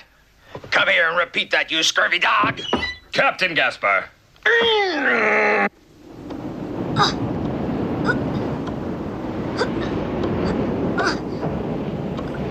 Whoa, watch out, Esteban! You could fall in the water!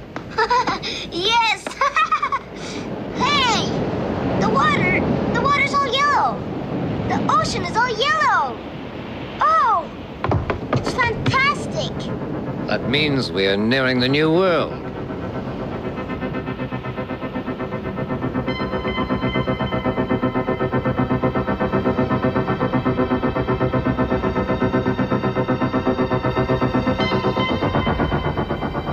That means we are nearing the New World.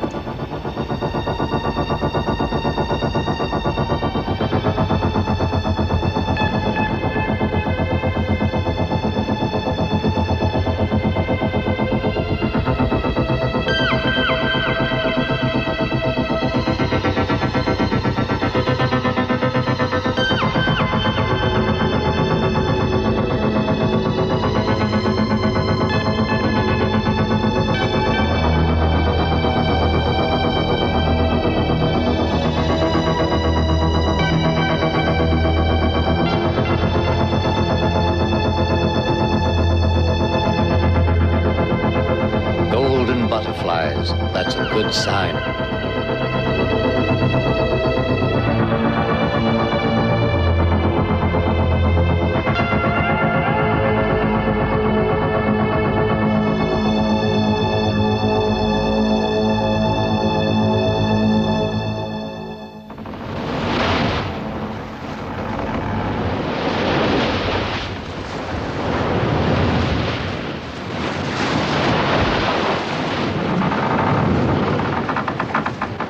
Soon we'll be entering the Straits.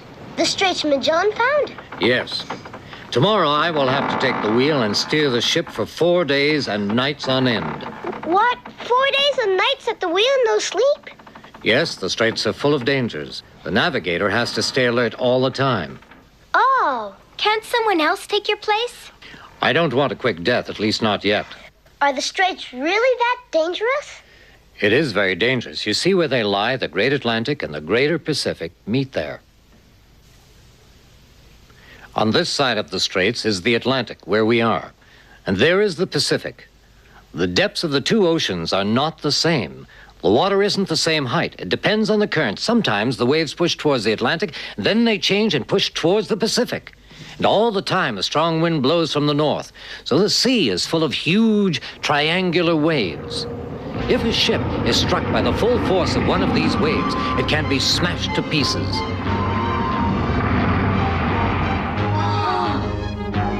But don't worry. This is my 3rd time through the Straits, and I know how to sail those seas. The sea is running high, but it's only the start. I must try to get some sleep now.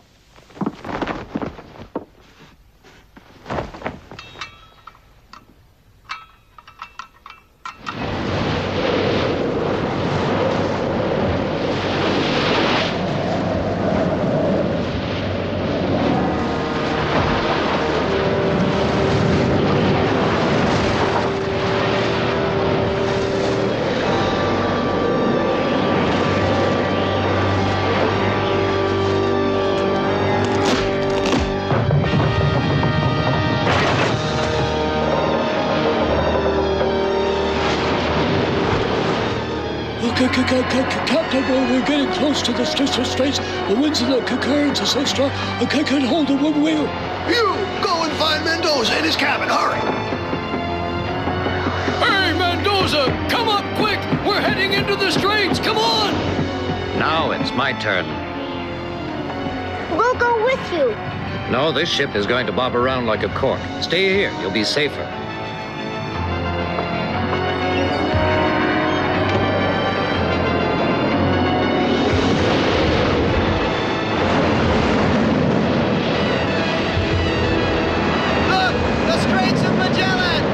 Like the end of the world!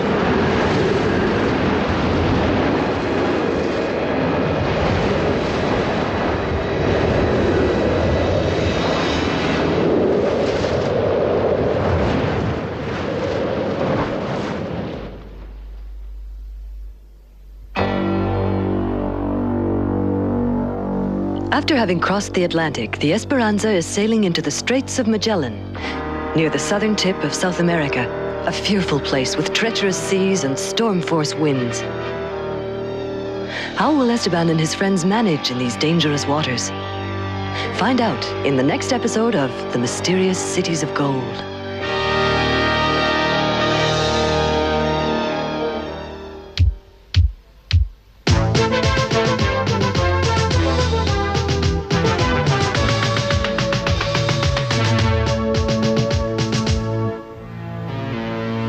The Esperanza has sailed across the Atlantic. The very first Spanish ships that sailed across that ocean were in search of a new, rich trade route for the spice trade. In those days, spices, cinnamon, pepper, ginger, were as valuable as oil is today, and Europeans had to send all the way to India and the East to get them. The ancient spice route across the land was expensive and getting dangerous, so every big European country was looking for a new trade route to India by sea. The Portuguese sailed all around Africa and then east to India. The Spanish traders were jealous. Then came Christopher Columbus and Spanish success. He was sure the Earth was a globe and set out to be the first to find a new sea route to India by going around the other way. His little ship, which can still be seen in Barcelona harbor, was called the Santa Maria. 2 other ships, just as small, joined him on this historic voyage. They sailed west.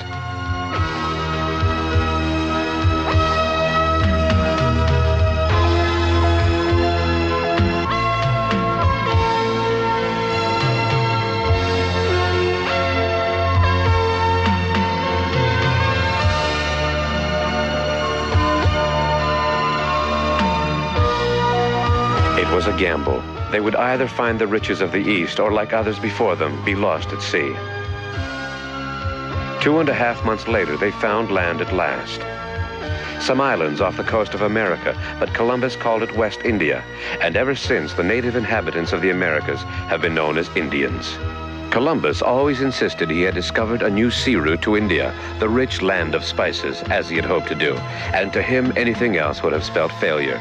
Now it seems absurd that that historic meeting of Europeans and the vast new world of America was at the time only an accident, even a mistake, in a cutthroat trade war between the rich spice merchants of Spain and Portugal.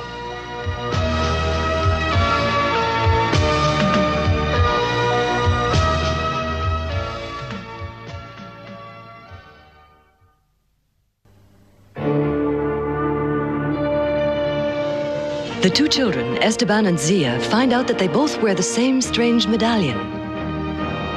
The Esperanza has crossed the Atlantic, and now the ship is close to the entrance of the Straits of Magellan, where wild seas and strong winds create terrible storms. Mendoza, the navigator, is about to spend 4 days and nights at the wheel.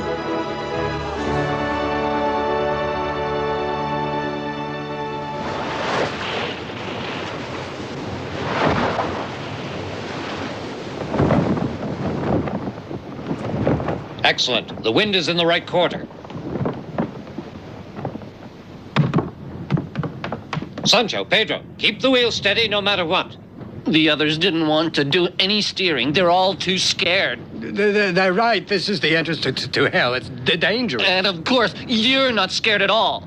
Me? Scared? How could you think such a thing? Me scared? Maybe you're the one who's scared. Listen carefully to my instructions. I am listening, Senor Gomez. Remember on our last trip, I thought you'd been washed overboard? I searched everywhere for you and found you hiding in a lifeboat.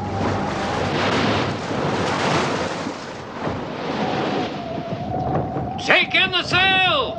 Hurry, the wind will tear them to shreds! Go in there. Batten down all round! Fire down.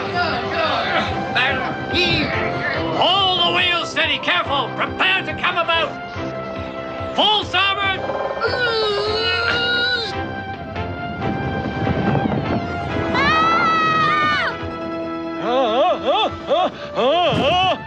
Oh, Senor Gomez, please excuse me. I am truly sorry. Stop whirling this ship about, Mendoza!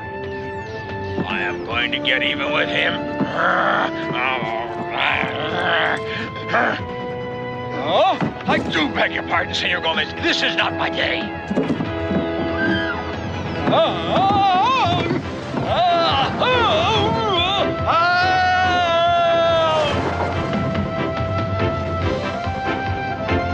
Mendoza, what's all this? Turning back? Are you afraid, running away? Take a look, and you will understand.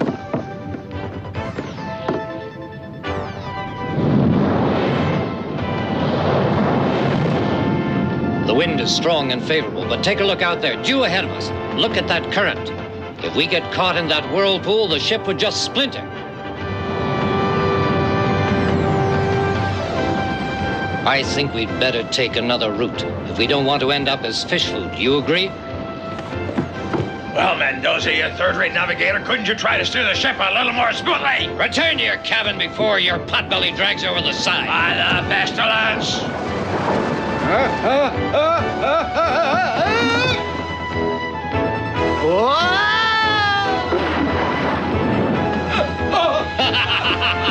Mendoza is right. Stay in your cabin, Gaspar. If you fall overboard, no one can save you in this.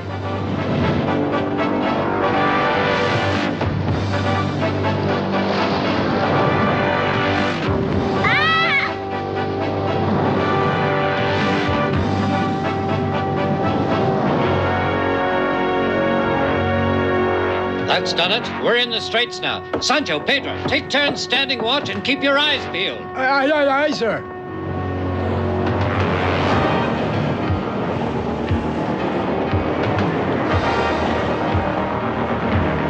Oh, Pedro, all right up there? Not seasick. It's fine, as long as you're not scared. Have to hold on tight, you see. That's a...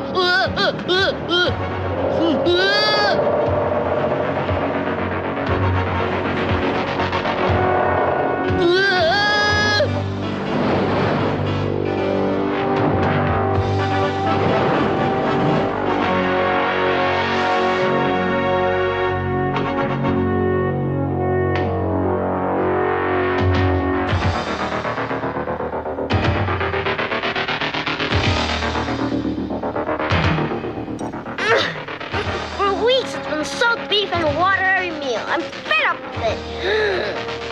It's tough as old boots.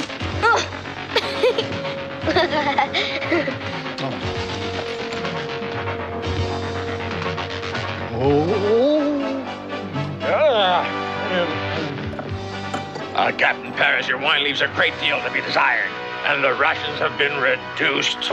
Now, don't be too demanding. Our provisions are not unlimited, and we have 2 more mouths to feed now.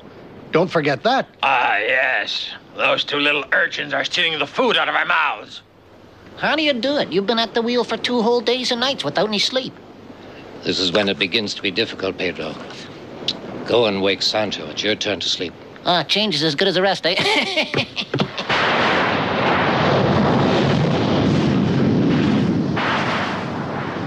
Esteban, I'm frightened. Don't worry. You know I'm right here beside you. It's only a little lightning. Oh!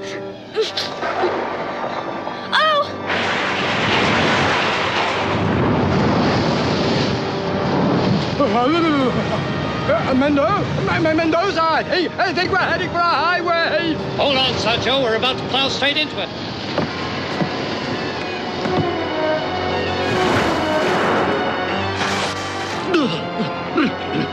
Here, since you're already awake, give me a hand. Watch out! We've smashed right into it!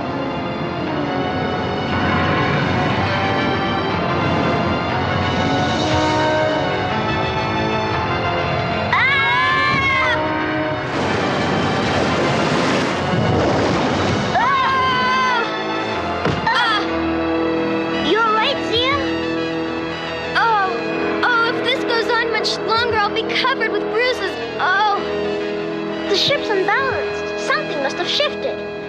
Ugh. Oh.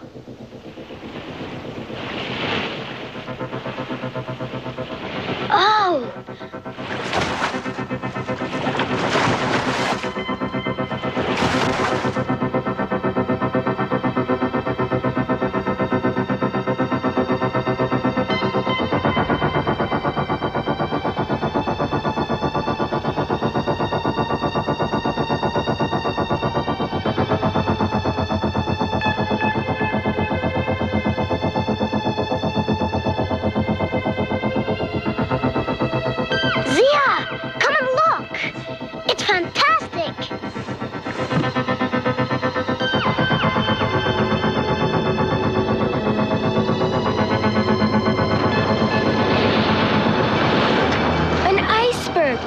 breaking up. It's so beautiful.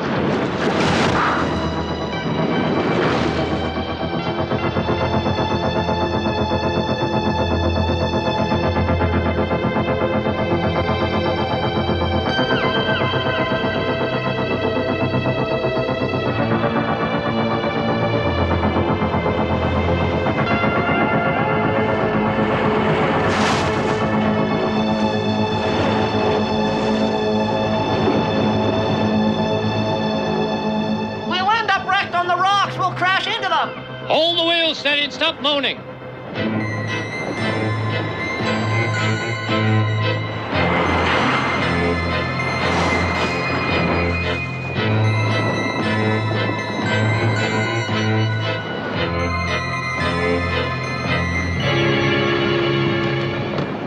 Mendoza, what's the situation now?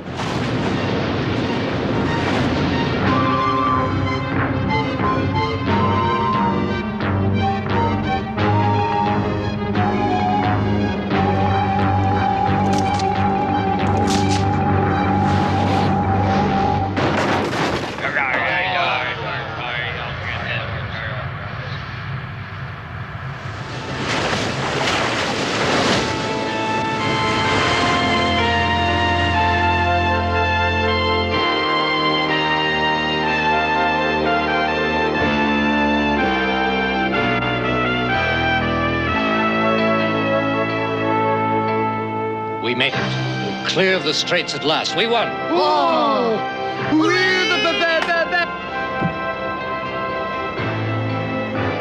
Truly wonderful. He's been up there for 4 days and nights, and only now does he show how tired he is.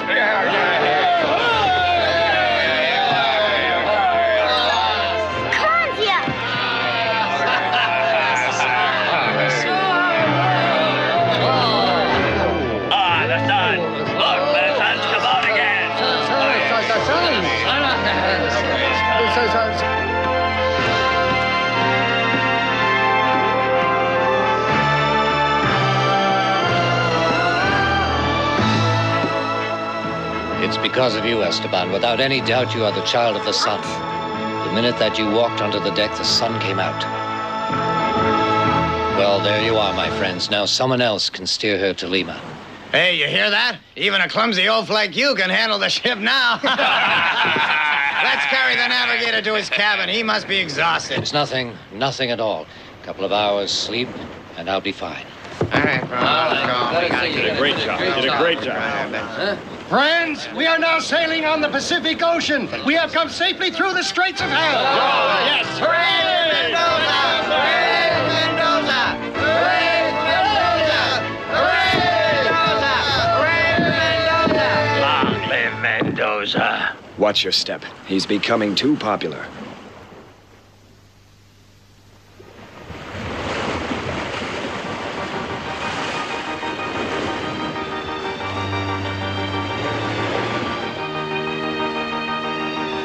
Look, Zia, a fish! And there are more there. Are they birdfish or fish birds? They are flying fish. Why do they fly? When they're chased by bigger fish or when a storm is coming, that's the fastest way for them to get away. Over the years, they learned to do it.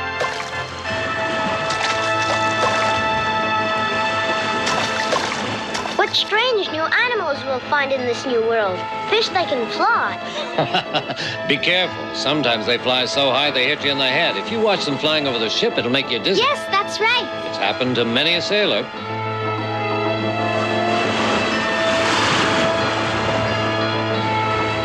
Esteban, it was on this ocean near here that I saved you from drowning over 10 years ago. And this is where my father... Yes, I took you from his arms and all at once he disappeared.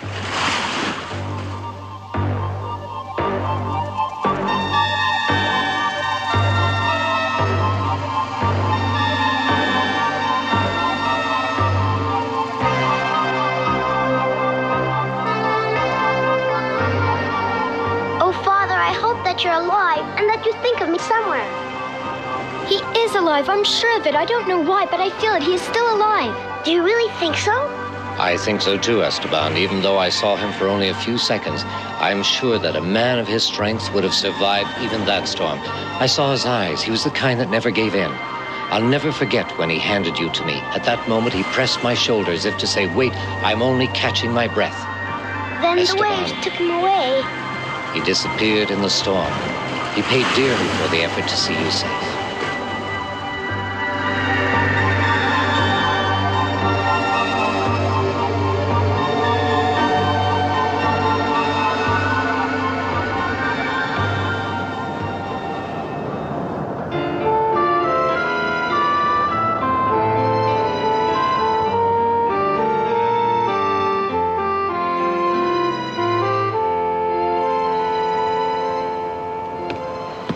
Here, kids, I brought you some meals. I'm as hungry as a wolf. Hey, is this all? Sancho, the water smells funny. Don't make things more difficult than they are already.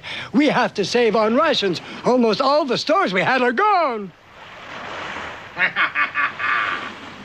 When I think of Gaspar and the others stuffing themselves. And what do? They're always complaining about the food. And to make it worse, they get all the best bits. Well, the proverb says a snooze is as good as a snack. Have a siesta, dream of steaks. I'm going to dream of steaks. Zia, what is it? I don't feel well. You shouldn't have drunk that water. Wait. What is it? Where are you going? I'm going down to the hold to look for some fresh water. No, Esteban, you mustn't. We have to save water. You know how carefully rationed it is for everybody. Don't worry. I won't take any of the crew's water. I'll get some from the officer's own supplies of drinking water. Who do they think they are? Esteban!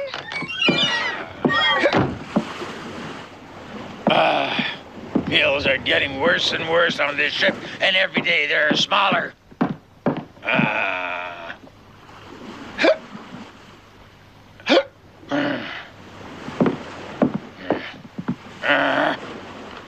Come along, you lot. We'll do a bit of fencing. It's good for the digestion. Are you all afraid of me, you sniveling cowards?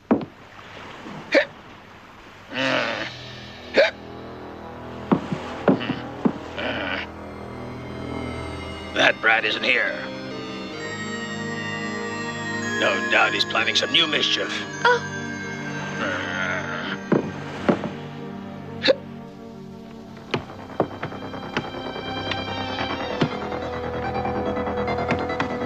Now, where can the water barrels be? Hey! What's making that noise? Help! Help! It's rats! The hold is full of rats! Help! If I had this cannon pointed right at Mendoza. Boom! Help! What the devil's that? Who's causing all that commotion? Rats!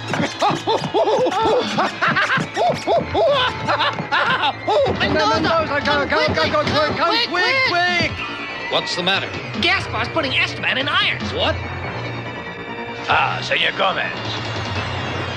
I just got this dirty brat down in the hold. He was trying to steal our food and our rations. I wasn't stealing! I just wanted some clean water for Zia! Poor Zia. Well, now that makes it all clear. Zia is as guilty as he is.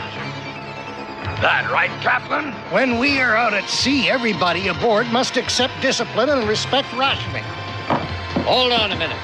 They are only children. It's useless to speak to them of discipline and rationing. Indeed, sir. Perhaps you are forgetting that these are only stowaways, and if that wasn't enough, they steal food as well. The fat ones could eat a little less. Who dares? Captain Gaspar's rations is five times everybody else's. Stop it, Sancho. I'm the one who's going to be in trouble. He's looking straight at me. Who dare say that? Let the coward come forward. I'll finish him off. It's much simpler to attack children. That's your style. Huh? Attacking defenseless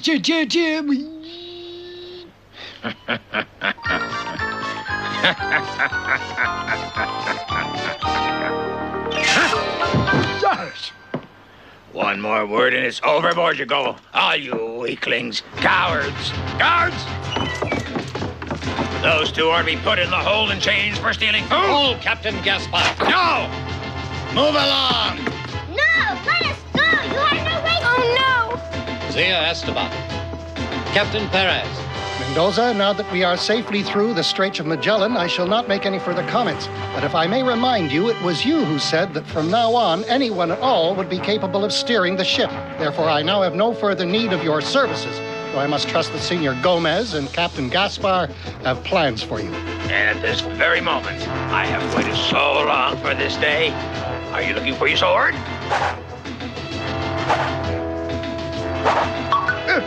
Who struck me?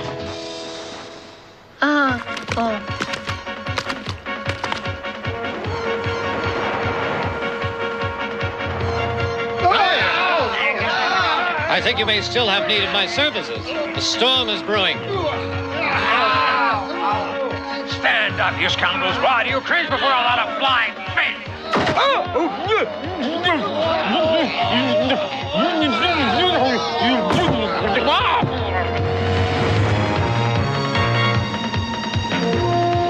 The wind, it's rising. It's a gale force.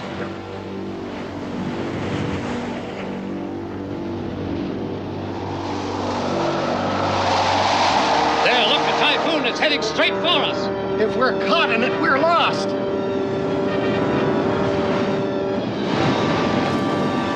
Batten down everything that moves. Take in the sails. On guard, Mendoza.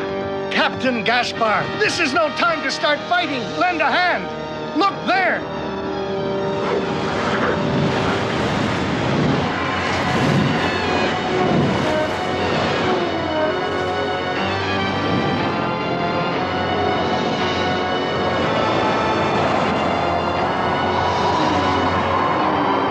Forget everything I said, Mendoza. I beg of you, take the wheel again and save the ship. What are you doing, Captain Paris? You just said that Mendoza was of no further use to you. You may have noticed that the situation has changed. How do you expect us to survive a storm like this without him? Senor Gomez, you agree? If every time we're in danger we have to rely upon him, I wouldn't rate our future prospects very high.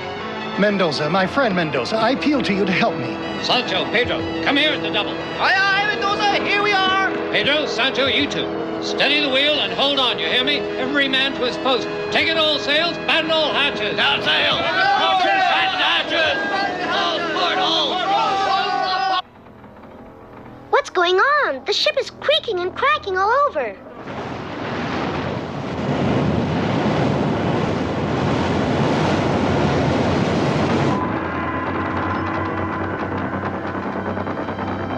Oh, Esteban! Zia, you mustn't worry. I know till now I haven't protected you very much. I feel safe with you. Oh. Esteban, child of the sun, is here with me. I'm not afraid of anything.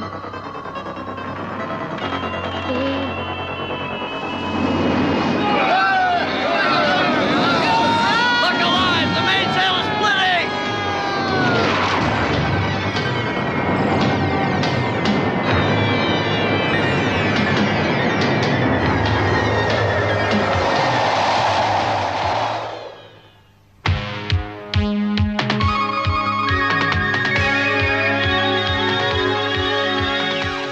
The Esperanza, having got through the Straits of Magellan, was caught up in a violent storm. The mainmast has snapped in a hurricane. Will the ship sink before Esteban and Zia ever see the shores of the new lands of America, their new world? Find out in the next episode of The Mysterious Cities of Gold.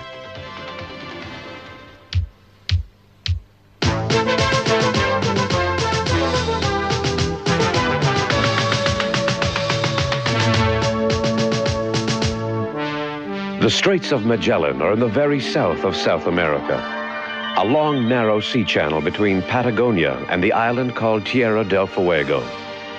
It's a desolate, cold place with some of the harshest weather to be found anywhere in the world.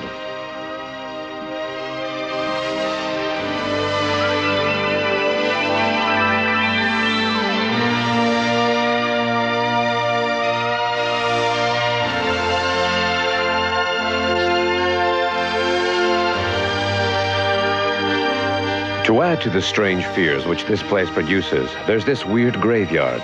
These are the huge bones of dead whales which litter the shoreline. Are they driven by storms to end their days here on this wild coast, or do they find their own way here to die? No one knows. Strong winds blow constantly from the north to clash with the ocean current coming from the south. In the huge cross seas, a ship can all too easily founder. The first man to sail through this channel was Magellan. He had set out with 5 small ships to find a sea route around the world. Only 2 of his ships survived to complete the task, and by then, Magellan himself had died of fever. The perilous Straits of Magellan remained for centuries the only sea route through America from the Atlantic to the Pacific, until in this century, a huge ship canal was dug across the narrow land of Panama, and put an end to that journey that sailors so dreaded through Magellan's Straits, where many fine ships were driven onto jagged rocks and wrecked. On the map, the names tell the story of those old brave days of sail. You may still find marked the Island of Despair and the Cape of Last Hope.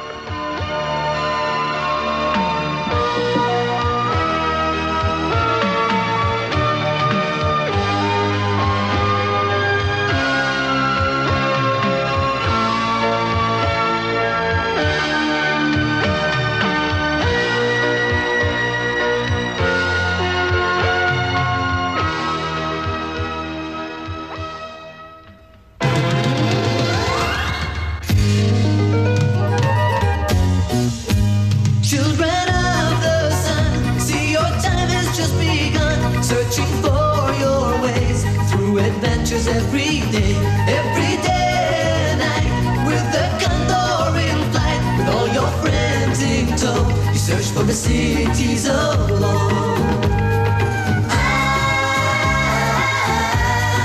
Wishing for the cities of gold.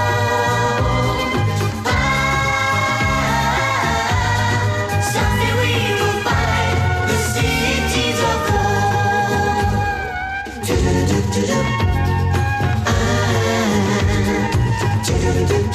Cities of gold, children of the sun. Someday soon you're gonna find that your destiny holds the secret, holds the key. Someday we will find the cities of gold.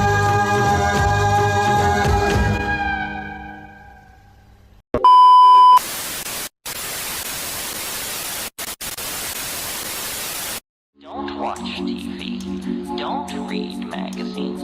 Don't even listen to NPR. Create your own